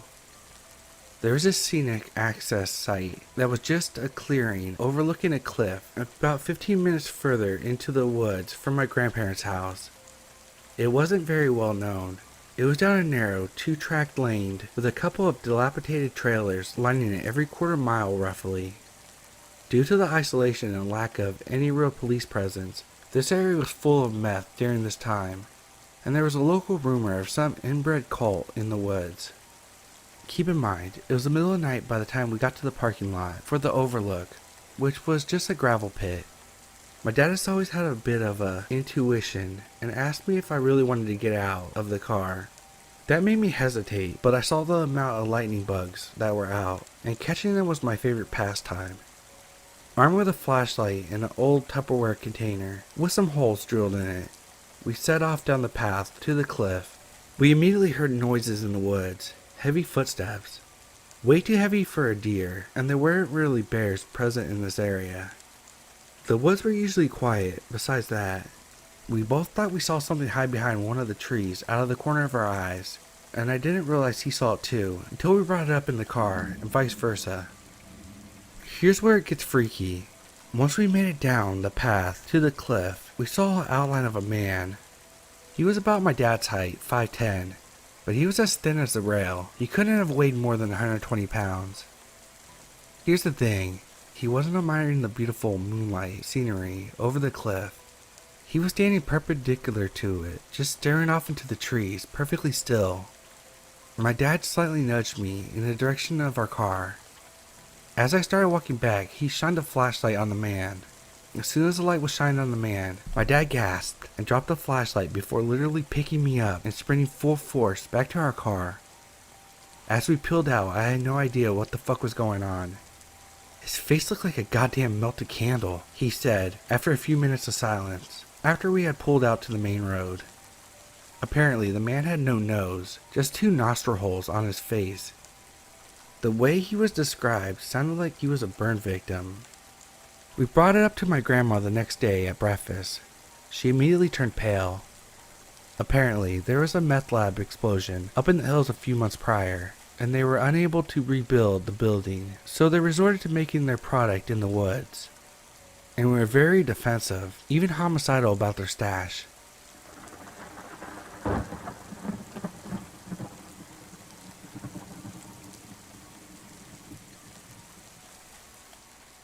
This is my first time telling a story, so here's a little detail you should know. I live in a city where there's a lot of wannabe gangsters of a few gangs close to our city. Also my mom, who's like a mother bear. She's really protective of me. She doesn't let me take public transportation or stay late outside of the house. This happened a year ago, after my senior year of high school. My girlfriend, who's a year younger, has strict parents, so at the time she didn't have a phone. Me being me, I called up my best friend, who actually lives quite close to her summer school she'd be attending. Basically every morning my grandma would drop me off at his house. I didn't have my license, and I'd just tell my mom that we were hanging out. However, we used to take 2 buses to my girlfriend's summer school, so I could see her before class started. We did this for a while. Everything was great. My mom wasn't suspicious of anything. We never ran into any problems. It was a good time. However, what happened made me realize why my mom was always overprotective. My friend and I were on the bus enjoying the ride to our last stop. A guy in a hoodie, looking in his 40s or so, with a duffel bag, yelled at the entire bus to move along so the ladies could get through. My friend, who's kind of a loudmouth, told the man to calm down. Oh boy, did he mess up. The man was so angry, his eyes were bloodshot red, popping out of the sockets, yelling at my friend, "Don't get lippy with me." His spit was going everywhere. He kept repeating his own name. He then slaps my friend across the face and starts pushing him while we're on the bus. He claims to be a gang member. I kinda laughed on the inside because the man looked like a painter, not a gang member. I'm known for being a strong guy, but something in my gut was telling me not to do anything crazy, and the most I did was push the man with one hand. He went flying and fell to the seat. He gave one giant last slap to my friend and spit on the floor. So there I am, my friend beat red, a bus full of people who didn't do anything, and a crazy man who just assaulted a minor. Eventually, we got to our stop, and there he was, on the other side of us, right beside my girlfriend's summer school. He didn't seem to pay any attention to us. He was just messing around with his bag. My friend gave the idea to jump the guy. I was ready. I was happy to beat him. However, something in my gut was telling me not to. It wasn't fear, it was more of a sign. As the man was getting closer, I decided that we'd hop into the gas station that was right next to us. We told the man working there to lock the doors, as we panicked as he was inches away from the door. One of the workers was outside and told the man to leave, and he did. We called the police.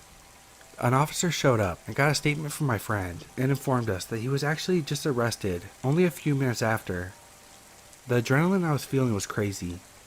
I was bigger than the man and could have easily taken him if I wanted to, but I'm a softie at heart and like to stay away from confrontation. As we cross the street, we see something on the ground that makes me sick to my stomach. I knew my gut feeling was right. A huge knife was laying there, and it made me sick to my stomach that this man had it on him. It made sense now. This man, who was a scrubby skinny guy, seemed to have zero fear whatsoever towards 2 kids that could beat the hell out of him. And why did he drop it? Did he even know he dropped it? So many things were racing through my head. A dude on the bus did in fact tell me that he was dangerous and goes to jail often, but this was crazy. My mom, my dad, my girlfriend. What if I didn't make it out alive that day? And what if my friend and I ended up on the news? What would they think? So crazy dude on the bus, let's not meet again.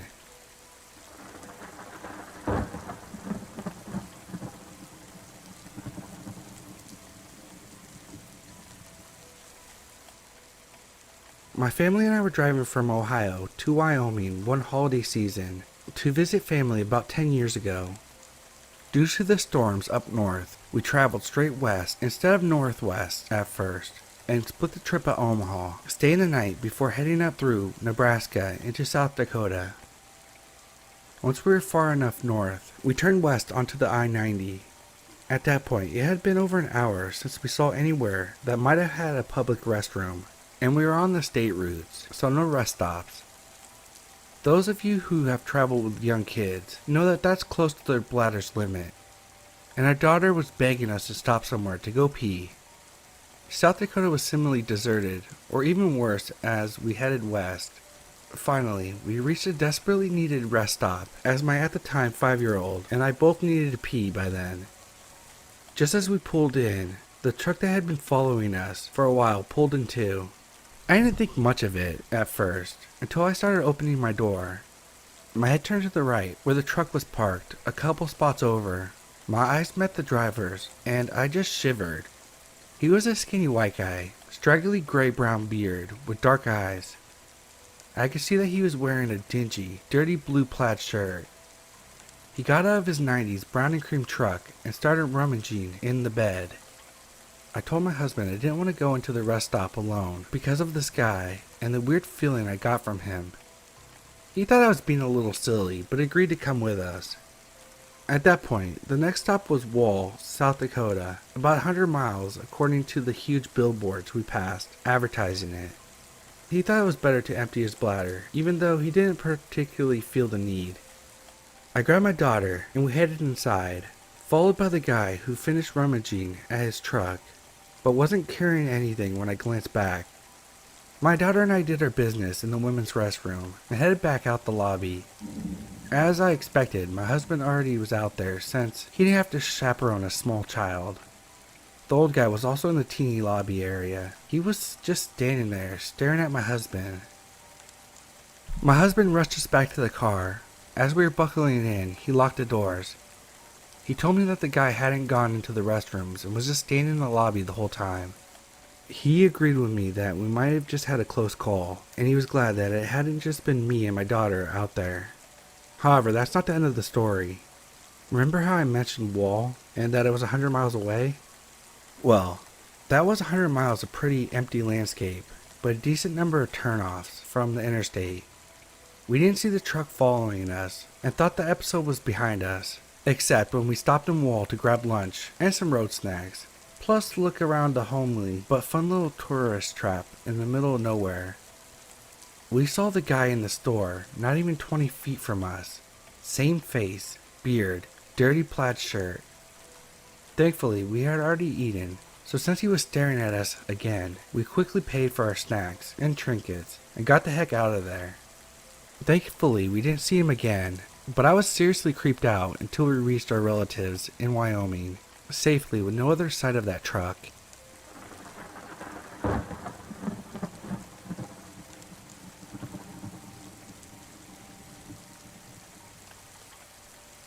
So I'm new to Reddit and found this sub and think this story fits here. I've had a number of odd, frightening experiences in the woods since. I'm a huge outdoors guy and pretty much outside all the time I can manage it. So this happened when I was much younger. I want to say freshman in high school, probably around 2008.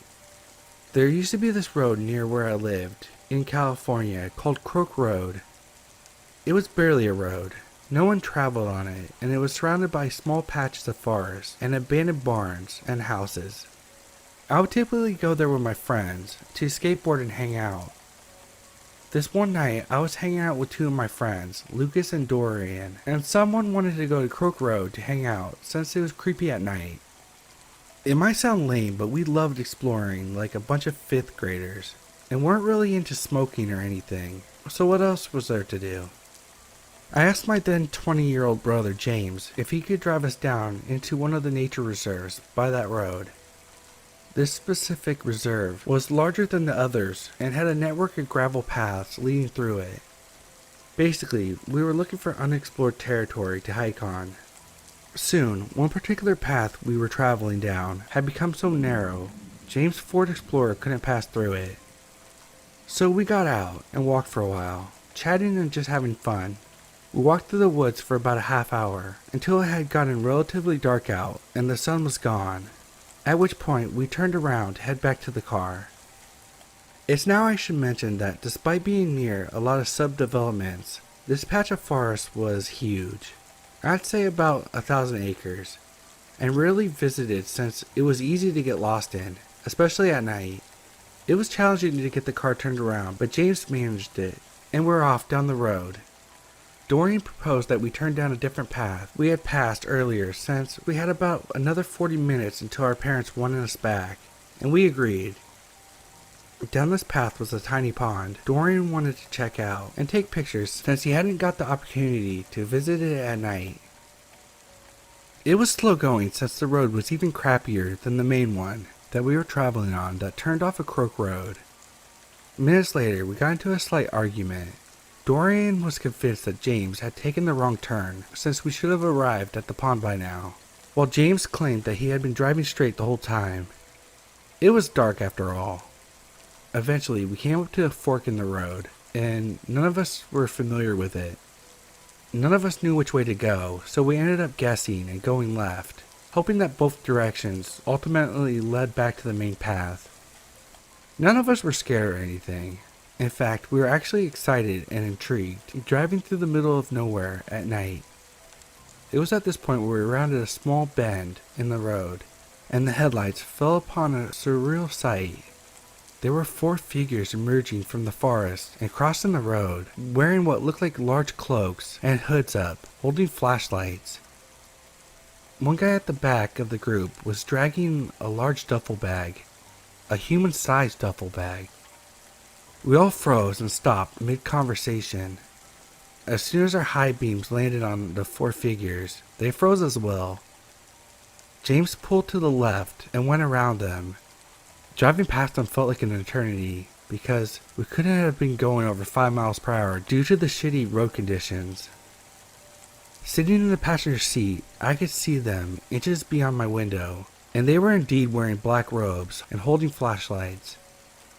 I didn't get a good look at the bag, but judging by the way the guy was holding it, something heavy was inside that bag. None of us said a word until the road straightened out, and we were far past these guys, at which point James muttered, "What the hell was that?" We continued down the road in silence until I heard Lucas say, "Holy shit," and repeated himself in a louder, panicked voice. "They're fucking coming back."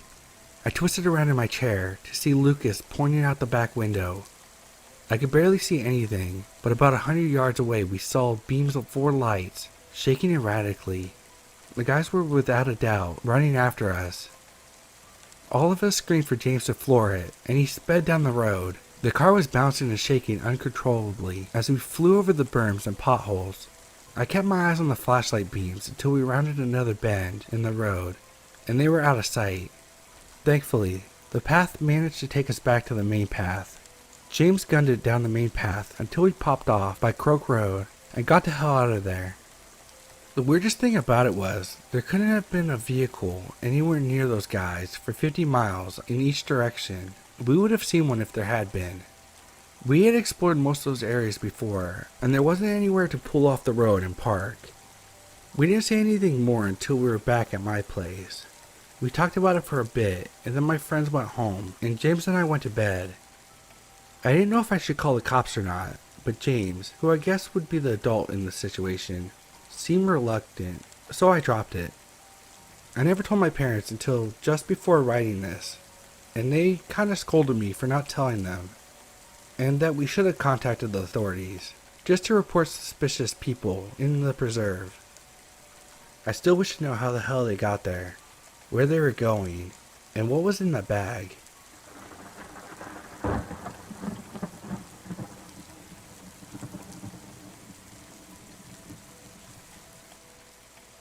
This didn't happen to me, but a close friend of mine. He told me the story a few hours ago, and I wanted to share it here, since I don't think he has a Reddit account. For the purpose of the story, I'll call my friend Jordan.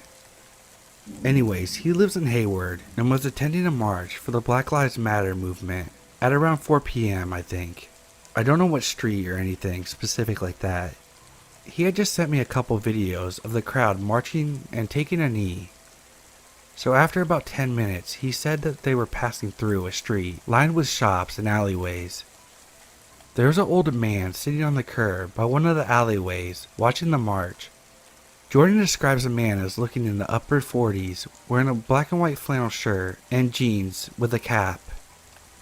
Jordan had the misfortune of walking nearby said alley, and the man stopped him, saying something along the lines that he needed help fixing his passenger seat since the recliner handle was broken, and it was a 2-person job to get it back into its upright position. The man gestured towards his car. It was a black Chevy Malibu that was parked possibly in the most sketchiest part of the alley, right towards the back, kind of hidden behind the trash dumpster. Jordan declined and quickly walked away before the man could say anything else. Now for his sake, I wish the story ended there, but I wouldn't be posting it if it had. I think sometime later, like an hour maybe, Jordan decided to start heading home while the march continued. He said he was cutting across some field that was between houses where only 2 other people were in sight. As soon as he emerged on the other side, his air was suddenly cut off as a thick arm wrapped around his throat and began aggressively yanking him backwards. Of course, Jordan yelled as loud as he could, and thankfully, the aforementioned 2 guys began to rush to his aid, shouting at Jordan's attacker. The guy let go and pushed Jordan. As Jordan stumbled forward, he spun around and saw that it was the guy who had asked him for help with his car. He hopped into his Chevy Malibu and sped off. The other 2 people asked Jordan if he was okay and comforted him and whatnot. Keep in mind, Jordan only told me this in a few texts, and I haven't got a chance to talk to him about it, so some details were spared. I think Jordan contemplated calling the police, but didn't think it was worth it. He told me that they were probably already busy enough, and he might be ignored, or have an extremely long response time, to which the only information he had was a description of the guy and the car. He hadn't got the license plate number. Jordan then went home, and that's pretty much all he's told me so far. It might sound cliche, but please everyone, stay safe. These are terrible times, and with all the looting and protests, stuff like this is bound to happen.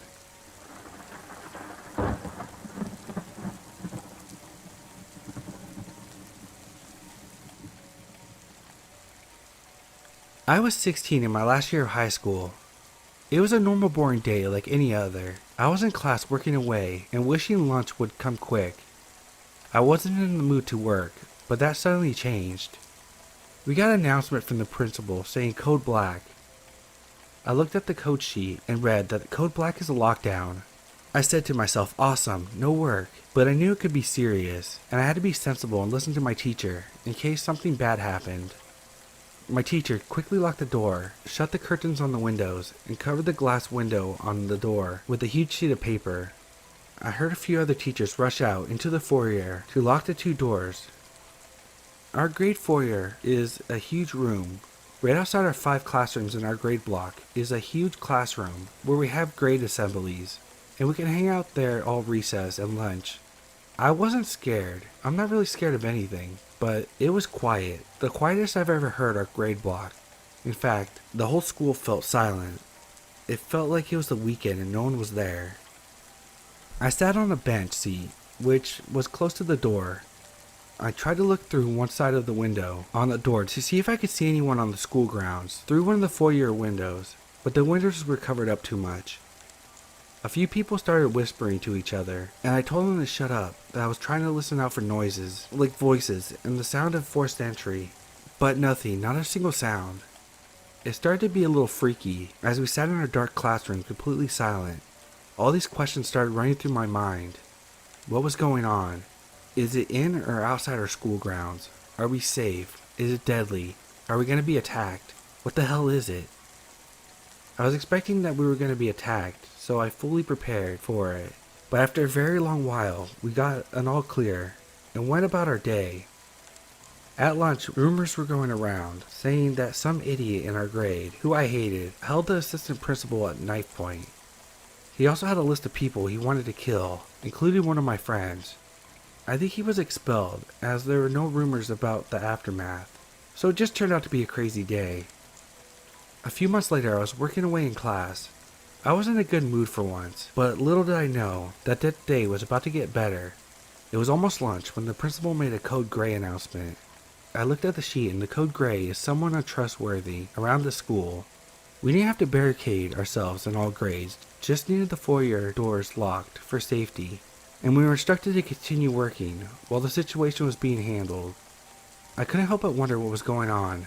I wanted to see whatever it was, and my wish came true. At lunch, we gathered in the foyer. It was a bit crowded, as I said. There were 2 security guards over the grade 8 block talking to a girl student. The conversation started to get a bit heated. I was praying for a fight, but she walked away up the front of the school towards the office, with security right on her tail. We watched closely till they were out of sight. There were no rumors, but I remember teacher saying that someone was just having a bad day. Now here's the best part. I was in my first year of college. I was catching my bus home. I was in the back, alone, eating lunch, when this girl who was in my grade 7 class, high school, boarded and sat with me. We talked a bit, and when I brought up the two incidents, she told me it was her who caused the code gray. From what I remember, she wanted to bash this 8th grade girl real bad for some reason, and security escorted her off the school grounds and to the parking lot where the cops were waiting for her. However, when she walked up the soccer field and tried to run, but was tackled and handcuffed before she knew it. I can't remember the rest of the story, however, I'll always have these two incidents, and I'll have a laugh with others about them.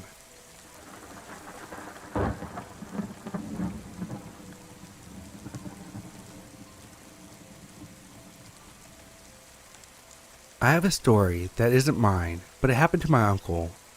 He used to tell us the story when we went camping, and it scared the lights out of me every time I heard it.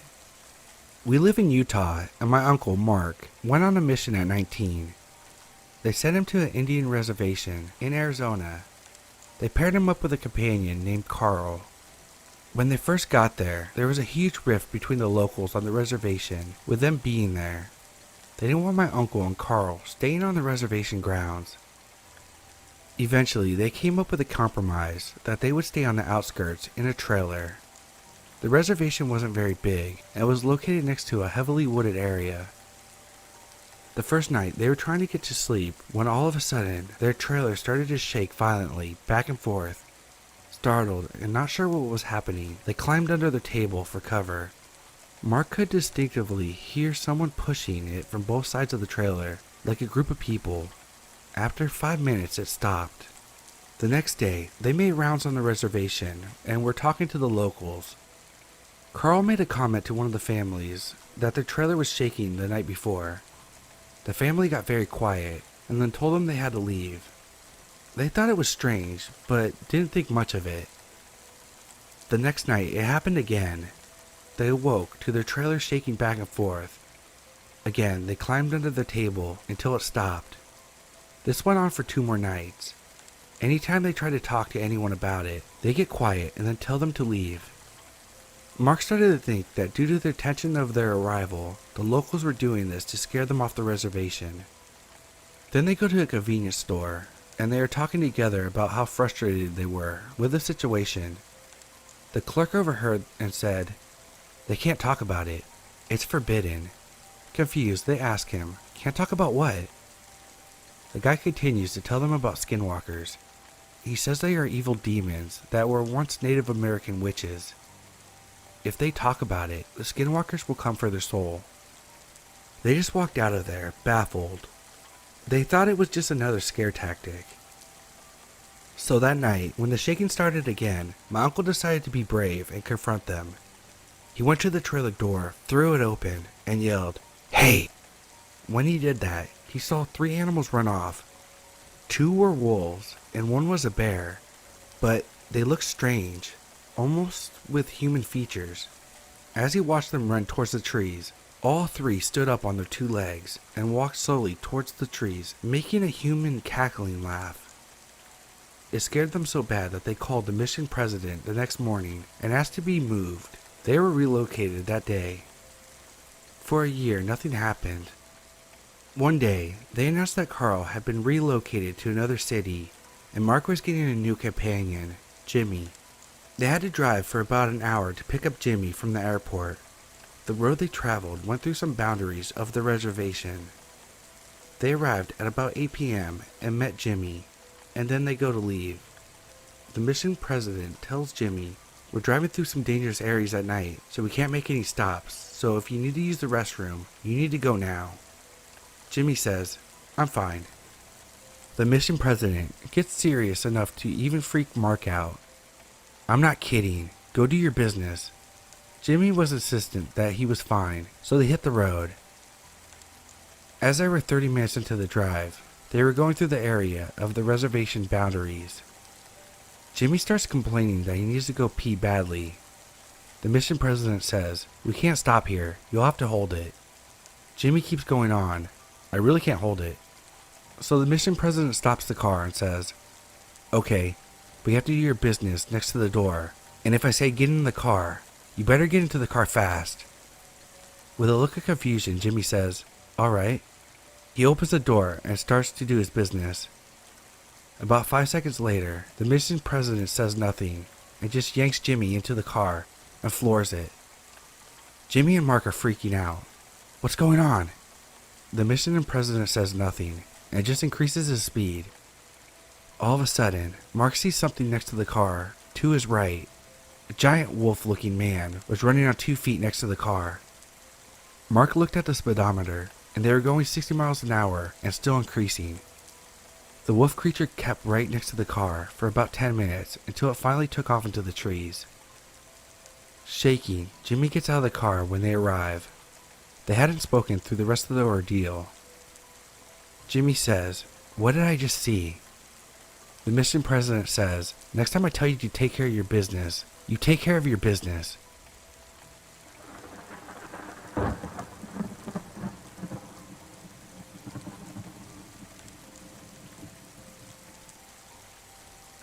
This happened a few years ago when my family was traveling out west.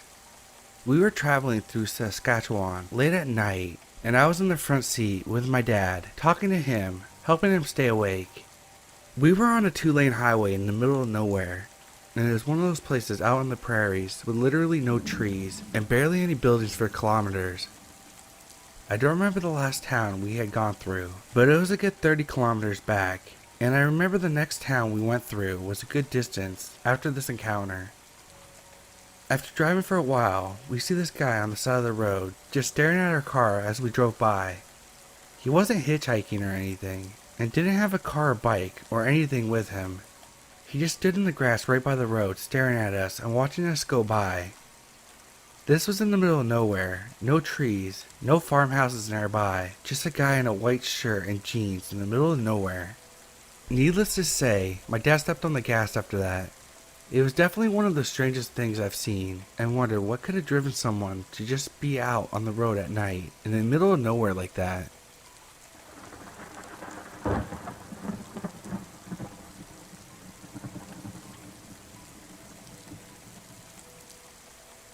This all happened when I was 19. I'm not the best looking dude, so I never had much luck with women, and ended up on Tinder.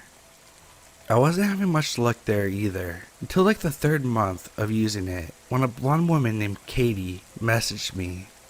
She was pretty enough that I just dismissed her as a bot. It wasn't until 3 days later that she messaged me again, which is odd because bots almost never message more than once. I clicked on her chat and replied, then looked at her profile. What I saw was pretty generic, but definitely wasn't a bot's profile. We had been talking for about a month when she proposed the idea that I come see her.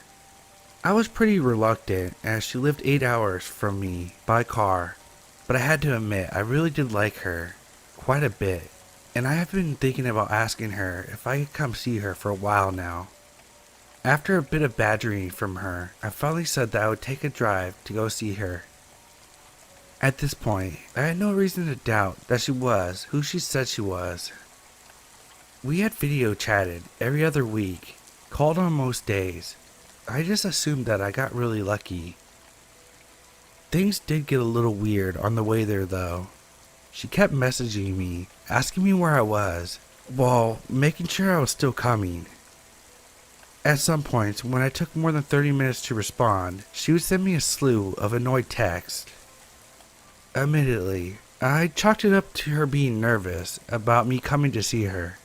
I was pretty nervous too, so I couldn't blame her. I had a hard time finding her house at first. The directions she gave me were pretty confusing, and it was back through a series of gravel and dirt roads, and a large thicket of trees.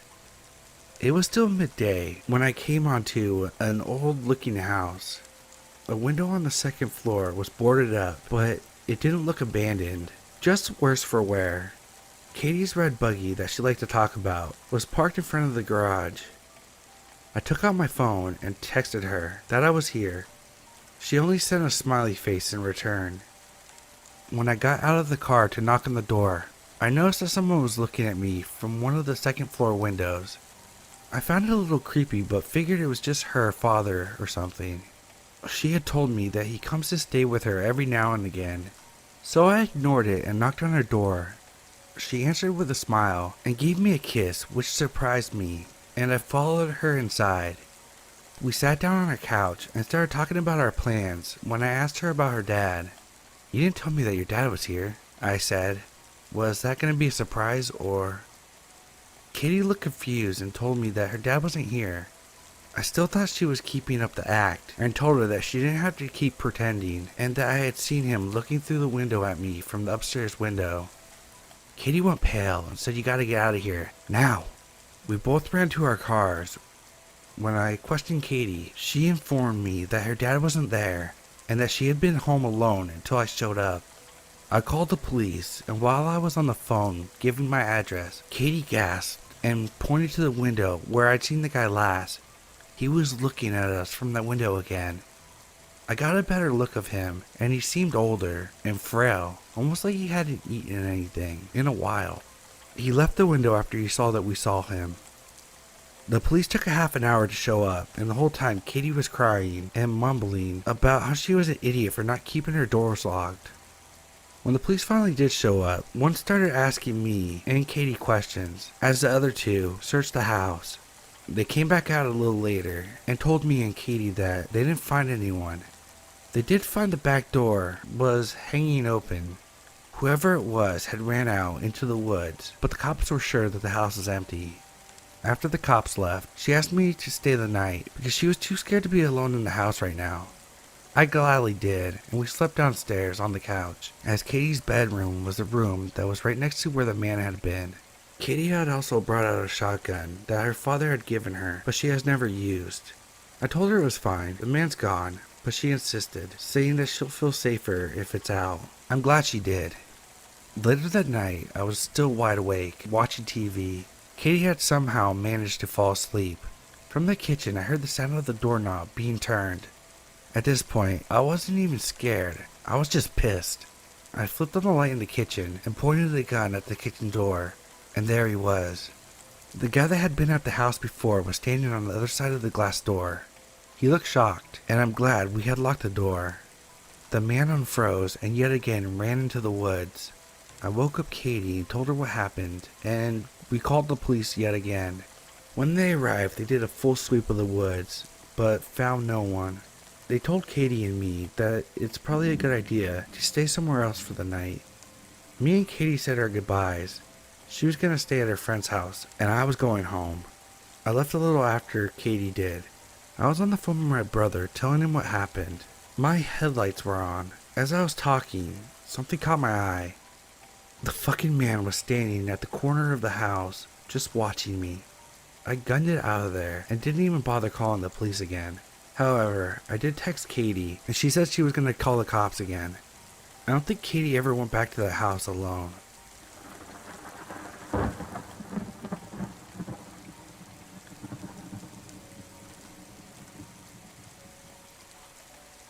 This happened about 6 years ago, and I'm from San Antonio, Texas. It was fiesta season, and me and my mom and sister were going downtown to drop my sister off because she was going to help my mom's friend with her food stand. As my mom and I started to walk away towards the street, we stood at the sidewalk waiting to cross. This man, who was probably in his mid-20s, came and stood next to us. No big deal, right? Well, when the sign said that we could walk across, this burgundy-colored truck, which I want to say is a 2000 model, came racing by. Well, most of you would just call him a jerk and move on. Well, this wasn't the case in this situation. It turns out that the man that was standing next to me and my mom, well, somehow his arm got caught in the driver's side window. The man started yelling over and over again for them to stop their car. He finally stopped the car, and it turned out the man who was standing next to us the whole time was an off-duty police officer. The man that was in the car was an old man, around his mid-70s at the time. The officer took away the old man's keys and told him to stay there for a second. The officer was being very calm and respectful, so me being 8 years old at the time, I didn't understand why the next part happened. The officer had my mom and I stay because we witnessed what happened from the beginning to the end, and if this went to court, they'll want more evidence of what went down. Well, When the officer walked away, I took a good look at the old man, and God, this guy looked like he had been beaten up by life. He had rotten teeth, leathery dark skin, and scruffy knotted hair. When I took a good look at him, I noticed he was reaching for something shiny in the passenger seat. Once he got a grip on it, I immediately knew what it was. It was a pistol, and I got scared and yelled, "Gun, gun! He has a gun!" The officer heard me scream and ran faster than I've ever seen anyone run and grabbed the man before he could pull the trigger and started yelling, "Drop the gun! Drop the gun right now!" My mom grabbed me by the arm and we ran off when another off-duty officer stopped us and asked what was wrong. My mom out of breath and me crying, realizing how close I was to death. We finally managed to yell some slurred words. "Man, car, gun, officer needs help." And that was enough for the officer to know what just happened and said, "Go run somewhere safe. If you see another officer, tell them to call for help. If you don't find one, call 911. He ran to help. When my mom and I started running again, I took one last look before my mom said not to look and turned my head away. But what I saw before my mom made me look away was traumatizing. I saw 2 officers pulling the man out of the car, and the second one trying to get the gun away. My mom and I finally found another officer, and I told him everything, mostly because I saw more than my mom could describe. The officer wrote down everything and started to head in the direction my mom told him, and we went home. That day has traumatized me for life, and I have been scared and haven't celebrated Fiesta ever since. Now I only watch the festival on TV. My mom still goes and doesn't remember everything that happened, like me. Last year was the first time in a long time to go to Fiesta, because I had to be there, because my friend's mom was going to get proposed to that day and that place. I was very paranoid to the point that people were asking if I was okay. Now I'm 14 years old and I'm starting high school this year, but every now and then I think back to that time where I could have been dead if it wasn't for that officer risking his own life to save a mother and an 8-year-old girl he didn't even know. So to the officer that saved me and my mom, I wish I had the chance to thank you, and I hope you're doing great. You've inspired me to work hard and take action when necessary. I want to be a doctor in the Navy so I can help people. And to that old man, I don't know who you are or where you are, but if I see you again, I want you to know I still remember what you look like. And if you recognize me, you better turn the other way, because while I may be 5'2", 14 years old, I'm a lot stronger now. And I can take down my 24-year-old brother, who can lift over 200 pounds. I won't hesitate beating you up for scaring me for life.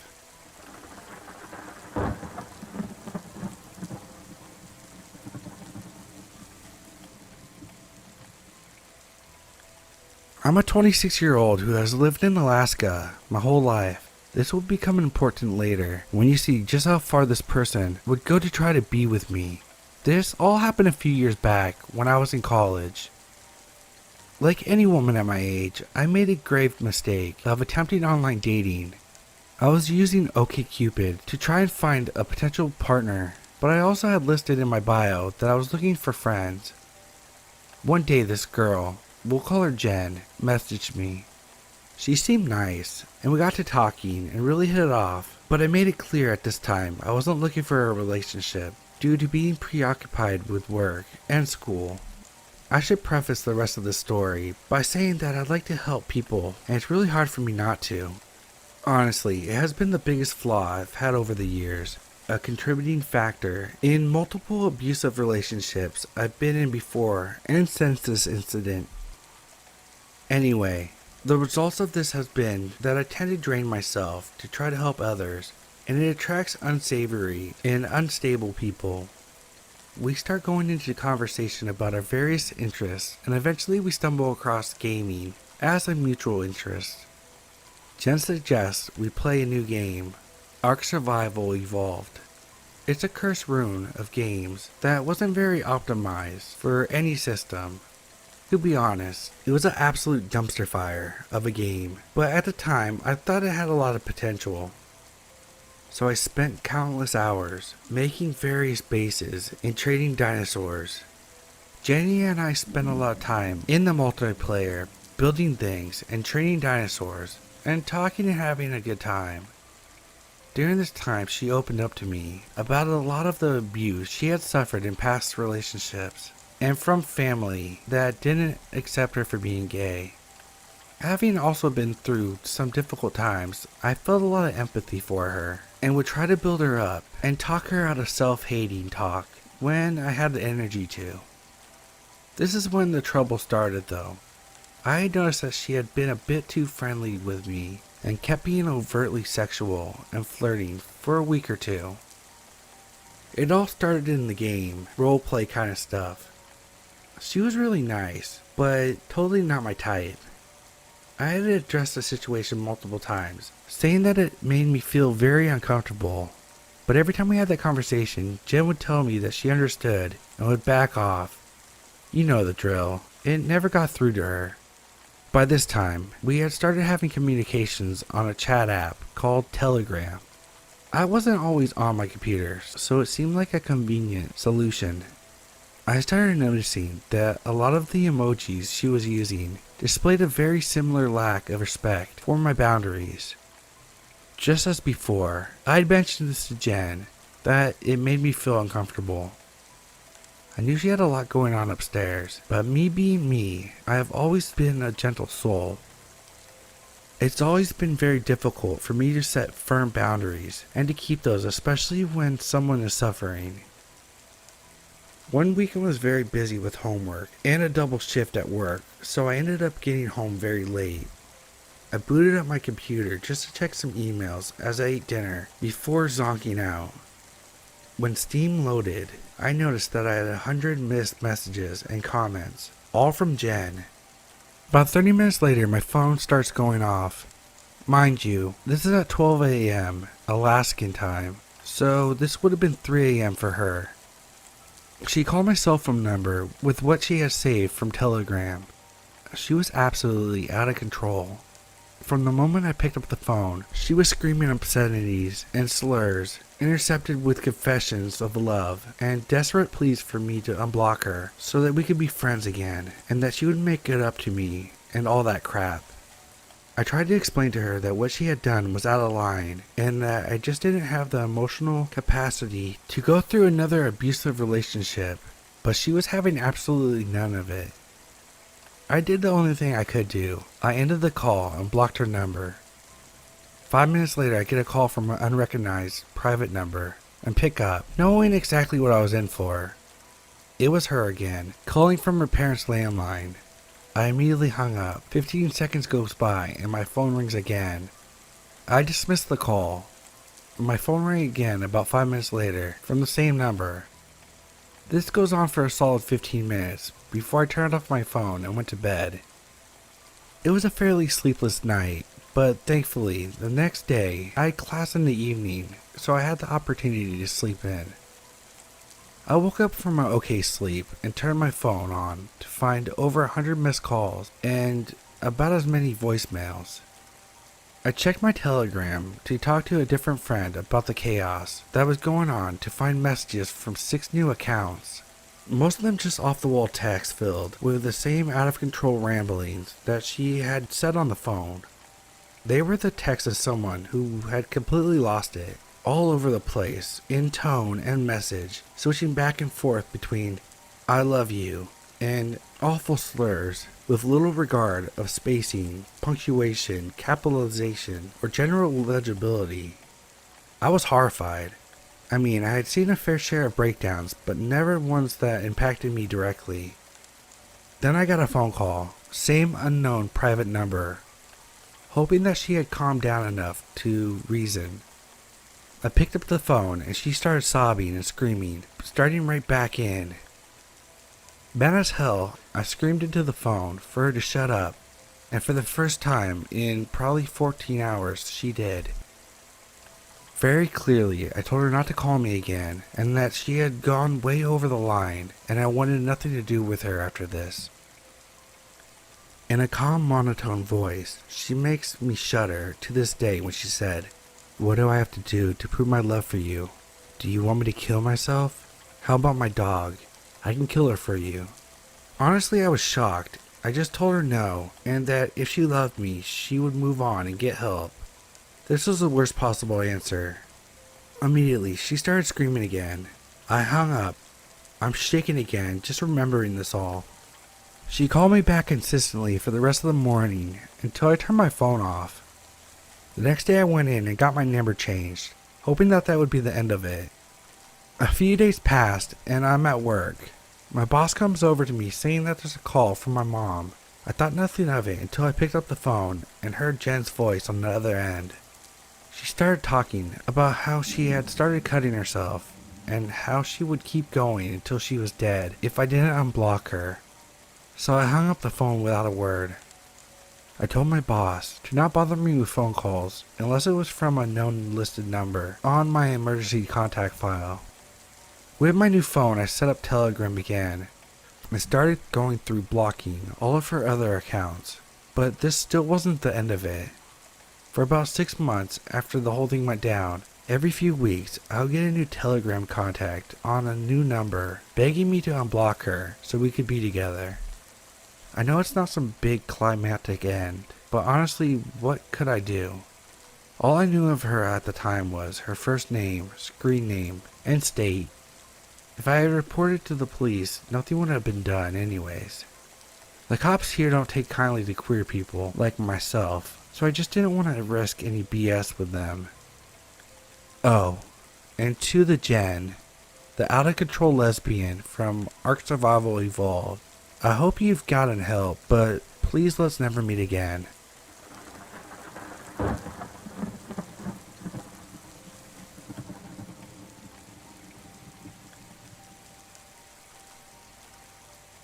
When I was 13, my family moved from a village to a city. The city had a fairly high homeless rate, so of course, there was a lot of people looking for somewhere to stay. So there's that old family friend who runs a leasing agent who lets me use some of the unoccupied houses as sort of a recording studio. I record music in my spare time, as long as I keep it clean, and clear out and make myself scarce for a while when there are viewings, and it works fine for me. So one of the houses on the outskirts of a city I was in for a while, about 2 years back, had a weird lock. Sometimes it would lock properly, and sometimes it wouldn't. So one night, around 8, I lock up and started cycling back home, which at this time took about 40 minutes. So I was home about 9:45. I started to play my PS4. About an hour later, I realized I forgot my wallet. So I cycled back, got my wallet, and decided to check the rooms, just because I hadn't locked the door properly. So I go upstairs and open one of the rooms. Lo and behold, there was a man, maybe in his mid-30s, laying on the bed, as if he owned the home. Both of us just looked at each other, startled. I guess we came to some sort of non-verbal agreement, and I showed him out. Creepy shit. So random homeless guy, I wouldn't mind meeting to hear your story. Just not at midnight in a house you're not supposed to be in.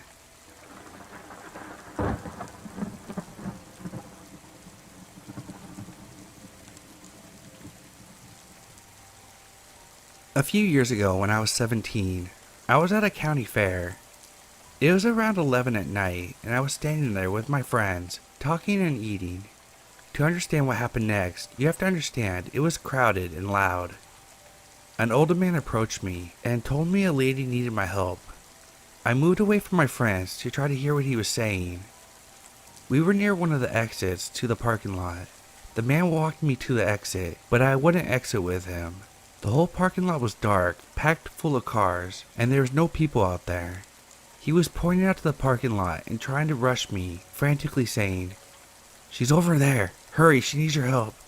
I kept asking, "Where? I don't see anyone." I couldn't even see far because all the large trucks and vans blocked the view of the whole lot. The man said, "She's behind that car," and started pulling my arm. I wouldn't let him pull me and said, "No, I can't see anyone." Then he pointed to the opposite direction of the parking lot and said, "Over there." I looked. The only person I could see off in the distance was someone pushing a big cart with trash bins on it. And I said, "That's someone who works here." Then I walked away from him really fast and went back into the fair. My friends asked me where the heck I went. They didn't even see me leave. When I told them, everyone was tripping out that I almost got kidnapped. It was embarrassing. I felt really stupid. It's so creepy to imagine what could have happened. I thought that was only something I had to worry about when I was little. I don't want to meet him again, and sometimes think about anyone else who has met him in similar situations, and it worries me.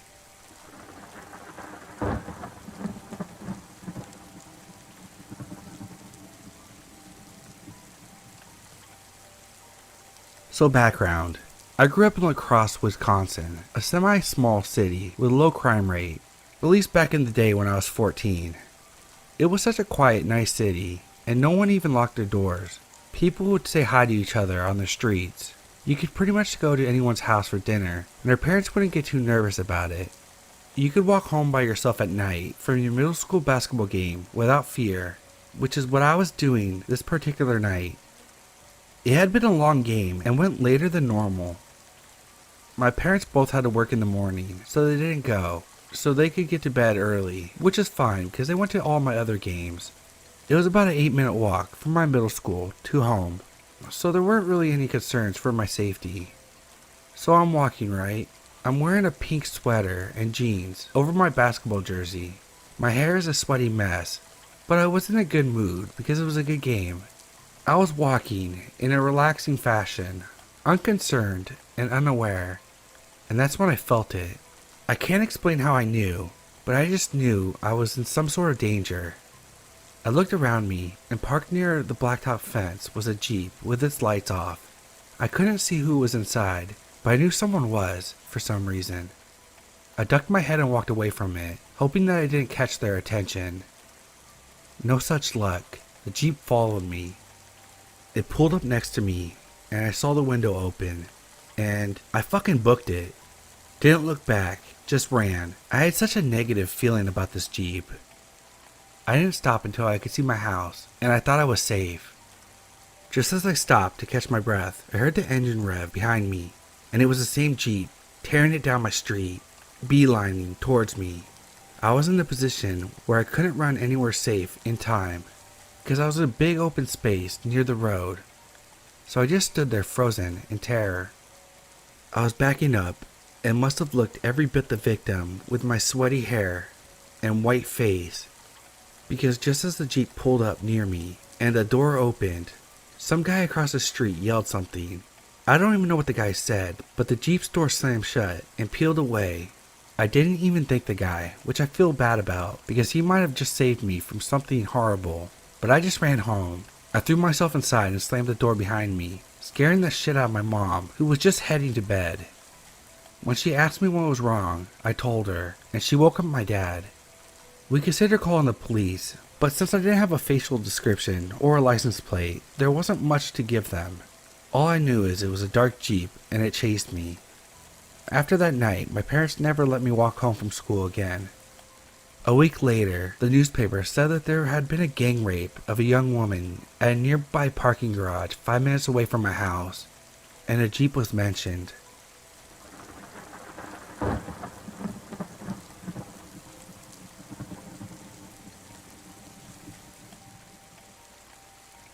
Let's call her Sam. All throughout high school, and even a bit afterwards, we were best friends. Even though we were best friends, I felt like I didn't really know her, if that makes sense. We were pretty wild teenagers, drinking, smoking, hanging out with older guys. Sam always dated super sketchy guys. When we were 16, Sam started dating a 27-year-old named John. Disgusting, I know. I had my fair share of dating guys way too old for me as well, so I didn't really see anything wrong with it at the time. Also, predators have a sketchy way of making you feel like there's nothing wrong with what they are doing. I had my fair share of trauma due to older men from that time in my life, but that's a story for another time. She didn't have a car at the time, so she would regularly ask me to drop her off at places to hang out and cover for her for mom contacting me, because this relationship obviously was hidden from her mom. Being a teenager, I was like, sure, whatever. She's my homegirl, and she would do the same thing for me. Plus, I met John several times before, and he seemed decent enough at the time. Please keep in mind, I was also a teenager at the time, and obviously now realize that he's a predator, and that it was wrong. He would give us alcohol and stuff, and would invite us over to party with him and his equally disgusting friends. Their relationship seemed fine at first, but turned toxic within a few months. I mean, duh. He was a grown man manipulating a little girl. He would constantly demand to track her phone location and control what she wore. He also cheated on her multiple times, but she always stayed. During the time that this happened, I stopped driving her to see him. One time, she called begging me to drive her over, and I said no. She went on to explain that he was drunk, and if I wouldn't, then he would pick her up, and if they got into a crash due to drunk driving, it would be my fault. So I ended up driving her to his house. I was furious with John at this point for hurting my best friend and had a rebellious teenager give no fucks attitude. So as soon as I walked into his house to drop Sam off, I started screaming at him for being a manipulative piece of shit. His response, and the dark, twisted yet emotionless look in his eyes, still gives me chills to this day. I could break your neck so easily. Thankfully, I was standing right by the front door, so I ran out to my car immediately and sped off. The next couple of years were kind of fuzzy. Also, I asked Sam to stop talking to me about John because I was sick of hearing about him. Basically, they were constantly breaking up and getting back together. Sam dated a string of other guys, but would always cheat on them with John. When we were 18, this is when things started getting progressively weirder, and I started to distance myself from Sam because of it. Long story short, Sam had a new boyfriend who she seemed crazy about, and I was relieved because she finally seemed over John. Then, she heard through the grapevine that John was engaged, and she became irate. We were hanging out when she heard the news, and she was like, I just have to go home and process this. She immediately left, and I was like, whatever, I'll give her space. She calls me a few hours later, and is talking super fast and laughing a lot. I was like, you good? She was like, yeah. I just broke into John's apartment and smashed all of his shit. I know I have this new guy I'm dating, but I've been hooking up with John still. Don't hate me, and I'm sorry I didn't tell you. But anyway, I feel great. I broke his TV and cut up his sheets. Too bad John and his fiancée weren't home. I'd never seen her act like this before, and I was so alarmed. What would she have done if they were home? The break-in was never reported to the police because she told John it was her, and if he went to the police, John's fiancée would have likely found out that he was cheating on her with Sam. Now at this point, a smart person would have completely cut her off, but I didn't. I stopped hanging out with her as much, and we naturally grew a bit distant because I had moved across the country for college. But we would text and FaceTime every couple weeks. So at this point, you're probably thinking, okay, so what about the murder? Hang tight, we're almost there. In 2018, John's fiancée was found dead. The police immediately ruled it a suicide because there was a note, and the gun was found in her hand. All of her friends and family insist that she would never do that. I know this because I have a few mutual friends with his fiancée, and it was understandably that that's all they would talk about. She was known to everyone as being extremely positive and cheerful. They pressured the cops to investigate more, and lo and behold, 1 year later, John was found guilty of murdering her. He's currently in prison, and it chills me to the bone knowing that I was in his house on multiple occasions and used to frequently hang out with him. So now moving on to why I think my friend may have had something to do with it. Last year, she was visiting my city and asked to meet up for dinner. I was like, sure, why not? We're gonna meet in public, and I do miss her, and it would be nice to catch up. While we were at dinner, she had her phone on the table, and I saw a call from the name Jail ringing on her phone. She quickly excused herself to take the call and was gone for a couple minutes. When she got back, I was like, what the fuck? She explained that she visits John in prison regularly, and they talk on the phone almost every day. I was like, why? He was found guilty of murder. Why would you want anything to do with him? She looked me dead in the eyes with a look of pure evil and malice and said, I'm the only one who knows what actually happened. No one else knows the truth. I quickly changed the subject, finished my dinner real quickly, and made an excuse to leave. I was terrified at this point and had no idea what she was capable of. I hightailed it back to my apartment and blocked her on everything and haven't spoken to her since. I know this isn't solid proof that she was involved, but her past behavior, the break-in, coupled with the chilling comment and the fact that she regularly visited a convicted murderer in prison, leads me to believe that she has something to do with it. At the very least, she knows more than she's admitting. Sam, let's never fucking meet again.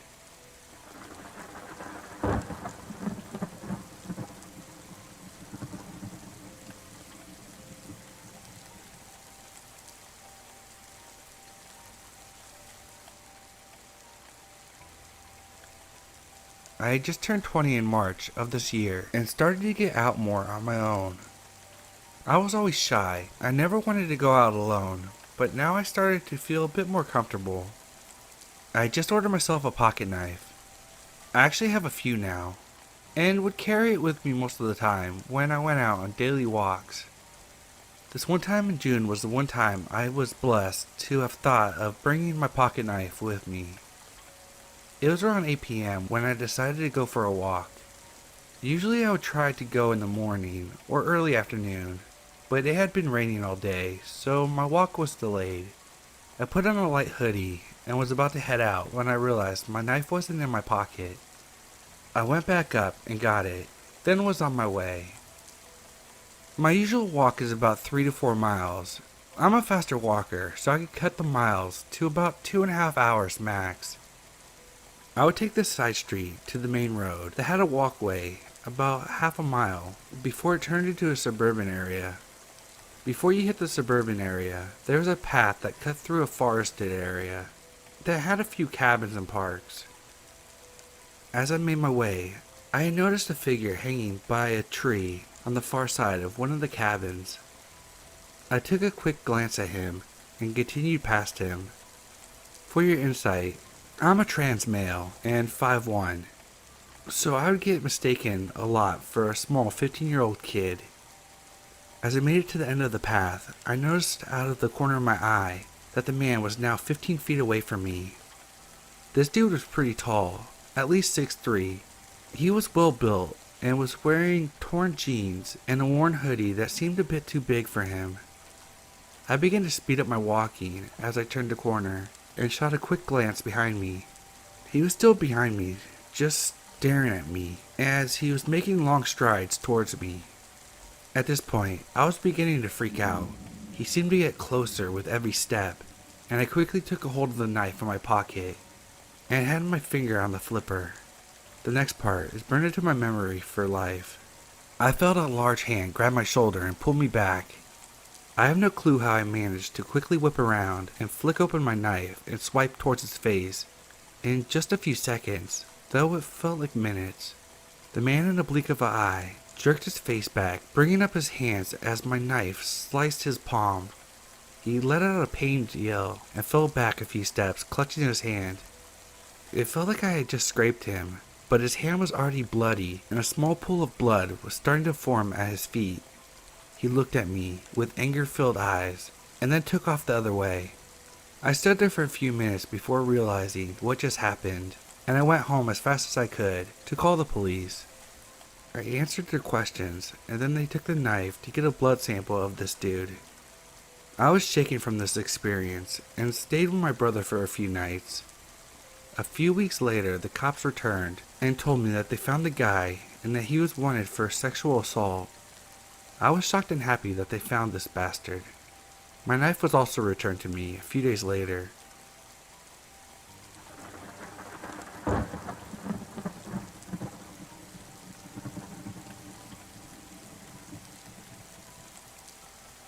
After high school many years ago, I was in a bad place.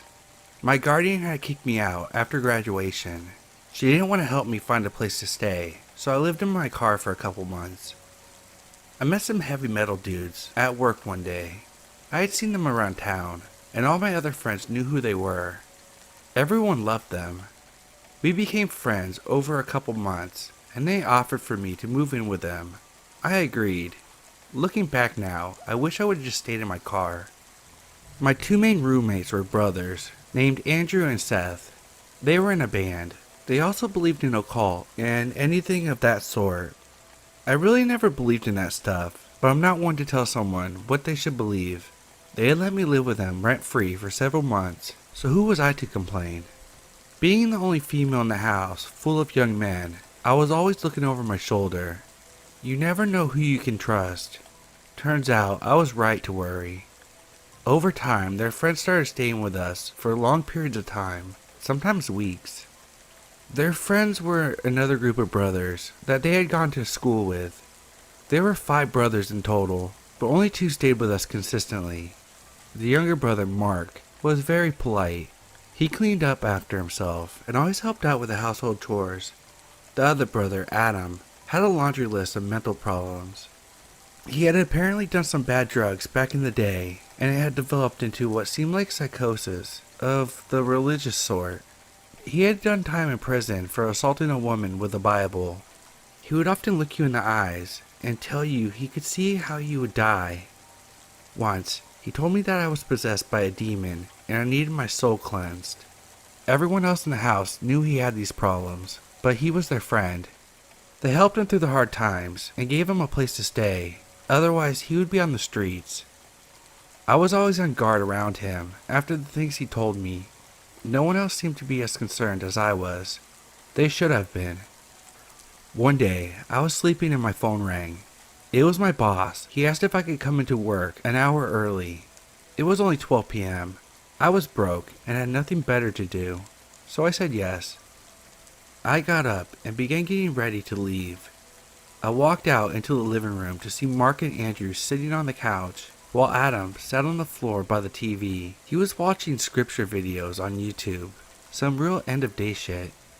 That was fairly common, so I went about my business. I said goodbye and left for work. My work shift was almost complete when the phone rang. My boss answered and handed the phone to me and said, "For you." I was the cashier, so I assumed it was a friend that couldn't reach me on my phone. I answered the phone and heard a man's voice that I didn't recognize. Hi, this is Detective Williams. Something happened at your apartment today, and we need you to come to the station to talk about it. I left work immediately. I assumed one of the brothers had been arrested for dealing drugs or something. I was very wrong. I got to the station and was buzzed in. An officer escorted me to a small, cold room with a camera. He gave me a bottle of water and left me by myself for 30 minutes. My mind was racing, thinking about what could have happened. He came back in and informed me that Adam had stabbed and killed Andrew at around 1 p.m. I was shocked. I had just left the house an hour before that happened, and everything seemed fine. I asked if there had been a fight. The detective informed me that there hadn't been a fight, and it seemed to have happened out of nowhere. I gave my statement to the police and left with nowhere to go, still shocked and confused out of my mind. Our apartment was a crime scene, so I went to another friend's house to watch the news report, since police wouldn't give me any information on the case. Over the next couple of days, information began to be released. Adam hadn't just stabbed Andrew once, not twice, but he had stabbed him over and over again and nearly decapitated him. After the murder, he had ran down the road, still holding the murder weapon.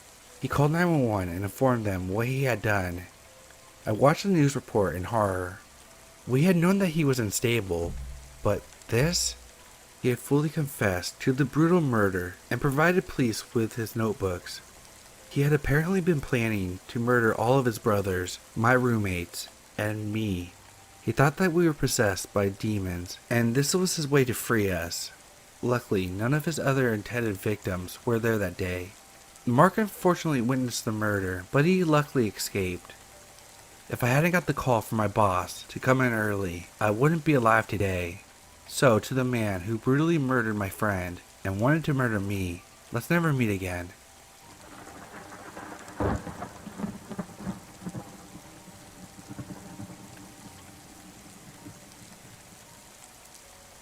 I was 14 years old when I had to live with my grandparents.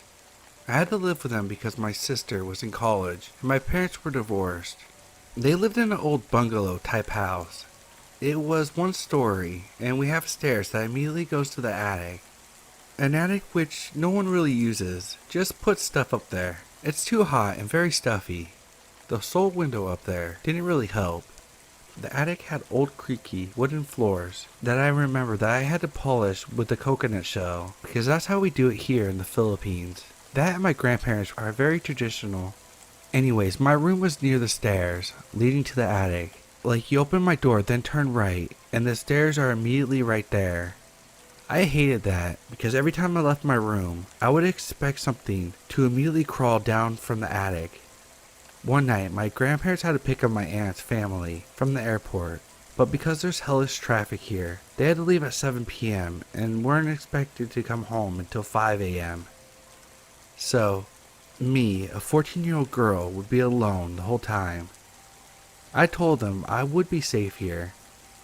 We live in a gated community with tons of guard dogs. Everything will be okay, or so I thought. Before they left, we had already had dinner, so I was stuck cleaning all the dishes. As I was doing that, I could hear a bunch of neighboring dogs barking a lot. I didn't really think much of it because the dogs did that from time to time.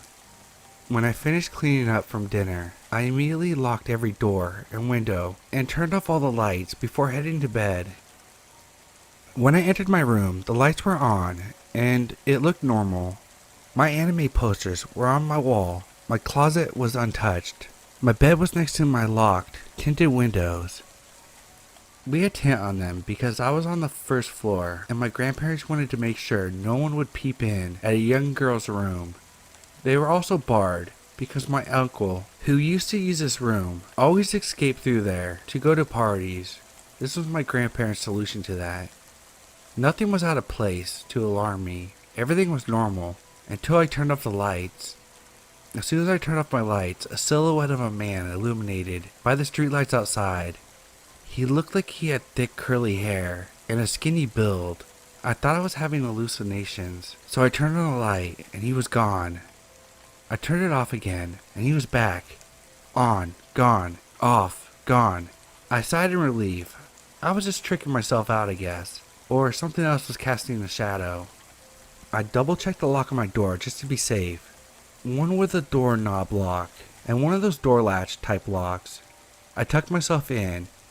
It was hard to fall asleep when a lot of dogs were barking outside. They weren't our dogs, it was the neighbors. But as I was finally falling asleep, I heard something from above me moving. Something in the attic. I pushed down the thought.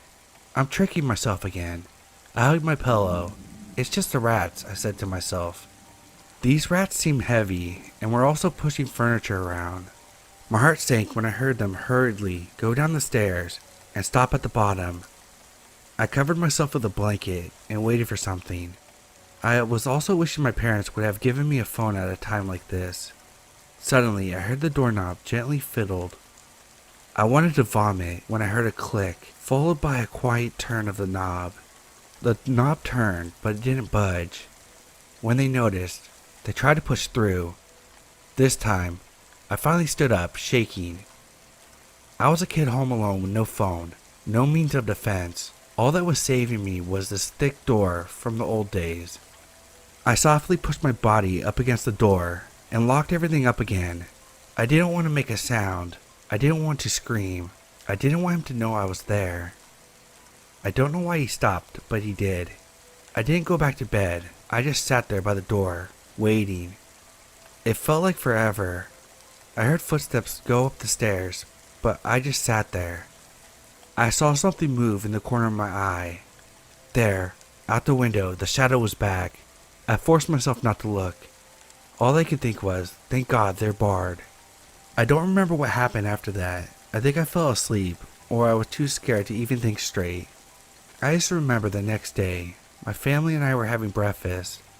I casually brought it up to my grandfather. I think I heard footsteps in the attic last night. My grandmother scoffed. It's probably rats. I've never brought it up again. I don't want to worry them. But I do know this. Our dogs were caged up near the gate and were far away from my room, so they wouldn't have seen anything. The only dogs who were near my room were the neighbors. Also, there was nothing outside my window that could cast a shadow that looked like a man. Lastly, the attic window was open.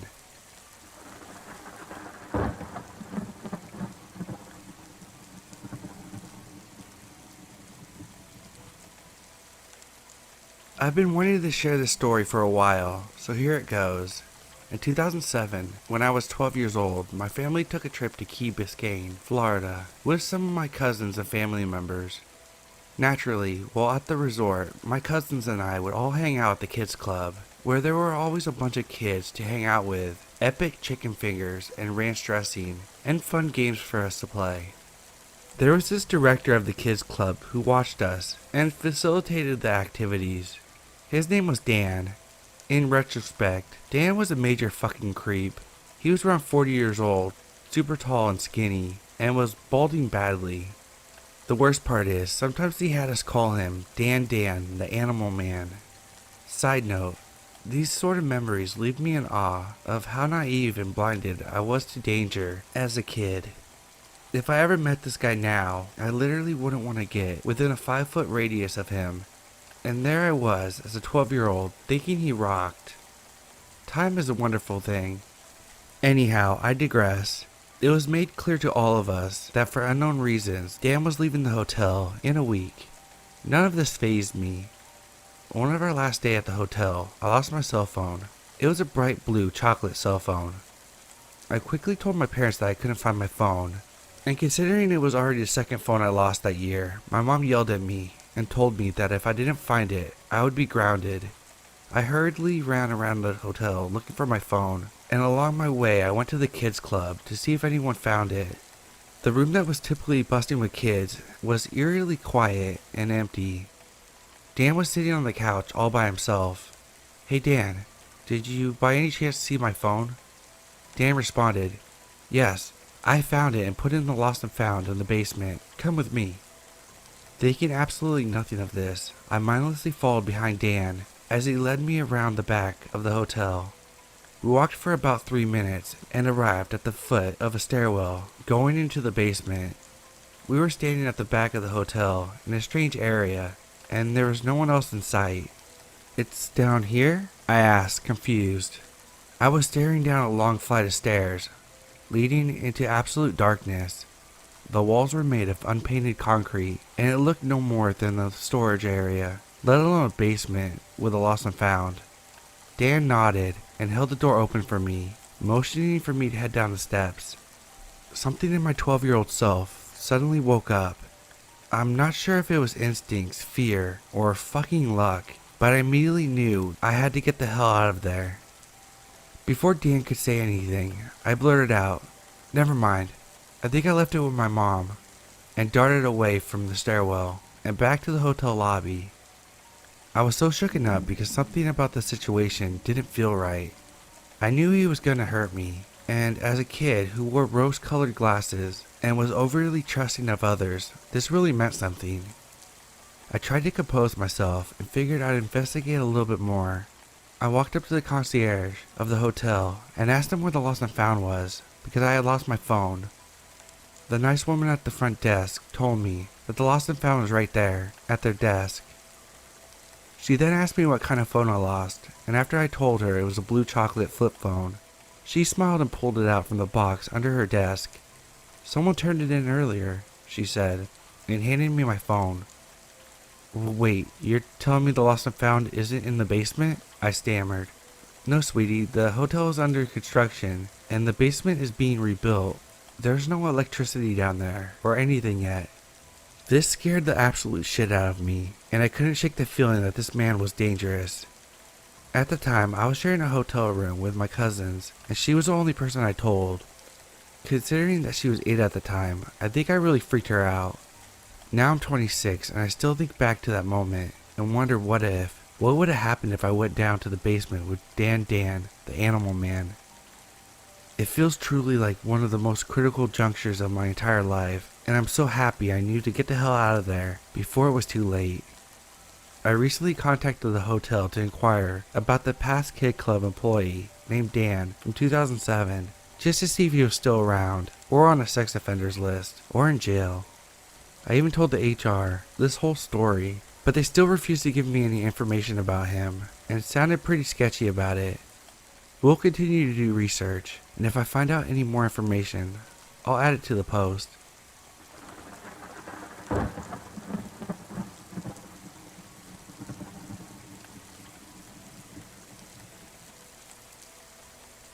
My husband and I were at the supermarket, and our baby was being especially fussy, so we took her out for a quick drive. The motion usually calms her down.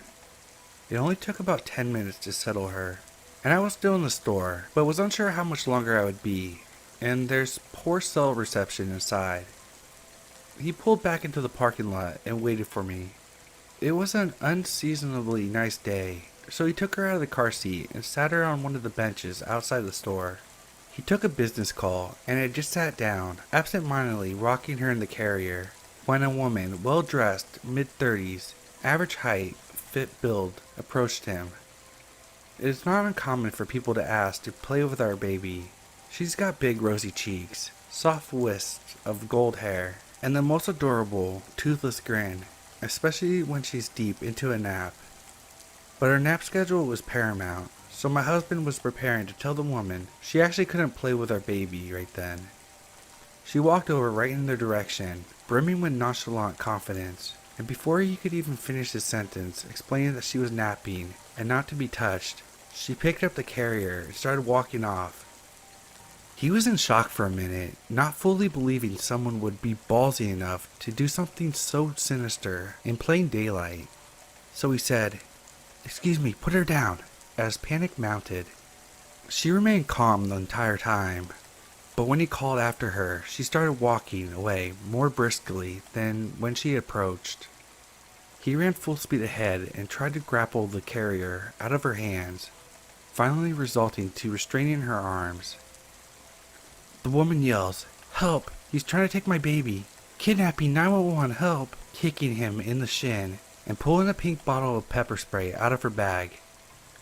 Of course, no one in the parking lot was clocking their earlier interaction and assumed that he was really a kidnapper. A lone man in a Deadpool t-shirt versus a teeny well-dressed woman. Immediately, a man knocked my husband to the ground and was holding him down. He could hear bystanders encouraging the woman to file a police report, but she was doing a very convincing job of acting shooken up and insisted that she just wanted to get home. To make matters worse for my husband, she was driving a minivan. He was in a raw state of panic, realizing the entire parking lot had banded together to inadvertently facilitate the kidnapping of our daughter. He was begging and pleading with them, but no one was listening. They just kept screaming at him that the jig was up and he needed to lie still and wait for a police and stop terrorizing a young mother. My husband finally had the novel idea to show them family pictures on his phone, but too panicked to think clearly, this manifested as him shouting, "I have pictures of that baby on my phone," which of course everyone interpreted as him having stalking photos, or worse, pornographic images of the baby. It was at this point that a man, I can't entirely blame this man considering what he thought was going on, hit my husband as hard as he could in the ribs. It was at this point I was coming out of the store, and I thought he was being robbed by these people. I was yelling for security, so panicked my chest constricted and I could barely get any sound out. It was only then I realized that he didn't have our baby with him. When I saw she was being held by a woman, I was relieved. I thought maybe the woman had intervened to move our daughter out of harm's way while my husband was being robbed, and was walking away to get help. I couldn't find a security guard outside the store, so I ran up to people holding my husband down, waving my wallet, pleading, "Take everything you want, just let him up and leave us alone." One of the men holding him down said something like, "Lady, we need to wait for the police to deal with him." I was so confused. Why would muggers have called the police? I just kept stammering, What do you mean? What are you talking about?" And made out someone saying, "He tried to abduct this woman's kid." I didn't understand, and was sure I misheard him. My husband would never hurt a child, and we have 4 kids. If he wanted to commit a crime, bringing home another kid would have been at the bottom of his list. I kept trying to understand what the man was saying, and suddenly, it all clicked. I looked around for the woman who had the baby carrier, and she was halfway across the parking lot. I went into total ballistic tiger cub mode, and literally leapt out on my heels. I sprinted across the parking lot. I'm not a UFC fighter, and I've never even taken a self-defense class, so all I could do was think to grab this woman by the hair and squeeze her throat with my other hand, which didn't do much. She was getting away even as I grappled with her. Amazingly, none of the bystanders had yet connected that my husband was telling the truth, and that this woman was fleeing with my baby. I yanked her as hard as I could, and that was enough to make her drop the carrier. So I screamed. I was so scared and surprised that I actually threw myself on top of the carrier, covering the entire thing like a blanket. I stayed that way without saying or doing anything else. The woman left. Not one person tried to stop her, even though she was clearly leaving without the child that she claimed was hers, which would be pretty damn incriminating if I watched the scene unfold. Within the next couple minutes, police had arrived. After all that, there were still several bystanders who explained it as my husband trying to kidnap a baby. The police, to my horror, assumed that she must not have had bad intentions. The first questions they asked me after getting the description of her weren't investigative. They were more questions thinly veiled, trying to convince me not to pursue charges, still placing the blame on my husband. A small sampling. Do your husband and the baby look dissimilar? Is there a chance she thought he was abducting the baby and was trying to intervene?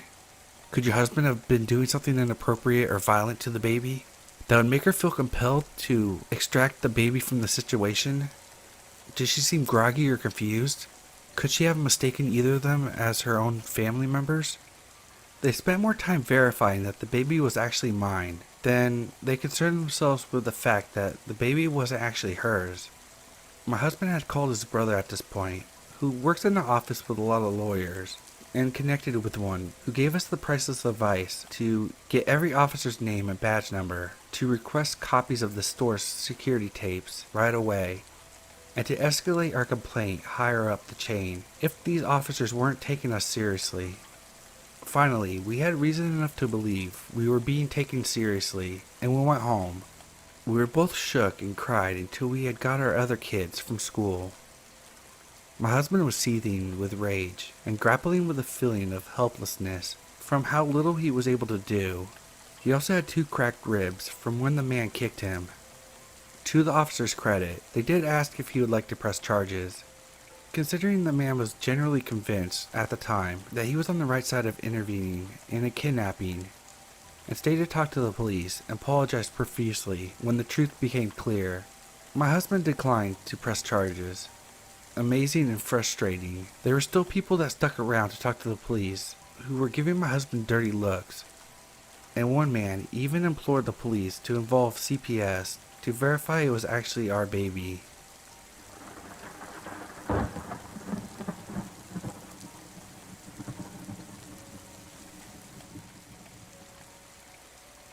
Alright, so this happened to me last night. I want to share it with you because it's pretty creepy. For some context, I've been working at a bank for about 7 years, and I've always enjoyed the steady income that it has given me. 2 months ago, I was laid off from my job, and having no other form of income, I began to feel very stressed. One night later, as I put my kids to bed, my heart began to race uncontrollably. I thought I was having a heart attack, but as I began to calm down, I realized that I was just experiencing an anxiety attack. I never knew what an anxiety attack was before I experienced it, so it really scared the hell out of me. The next day I decided to go to the doctor to see what I could do to prevent it from happening again. He told me the best things to cope with my anxiety is to walk as often as I can. Walking releases endorphins, which results in happier moods.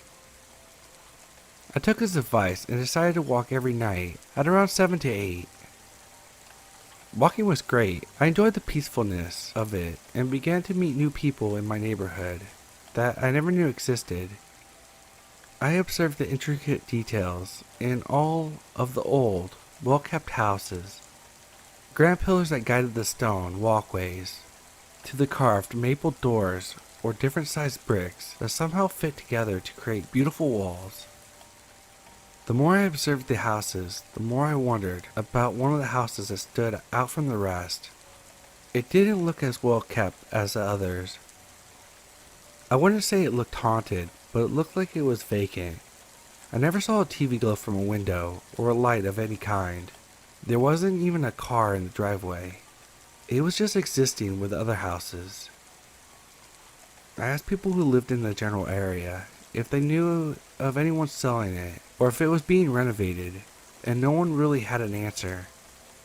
Last night, as I walked down a sidewalk, I came to the typical street corner that I pass every night when I walk. The corner has an old stone bench, and it faces a vacant house. As I walked, I saw an older woman sitting down on the bench facing the house. When I walked closer to the woman, I noticed the strange attire she was wearing. It was like what you would wear to a funeral. She had on an all-black dress, with a black hat, and a black veil covering her face. To make the situation less unnerving, I said hello to her, and in the quietest, raspiest tone, she said, "Hello." It sounded like she smoked a lot. Now you're probably wondering why this bothered me so much. Although her demeanor was quite unsettling, the most unsettling thing about her was that after she said hello to me, she crossed the street and walked inside the house that I thought was vacant. It was like she was waiting for me on that night just to show me that the vacant house isn't vacant.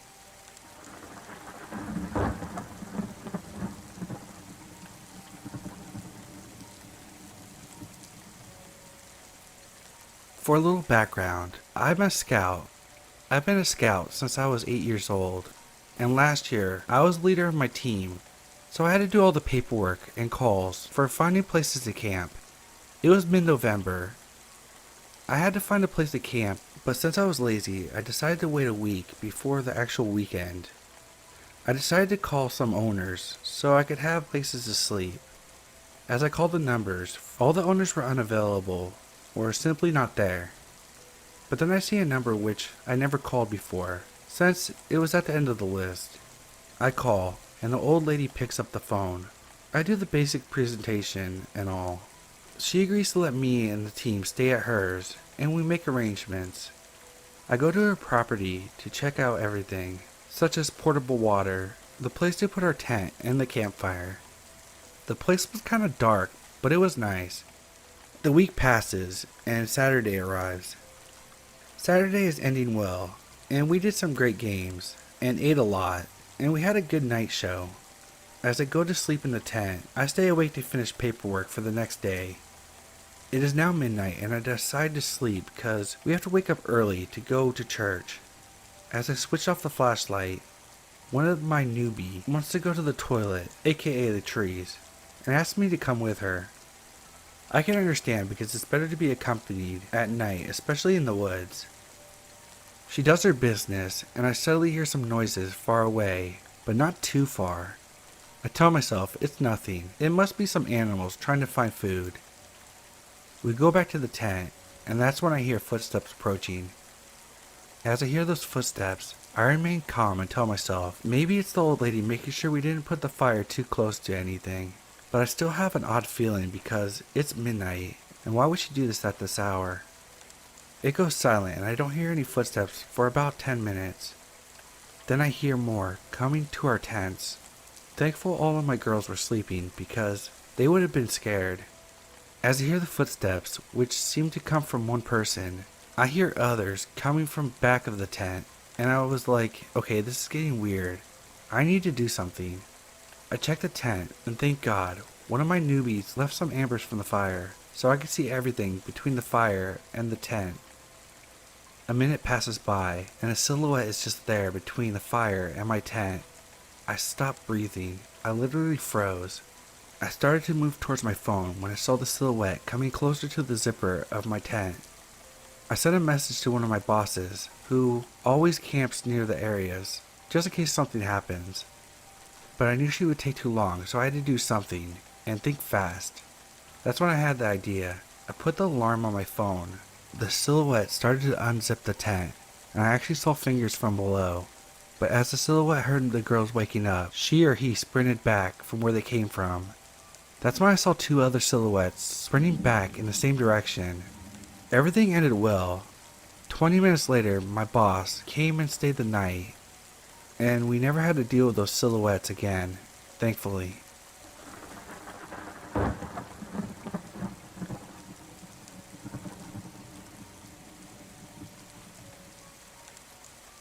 Hello, my name is Trent.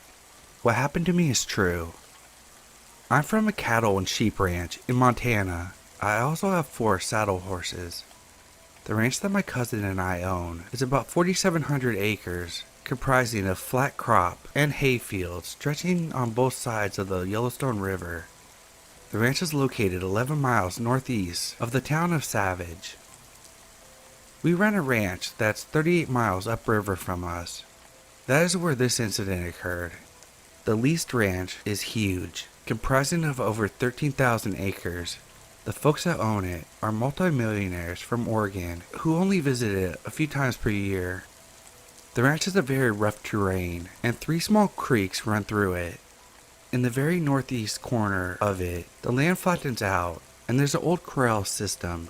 There is also a long vacant house nearby in a draw. We had leased the ranch since the mid-2000s and had no trouble until about 5 years ago. It was normal to lose a few cows in the Yellowstone breaks, but we have lost 130 since 2016. Around half of the cattle we were able to locate. The animals that we found were pretty eaten up by coyotes, but a few that we found were not. These carcasses looked a lot like the other cattle mutilations, with the skin around their eyes, the ears, and udder completely missing. It was highly unusual to lose this many cattle, as they were at home throughout the winter, and there are no predators in eastern Montana that could kill a full-grown cow. All of the cattle that were missing were cows, and always between the ages of 3 and 5 years old. This event took place at the end of June last year. We had just trucked the cattle to the ranch 2 weeks prior, and I was checking on them that day. Usually my cousin or his son rode with me, but they were moving the irrigation pivot that day, so I was alone. I parked my pickup next to the corrals and unloaded my horse. This was about 9:30 a.m. My horse's name was Ace. He was a very large horse that weighed a whole ton and stood 19 hands tall. Ace was not very quick or fast. He had great endurance, and you could ride him all day through the roughest country, and he would not tire. It was a pretty usual day until about 1 p.m. when I saw something that didn't belong. About a mile away I could see an animal bounding up a hill. My initial reaction was a deer because it was as big as one, but had proportions more like a mountain lion. I tried to ride closer to whatever it was, but I couldn't find it. It was odd but not that crazy, so I just put it in the back of my head. The day continued normally until I returned to pick up my trailer. As I went to load Ace, I noticed that the rear axle of my trailer had just come apart. Keep in mind that I had not used it earlier that morning, so there was no reason for that to happen. It was getting pretty late, around 8 p.m., and it took about an hour to get back to the house, so I decided to leave Ace in the trailer there and take the pickup home. The corral fence was alright, but the gate latch had rusted shut to where you could not close it. I had a roll of barbed wire in my pickup, so I used it to secure the gate after I put Ace into it. As I drove home, I noticed a few large lights in the complete opposite direction from the corrals. They resembled combine lights, even though they were further apart and brighter. Also, there would be no reason for a combine to be up there. I arrived home at 10:30 without having any trouble. The next morning, my cousin, his son, and I rode up together to fix the axle and get Ace back. When we finally got to the corrals, we saw Ace wasn't there. The wire holding the gate shut had not been meddled with, so there was no logical way he could have escaped. The corral had not been used in decades, so there was grass growing inside. But that day, all the grass was turned up, and you could see where Ace had ran for a while. This was quite unusual, as Ace was always calm and quiet. We looked for him the whole day but could not find him, but we were severely limited because we were on foot. The next day, me and my cousin's son returned with a fixed trailer and 2 horses to continue the search for Ace. I also brought my dog Daisy. We split up to cover more ground, and every 2 hours we would meet up. Around 3 in the afternoon, while I was riding around the rim of the steep wooded draw, Daisy suddenly scurried down into the draw. I tied the horse I was riding, Penny, to an old cinder tree and followed Daisy down. The sides of the draw were incredibly steep, and I was struggling to make it down there on foot. For a horse as big as Ace, it would be completely impossible. As I got to the bottom, I could smell something dead, and I immediately knew it was Ace. He had not been touched by predators, but was heavily mutilated. He had the same mutilation as the cattle, with the skin around its eyes being gone, as well as the skin around the lips. However, his back legs were completely free of flesh and was just bone. His ribcage was also opened up, with all of his organs being gone. As I looked around, I could see skeletons of at least 3 cows, and it was obvious that this was some type of dumping ground for whatever did this. I was completely dumbfounded on what had happened. There was no way Ace could have gotten here by himself, so he must have been carefully placed there. I also like to mention that where he was found was a whole 2 miles away from the corrals. Nothing was adding up, and besides, I had just lost my favorite horse. I sadly returned to the spot where me and my cousin's son were going to meet up, and we both rode back to the pickup. After talking to my cousin, we decided not to renew our lease. Our current lease will expire in 2022. My cousin's son spends a lot of time on the internet and thought it sounded very similar to what happened at the Skinwalker Ranch in Utah. For the past month, I've been studying what happened, but have been unable to come up with a definitive answer.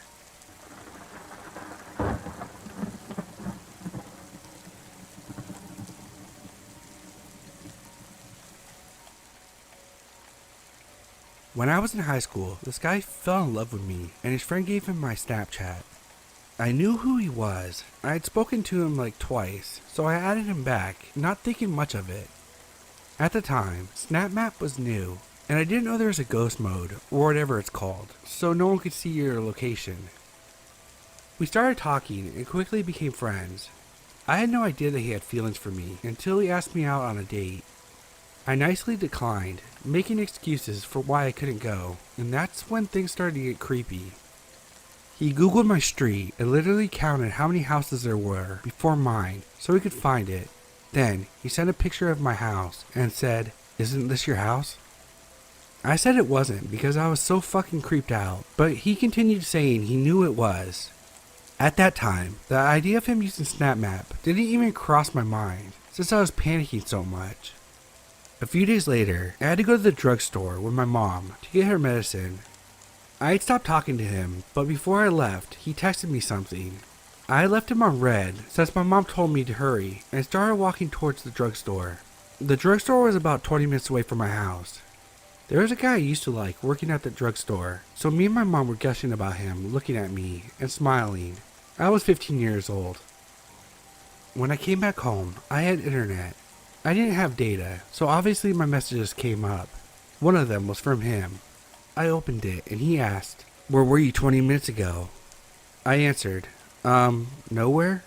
He said, "You were at the pharmacy. The worker is cute, isn't he? You have a crush on him." I was so scared and finally realized it was because Snap Maps, so I deactivated it. That was the start of him abusing, stalking, and sexually assaulting me for the next year. Regardless, now that I think about it and understand Snap Maps a lot more, if you don't have data, your position doesn't update. So how did he know where I was? And how did he know I had a crush on that worker? It still creeps me out to this day, but I'd like to believe it's just a coincidence.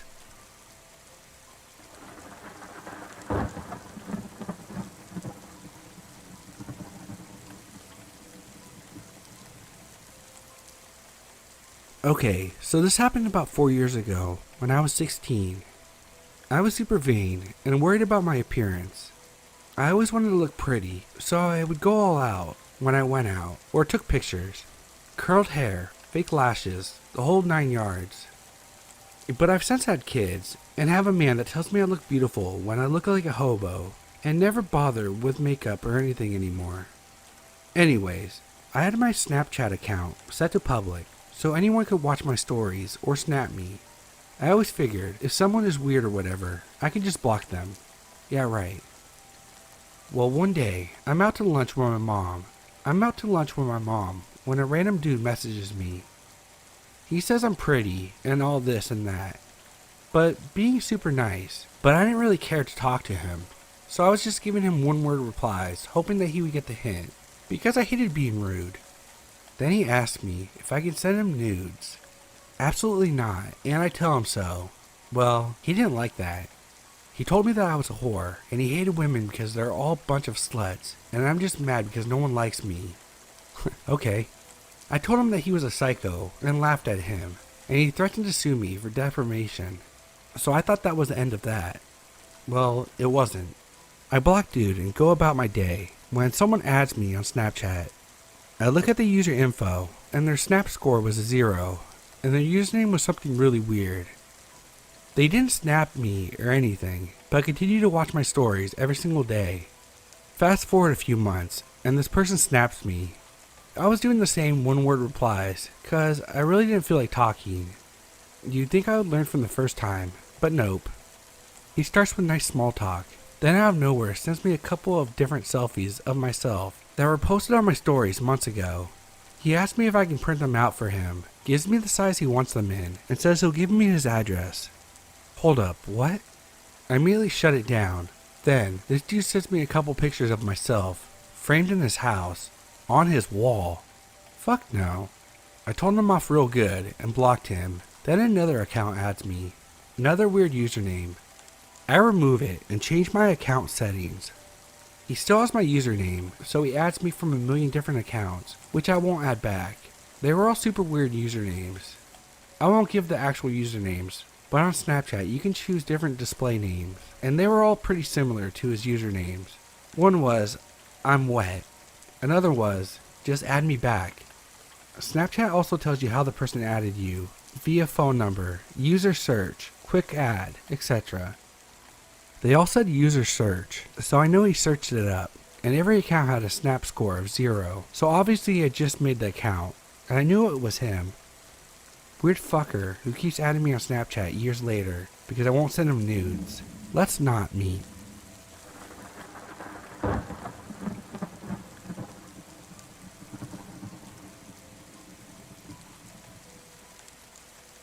This happened in Arizona about 7 years ago while on our biannual fishing trip to the Black River out in the Fort Apache Indian Reservation. Each year we would take a little dirt road, only accessible via 4x4 vehicles, all the way until it ended. The only people we ever saw out there were cattle ranchers that never really went past the tree line, which was about a half-hour drive from where we camped. Needless to say, we were always way out in the boonies. There was one way in and one way out, and we camped at the very end of the road. This trip in specific was our 5th year going out to the same spot. Twice a year, and this would be about our 11th week-long trip at that spot. Never saw another soul outside of our party of 5 all 10 other times. We get up super early, sometimes a little bit before the sun. We get everything ready to fish all day, wanting to get as much fishing in as possible before it got dark. This experience happened on the 3rd day of 8. We were up eating some breakfast, instant oatmeal packets, and protein bars for those who care, and we were getting our gear ready for the day. This was when the sun wasn't quite up yet. We still had lanterns and headlamps on to see. With all of us right there, we hear footsteps coming from the road. We all look up and see 2 middle-aged Native American men walking down the road. No gear with them, both looking straight forward, not even acknowledging our existence. They walked straight past us up a trail along the river. We were spooked because we'd never seen anyone there in the many times we had been. We figured that they may have been camping up a bit further down the road. We went down the same path a bit later, and about an hour in, we hear rustling from the other side of the river. Then we see a fawn burst out of the trees and start running downstream. A few seconds later, 2 very mangly coyotes come sprinting out of the same spot, chasing the deer. They eventually cross back into the woods and disappear from view. Over the next 5 days, we never saw those 2 guys again. If they had gear, I wouldn't be suspicious of this. However, to avoid us on the way back, they would have had to go extremely out of their way to get back to the road, and it wouldn't be feasible. On top of that, the coyotes did chase the fawn back downstream where the road was.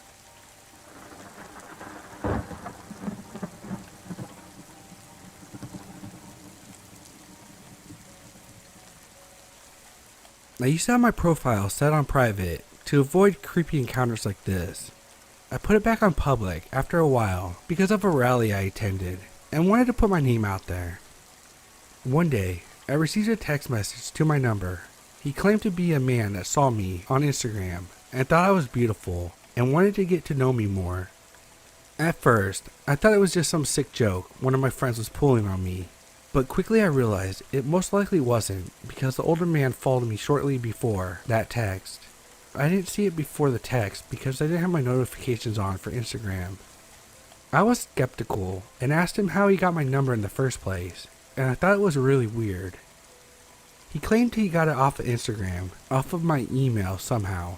But I checked my email, and my signature didn't have my contact information. But that wasn't the only flaw in his claim. I didn't have any of my personal information displayed on my Instagram, in no way, shape, or form. He proceeds to keep texting me, introducing himself really specifically as if we were texting on a dating app, saying he was a woman's doctor or whatnot. As creeped out as I was, I didn't want to be rude and tick him off. So I politely asked him to not contact me because I wasn't interested in being friends or getting to know a man in his 50s that gave me a flimsy idea of how he got my contact information. The conversation went on with him carrying a lot of it and me repeatedly declining his weird and extremely creepy offer. He continued to glorify my ethnicity, culture, and looks, attempting to try to connect with me on some way or another. Eventually, I got really tired of it and started to tell him that I would call the cops and report his number if he didn't stop texting me. He passive-aggressively threatened me, telling me, "You're gonna regret that," bouncing back and forth between that and being passive, saying, "I'm just trying to get to know you better. Please give me a chance. I get lonely. I may be old by age, but everyone says I have the heart of a 19-year-old. I eventually stopped answering, and at this point had already gotten some advice from my friends to block the guy on everything. I hope he was only bluffing in his aggressive threats and that he was just a desperate old man. From then on, I usually take an extra look around me before entering my car, going out, being more careful on social media and whatnot.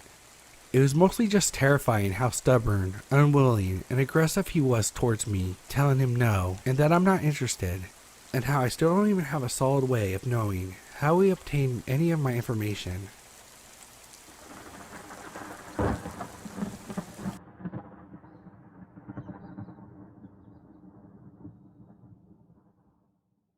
This happened about 6 years ago. I was single and on Bumble. I met Zach, and after talking a bit, agreed to meet. We went to dinner and got on well. He had brought flowers and arranged for the waiters to put them at the table, which I thought was unexpected but nice. He had been to a good school, had a good job, and was polite and funny. He basically checked every box on paper. He told me stories about his friends and family. All seemed totally normal. We went out for drinks after dinner and went home. The next morning I get a text from him. "I had a great time. Let's do it again." Although there was nothing wrong with him, I just didn't feel a spark, so I said, "Thank you so much for the great night," and explained it wasn't really what I was looking for, but I had a nice time meeting him. I expected that to be it, or for him to say no worries, but I got another text. What was wrong? Least you can do is give me another chance. He offered drinks nearby. I didn't answer. That's where things took a turn. Zach started sending me extremely long messages. "How dare you do this? We had something really special. I've talked to all my friends, and they said it sounded like it was something special too." He would get angry. "You're selfish and heartless. How can you hurt me like this? The least you can do is answer me," and would then apologize. "I'm so sorry. I'm a good guy. I just feel so strongly about this because I never felt this way before, and I know that this is true love. I need to know why you don't see it too. Please tell me what went wrong. Let me give you the chance to see what I could see." It went on and on. Essay-length messages about how he felt about me and what we could be together. This continued all day every day for about a week. 20 plus long messages a day, and he would constantly call me. By the weekend, I was getting calls almost every 10 minutes. My doorbell had also started ringing constantly. When I would check the door camera, whoever it was crouching down so I couldn't see them. That day, I blocked his number. I didn't get any more surprise visits and moved shortly after. In the following years, I met someone and we had a son together. Life went on. In the last week, I checked my LinkedIn and Instagram. I had 2 new requests, both from Zach. Although you seemingly still want to, Zach, let's not meet again.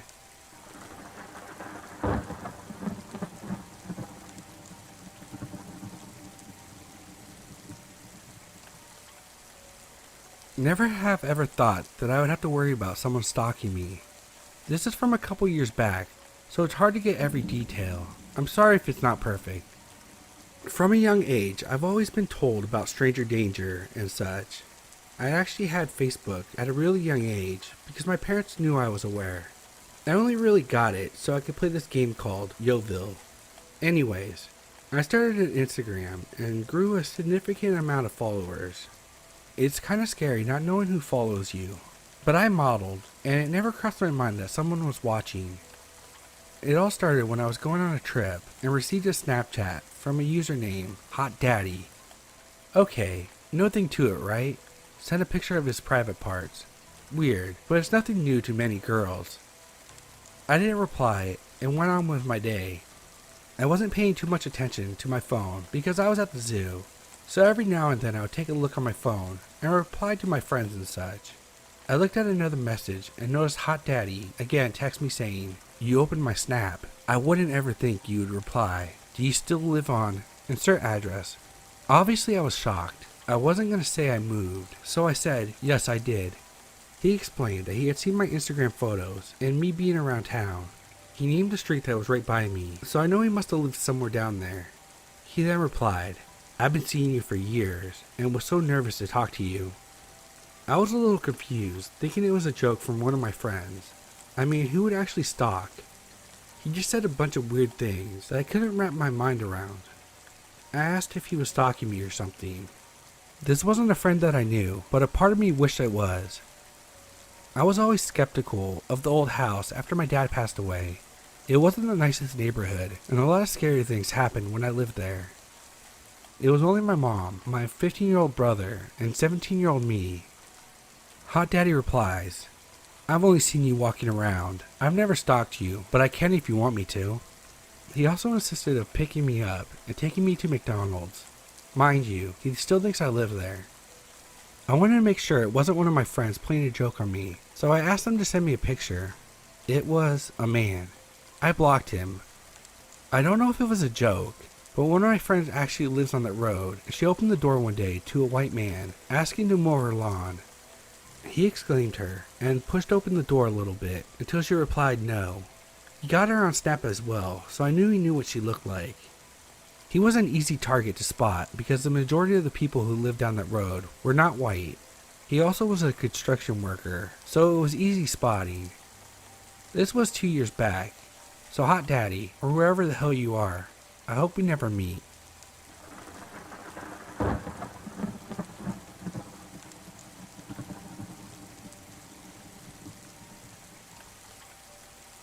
I was on a hitchhiking adventure from BC, Canada, to Antigua, Guatemala, which started in September 2019. This post is taken from notes in my journal, which I also wrote as soon as I could after this insane experience. If you've ever hitchhiked before, you know how amazing it is and how many cool people you can meet. Out of 1,000 of rides across 40 countries, I've only had 2 bad or dangerous encounters thumbing it. This was my second one. I was taking a break from traveling to find weed trim work in California's Nevada City, a beautiful little town with a very interesting crowd, but got stuck a few towns over for not getting a ride all day. I ended up sleeping at night at the Love's gas station, which I've done plenty of times before. I've slept in worse places, at least Love's has a bathroom. In the morning, I was a little more desperate to accept rides, because no one was stopping and it had already been a whole day. I just wanted to get out of there. A pickup was speeding past me and slams on its brakes, then slowly backs up. Inside, a man and a woman in their late 50s, and he says in a husky voice, "Where you headed, boy?" "Nevada City. Any distance helps." "Well, get in. We're going to Yuba." They seemed normal enough, even without most of their teeth and hair, So I jumped in. It all happened in rapid succession. 1. I toss my bag in the back and jump in. 2. I shut the door. 3. I notice a pile of guns and bullets on the floor. 4. Before I have time to rethink my decision, we speed off. So I'm trying to assess whether or not I'm in danger. And they start telling me how this guy just got out of jail for aggravated assault and how he beat that motherfucker so bad he can't think straight no more. And they both laugh. She was holding her seatbelt over her chest. They both smelled like shit and they started asking how much money I have. I think, yep, I'm not safe here. After hitchhiking all this way, I don't look particularly wealthy. I'm filthy. I need a shower. I look no different than the stereotypical homeless guy. So I try to seem more poor than I am. I'm broke as fuck, man. That's why I'm trying to go to the city. I'm hoping to make some cash trimming. The man looks me in the eye. Well, you'll find it alright. You'll find it good. Don't be afraid to do no dirty work. If people try, and they'll try to fuck you, you fuck them first. You get what I'm saying? Put your eyes on the damn road. Jesus Christ. The woman points forward and he swerves back into the right lane. He asked me if I smoke, and knowing that California has legalized weed, I put 2 and 2 together. He's offering me a joint, so I say, yeah, I smoke. With a wild look in his eyes, he exclaims, great, and we turn off the highway and start down a dirt road. I'm more than worried, and I look behind us. In the back of the truck is my bag, a chainsaw, pickaxe, and a plastic tarp over something. Didn't help my anxiety. Finally, we stop from the front of the clearing. The woman takes out, not a joint, but a meth pipe. It's the first time I've ever seen a meth pipe, and a lot of things start to make sense. When he lights up and exhales into the car, I've never seen smoke so white. I roll down my window as fast as possible, cause I don't want to smoke that shit. The woman takes some as well, and they try to tell me how they were gonna collect money that a woman owed them. That damn bitch is gonna pay today, one way or another. Damn straight. She better have that money. I'm gonna grab her and say, where's my money, bitch? Oh, she'll have it alright. She'll have it or else. Say, son, you ever steal something? Cause we could make $20,000 today. I don't know exactly how to answer this guy, and he repeats, $20,000 today. Here, smoke some of this, and hands me the pipe. Nothing like meth, ain't that right? I gently reject it and say that meth's not really my thing, which he surprisingly takes well and smokes some more before he puts it away and drives back towards the highway. His driving is terrible, swerving, speeding, hitting the brakes abruptly, and starts trying to convince me to help him steal marijuana plants. You'll hold the gun, and I'll drill the hole, and I'll keep a lookout. Yeah, baby girl will keep a look. Now you gotta be careful if you hear any dogs, because them bitches are nasty. Nasty. See this bite? And he reveals what looks like a terrible scar on his arm.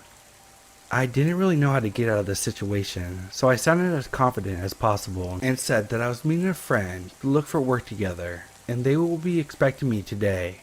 We neared the end of Yuba City, and they pulled over to the side. Well, it's your funeral. You don't want to eat?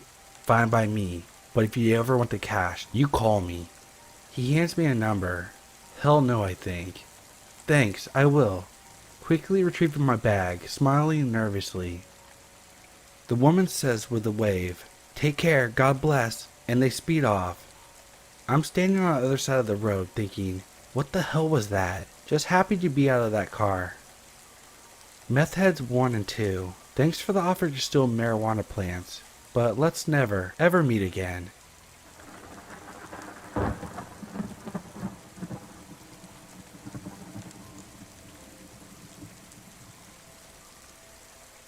Not too scary, and nothing bad happened, but I think it could have. This was last June, just before I turned 18. Me and my friends went on a surfing holiday to the English town of Cornwall. We decided to go to a place called the Eden Project, which was a massive indoor rainforest, but it was quite far away. We got a bus, which dropped us off 5 miles away, and planned to walk the rest. We ended up getting lost, and to make matters worse, it started pouring like heavy rain. and we were stuck in the middle of the English countryside. We decided to see if anyone on the road would give us a lift, so we did the usual stick your thumb out hitchhiker thing. A few cars went by until a truck stopped. It was two very big grown men that looked a good few years older than us. We felt a little uneasy when we saw them, since we were four young looking girls, but I went to their window to talk to them anyway. The guys looked me up and down in a very creepy way, and I asked if they were going to the Eden Project. They said that they were going wherever we were, and that we should get in their truck. At this point, I was slightly freaked out and noticed the open beer cans sitting in their cup holders. I politely said no thank you, and that they should carry on, and we would find another car. Driver hesitated and looked me up and down again before speeding off. I was a little freaked out after that, but we ended up getting a lift off some nice elderly Americans in a minivan, so it turned out alright in the end. I'm glad none of us got in the truck with them though.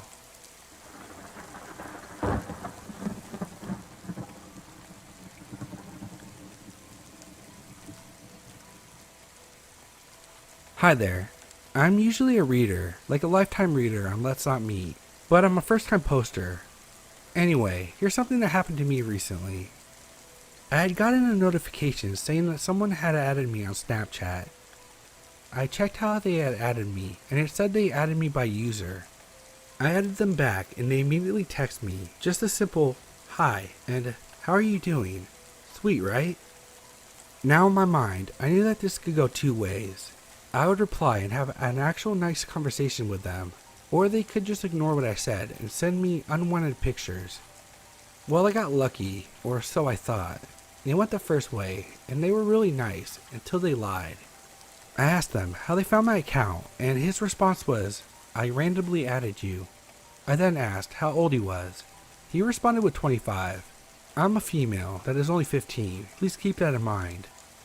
I tell him that I shouldn't start texting him, and he said he understood and called me love. Red flags. Hours later, he started texting me again, asking me if it was possible to get to know each other and go on a date. I said no because I'm underage. He didn't take no for an answer and comes at me with, but I want to spoil someone. I'm the manager at this company that I've been working at for 4 years, blah blah blah. And like I said, I'm a long-time reader, so automatically I was like, hell no, I know how this shit goes.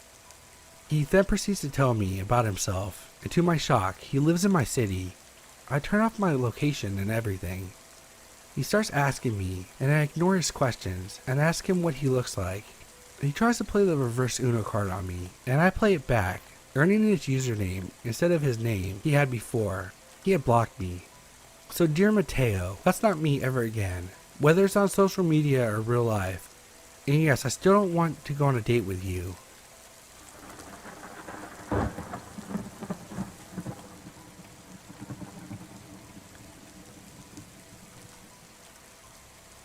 This happened on the same hitchhiking journey I mentioned in one of my previous stories. It was dark out and pretty late. A trucker pulled up. We discussed beforehand that we would take turns sleeping so that we wouldn't be caught off guard by anything. This trucker seemed a bit off emotionally.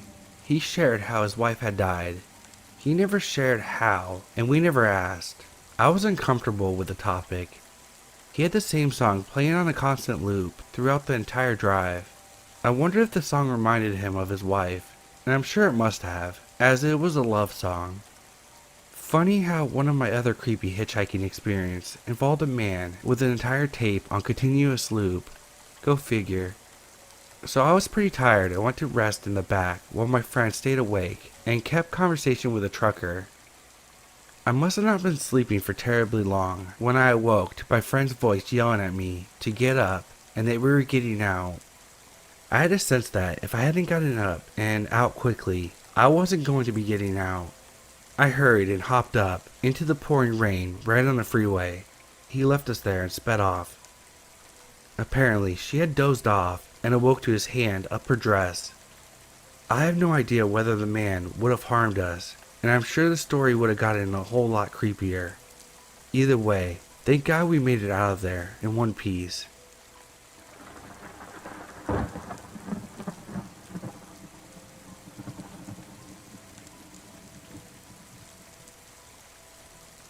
I was on Snapchat for like 20 seconds when all of my friends have already reposted some weird messages saying a senior had threatened to shoot up the school. The message by the guy said, "Mothers will mourn, siblings will cry, fathers will remember. I'm gonna kill someone this week. God help me." Then there was this video of him shooting an AR-15. I was creeped the fuck out. I started calling my mom and dad, crying and begging them not to take me to school tomorrow. Luckily they said they heard, and me and my big sister didn't go to school. Even luckier, the 3 kids were arrested for the plot of that threat, and nothing happened that day.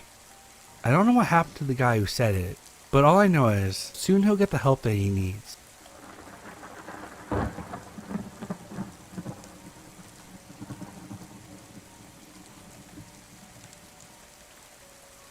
This is a continuation of a story I posted on entitled Parents. Here's a quick summary. On 2 previous occasions, I had picked up a lady that was hitchhiking with her kids. The lady was a con artist, and not a very good one, and had trained her kids to be a part of her con with scripted dialogue. This story happened about 2 years ago, after I had forced her to get out of my car outside of a police station. On the day in question, I was driving alone. I was nearing a traffic circle in my hometown when 2 young ladies jumped in front of my car, forcing me to stop. The 2 young ladies claimed that some guy was chasing them and they needed to get away from there. I live in South Africa, a country known best for its crime. This also happened around the time that my hometown had a serial rapist going around targeting young women, and I just happened to be in the same area that the last attack had occurred. Overall, I didn't think twice about unlocking the car and letting them in. The 2 girls looked around the same age, with one being very slim and the other leaning more towards the larger variety. The skinny one got in the front seat and the bigger one in the back. The one in the front was called Jen and the one in the back Kira. I asked them if I should drive them to the police station, but they said no and asked me to drive them into town. Apparently, their boyfriends would meet them there. Jen hasn't said a word since getting in. I was driving in the town's direction when the following dialogue occurred between them. Like in my previous post, all the dialogue has been translated from Afrikaans. Jen: "Friend, I don't want to sleep on the street tonight." Kira: "I know, but don't worry. God will provide us a miracle." Jen: "But where will that miracle come from?" Kira: "Maybe he already sent it." This would have sounded like an obvious ploy. They'd ignore it and simply try to get the girls out of their car. To me though, this meant something more. You see, the moment that Jen had spoken for the first time, alarm bells started going off in my head. I had heard this dialogue before. Not more or less the same dialogue. The exact same dialogue. It was then that I had recognized her. She was the daughter of a female hitchhiker I picked up a few years prior, and those were the same exact words that had been spoken between her and her mother. I never mentioned the mother's name in my previous post, but she had introduced herself as Nastasha. I continued driving, but cut their conversation short. "So, how's Nastasha?" Kira, obviously taken aback by my question. Who's Nastasha?" "You know, Jen's mother, Nastasha." Jen was completely silent again. Kira said, "No, she's not Jen's mother." "Really, that's interesting. And you don't know her at all?" Kira: "No, yes. We do know her, but we don't know her." Jen started sobbing. "Won't you please help us? We're hungry, and we can't afford food." I looked at Kira and wanted to make a snarky remark, but decided that was beneath me. Kira had now started up too, and was also trying to fake cry. Jen was a much better actress. Some dialogue ensued, with them asking for money, and me refusing. I don't remember the exact line exchange. Eventually, I softened up and took them to McDonald's drive-thru. They both ordered the most expensive meals they could see on the menu, and I paid in cash. Stupid mistake. As we were waiting in the drive-thru, again, this is South Africa, so this usually does take a while. Kira asked if she could borrow my phone and send a text to her boyfriend to say that they'll be there soon. I sighed but handed her my phone. The food eventually came and we continued driving. I was getting pretty uncomfortable and wanted them to get out of my car. Then they started asking me for money again. and more of the same dialogue ensued. Next thing I knew, Kira started to seductively massage my shoulders from behind. Her voice had softened, and she was talking in a seductive tone. I pulled the car to an abrupt stop and told her, still polite but firmly, "Please get your hands off me." Kira didn't listen and started moving her hands down lower. I repeated. I said, I was cut off by Jenna saying, "Listen to him, Kira." He said no. Kira obliged and took her hands off me and gave me my phone back. "Why do you still have it?" Kira protested for a moment, but then handed it back quickly. I looked around for my wallet. It was no longer where I had put it. "Where's my wallet?" "We don't have your wallet." I put it right next to me. "It's no longer there. Where is it?" "We didn't steal your wallet." "I'm gonna count to 10. "And then what? You're gonna take it from us? Two young girls alone in the car with you after we were almost just assaulted? Who's gonna believe you over us?" I was silent for a few seconds, considering my options. Strangely enough, they were right. The scales were not tipped in my favor here. I told them to just get out of my car. Kira protested, but Jen quickly obliged and made Kira follow. I sped off as quickly as I could, livid. I got home, still blazing, and took a while to cool off. Later that evening, curiosity got the better of me, and I took out my cell phone. Going into my sent items, the following text is what she had sent. Sent item number 1. We have one. We're bringing him to you now. Sent item 2. Almost there. Whatever the sender had replied, she had been smart enough to delete it, but obviously forgot about the sent items. To this day I still wonder what would have happened if I'd driven them all the way to where they asked to be dropped off, and I don't really know. Oh, and I eventually found my wallet under my car seat. All of the cash was gone, of course.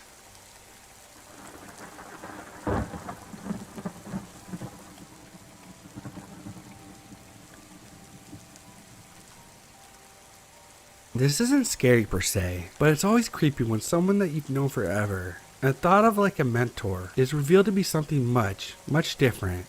So, I had this boss, who I'll call Mike, and he had to come in to fill in for a few months while my regular boss was on maternity leave. He was pretty amazing. He inspired me to work harder and even ended up promoting me. The two of us and a third employee that I'll call James were always working shifts together. It was fun, just laughing and kicking ass because we all had a similar sense of humor, and James and I were definitely the best employees there. After Mike's time to fill was over, James and I were super bummed because he seriously was the best manager. He was fair and rewarded hard work and truly cared about his employees' satisfaction. He just made everything fun, even though we were working harder. We both looked up to Mike as a manager and a human being. We had the utmost respect for him and vowed to keep in touch when we parted ways. Well, fast forward a year or so, James and I ended up dating.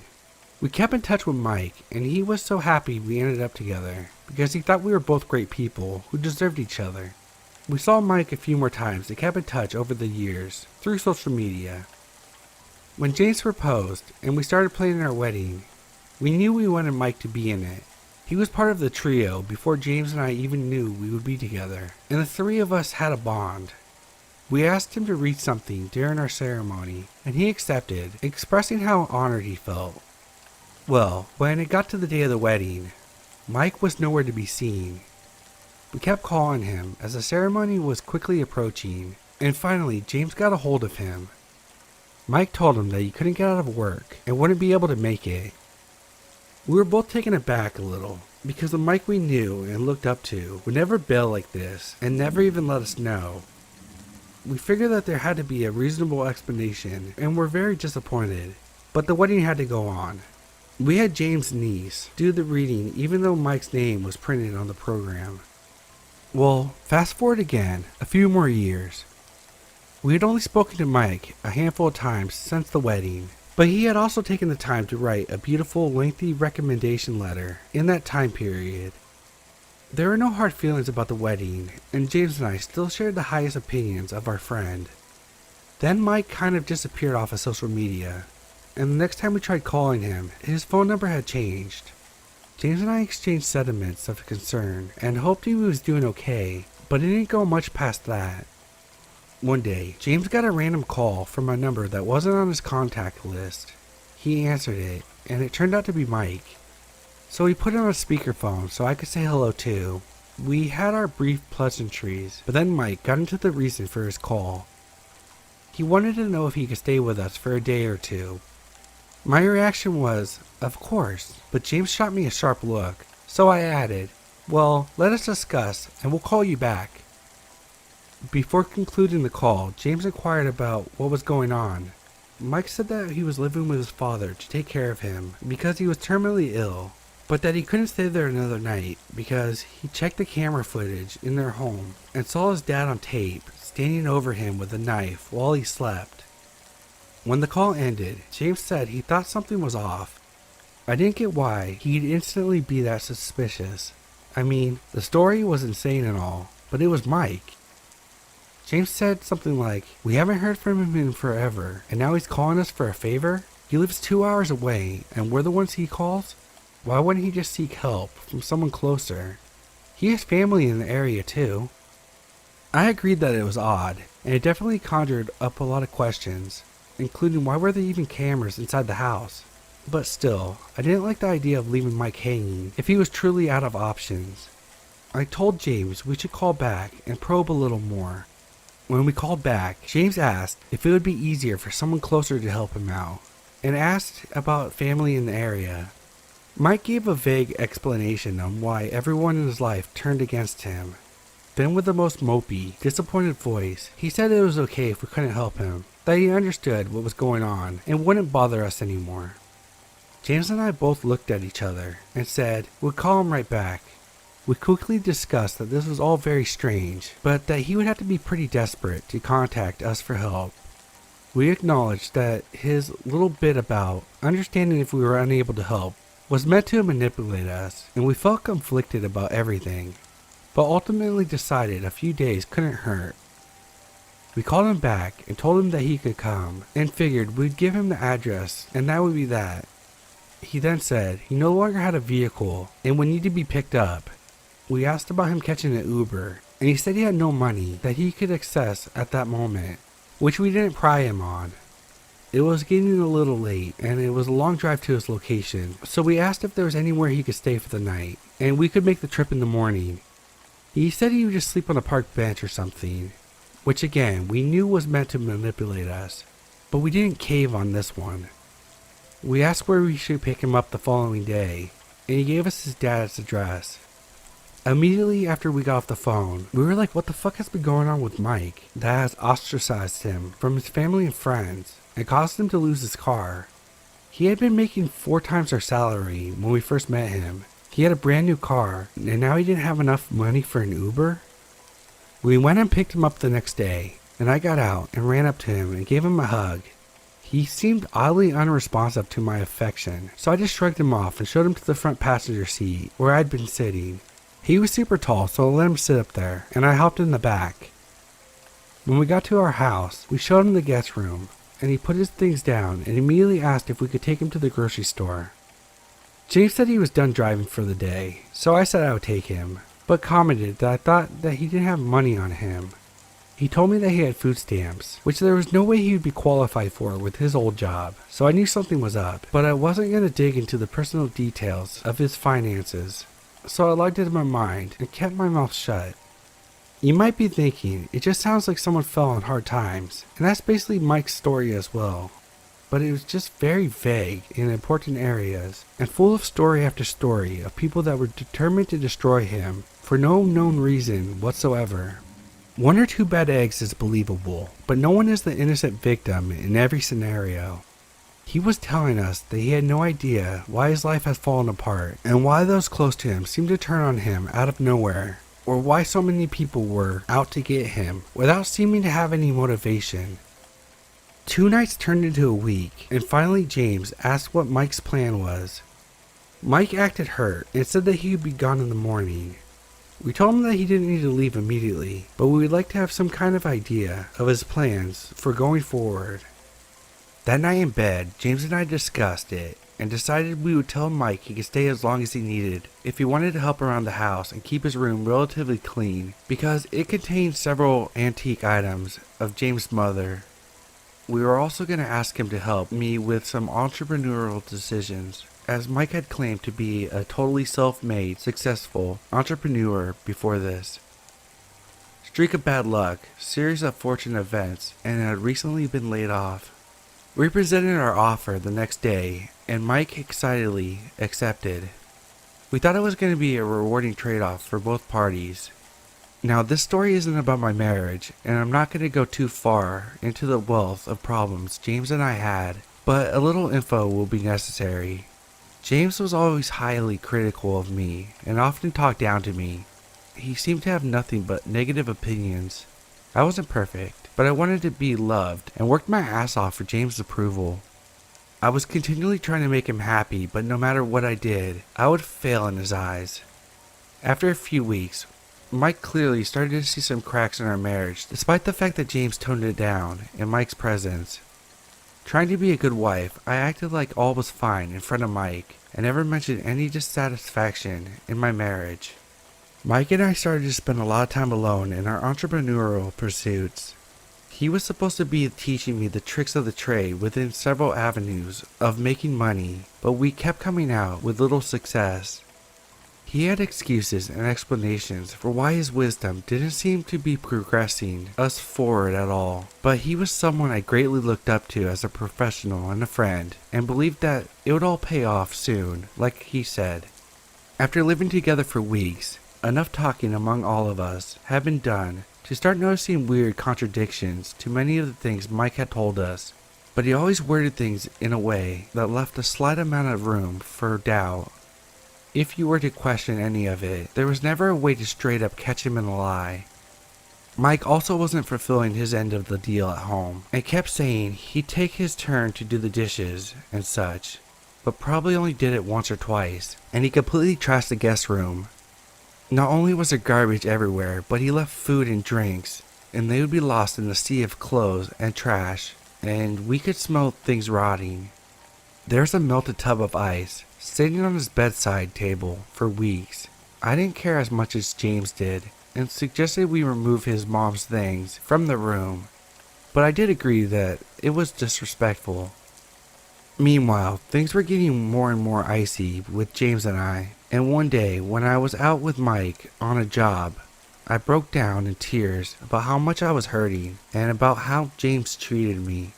Mike offered words of comfort and reluctantly admitted that he picked up on how mean James could be, and said he was very sorry and that I didn't deserve it. Mike having been possibly the only witness I have ever had to what I had been going through in my marriage, this was amazingly validating. Mike agreed that it was incredibly unjustified, but made me a promise not to tell James that I said anything, because he didn't want to appear like he was taking sides. The next day, Mike had once again volunteered to take turns doing the dishes, so I didn't do them. I hate doing dishes, and happily left them for Mike when he assured me that he would handle it. Well, Mike got a call informing him that his dad didn't have long to live, so he wanted to see him. James didn't seem at all interested in helping, so I volunteered to take him and stay for moral support, and we headed out. Mike started telling me that his dad had dementia and makes up weird things, so he's advised not to take anything to heart. He cited a few examples of things he previously said, and they were more like accusations. One of them being that Mike had stolen all the money in his savings, but really couldn't reconcile the vast difference between the Mike I met 8 years ago before and someone that would rob his dying father. While visiting his dad, I didn't say much, and I didn't want to insert myself into a private family moment, but I kept noticing things that were weird. Like his dad was fully conscious and talkative, and he didn't seem like a dying man at all. He even asked us to get him Burger King in the middle of it all. I kept trying to justify things in my head, like who am I to say a dying man can't want a final meal at Burger King? A few hours later, James called, irate that I had left without doing the dishes that Mike had promised to do. He chewed me out and threatened a divorce, which is always his go-to to try to whip me into shape. And having recent affirmation from Mike that I wasn't the only one that saw James' emotional abuse, I said, "Fine, divorce won't be thrown in my face anymore, so divorce it is." Back in Mike's dad's room, his dad was yelling about the money and such, and Mike looked at me in a way to signal the dementia was talking. I started to really question what happened with his dad and if he was really even dying. But it wasn't something I could just really handle investigating at the moment, given that I had just separated from my husband. When we left the hospital, Mike's dad was still alive and eating candy bars. I had nowhere else to go, so I went back home and slept upstairs on the couch. I didn't speak to James for 2 whole days, and then Mike said that he had talked to his mom and I could stay there for a week. I wondered why his mom wasn't the one helping him if they were in contact and on good terms. But I just accepted the offer. I couldn't take being in that house anymore. Mike said that he was going to go with me and stay there too, which I thought looked really bad, but he said he spoke with James and that he understood and was fine with it. I spent an entire week crying and talking to Mike about how I felt, and he even woke up in the middle of the night with me and if I woke up and started spiraling downhill. He made no advances on me or anything of the sort. After the week, I wanted to stay with my parents, and Mike went back to stay with James. I eventually saw them both when I came over to get some things, and in talking with James, he was very much ready for Mike to leave. They barely seemed to talk, and didn't seem on good terms whatsoever. One night, I got the weirdest impulse to ask James if Mike ever said anything about me that he made a promise not to tell me. James hesitated for a second, but said yes. Through a series of questions, we inched through both of our experiences with Mike. He had been playing into our rapid declining marriage and using everything he observed against us. He had been going out and teaching me things about money, and he did the same thing he did as my boss those years before. Told me my strengths and complimented my ability to catch on to things quickly. We didn't have much success, but it was very obvious not on account of me. However, he was going back and feeding James terrible opinions of me, claiming we weren't making any money because I was so dense and hard to teach. Mike would also comment on the very same thing he told me that were unacceptable that James did, except he would tell James he doesn't know how he would live with someone like me, and that he would go insane. He was carefully and strategically forcing our marriage to fall apart by exacerbating our personal fears and insecurities and systematically violating and encouraging our resentment for one another. He did this in such a way that neither of us doubted his sincerity for a moment, until I finally got a weird feeling and decided to ask that night. And even more then, I didn't really anticipate finding out that he had been two-faced and manipulative to that extreme. James kicked him out that night, and neither of us had talked to him again, as far as I know. I haven't spoken to James in a year and a half. I proceeded with the divorce because even though Mike was an insincere piece of shit, he caused me to get enough distance from James that I was able to see that I deserved much better. Last I heard about Mike was from his mom, who called to see why he had been asked abruptly to leave James' house. I told her what he had done, and she didn't seem surprised. I asked if she was aware of any mental problems he might have, and she said she didn't want to betray her son by giving details, but that he isn't right in the head. I asked about several of the traumatic events that Mike claimed to be a victim of, and she said there has never been any evidence that any of that really happened. I don't know why he actively initiated the final downfall of my marriage, because I never felt it was an attempt to be with me. I don't get what his motivations or gain would have been. Mike's mom texted me a few days after he left James' house to tell me that he had been admitted to a psychiatric facility. It wouldn't be out for a long time, but she wouldn't elaborate. So former boss turned friend turned delusional sociopath. Let's not meet again.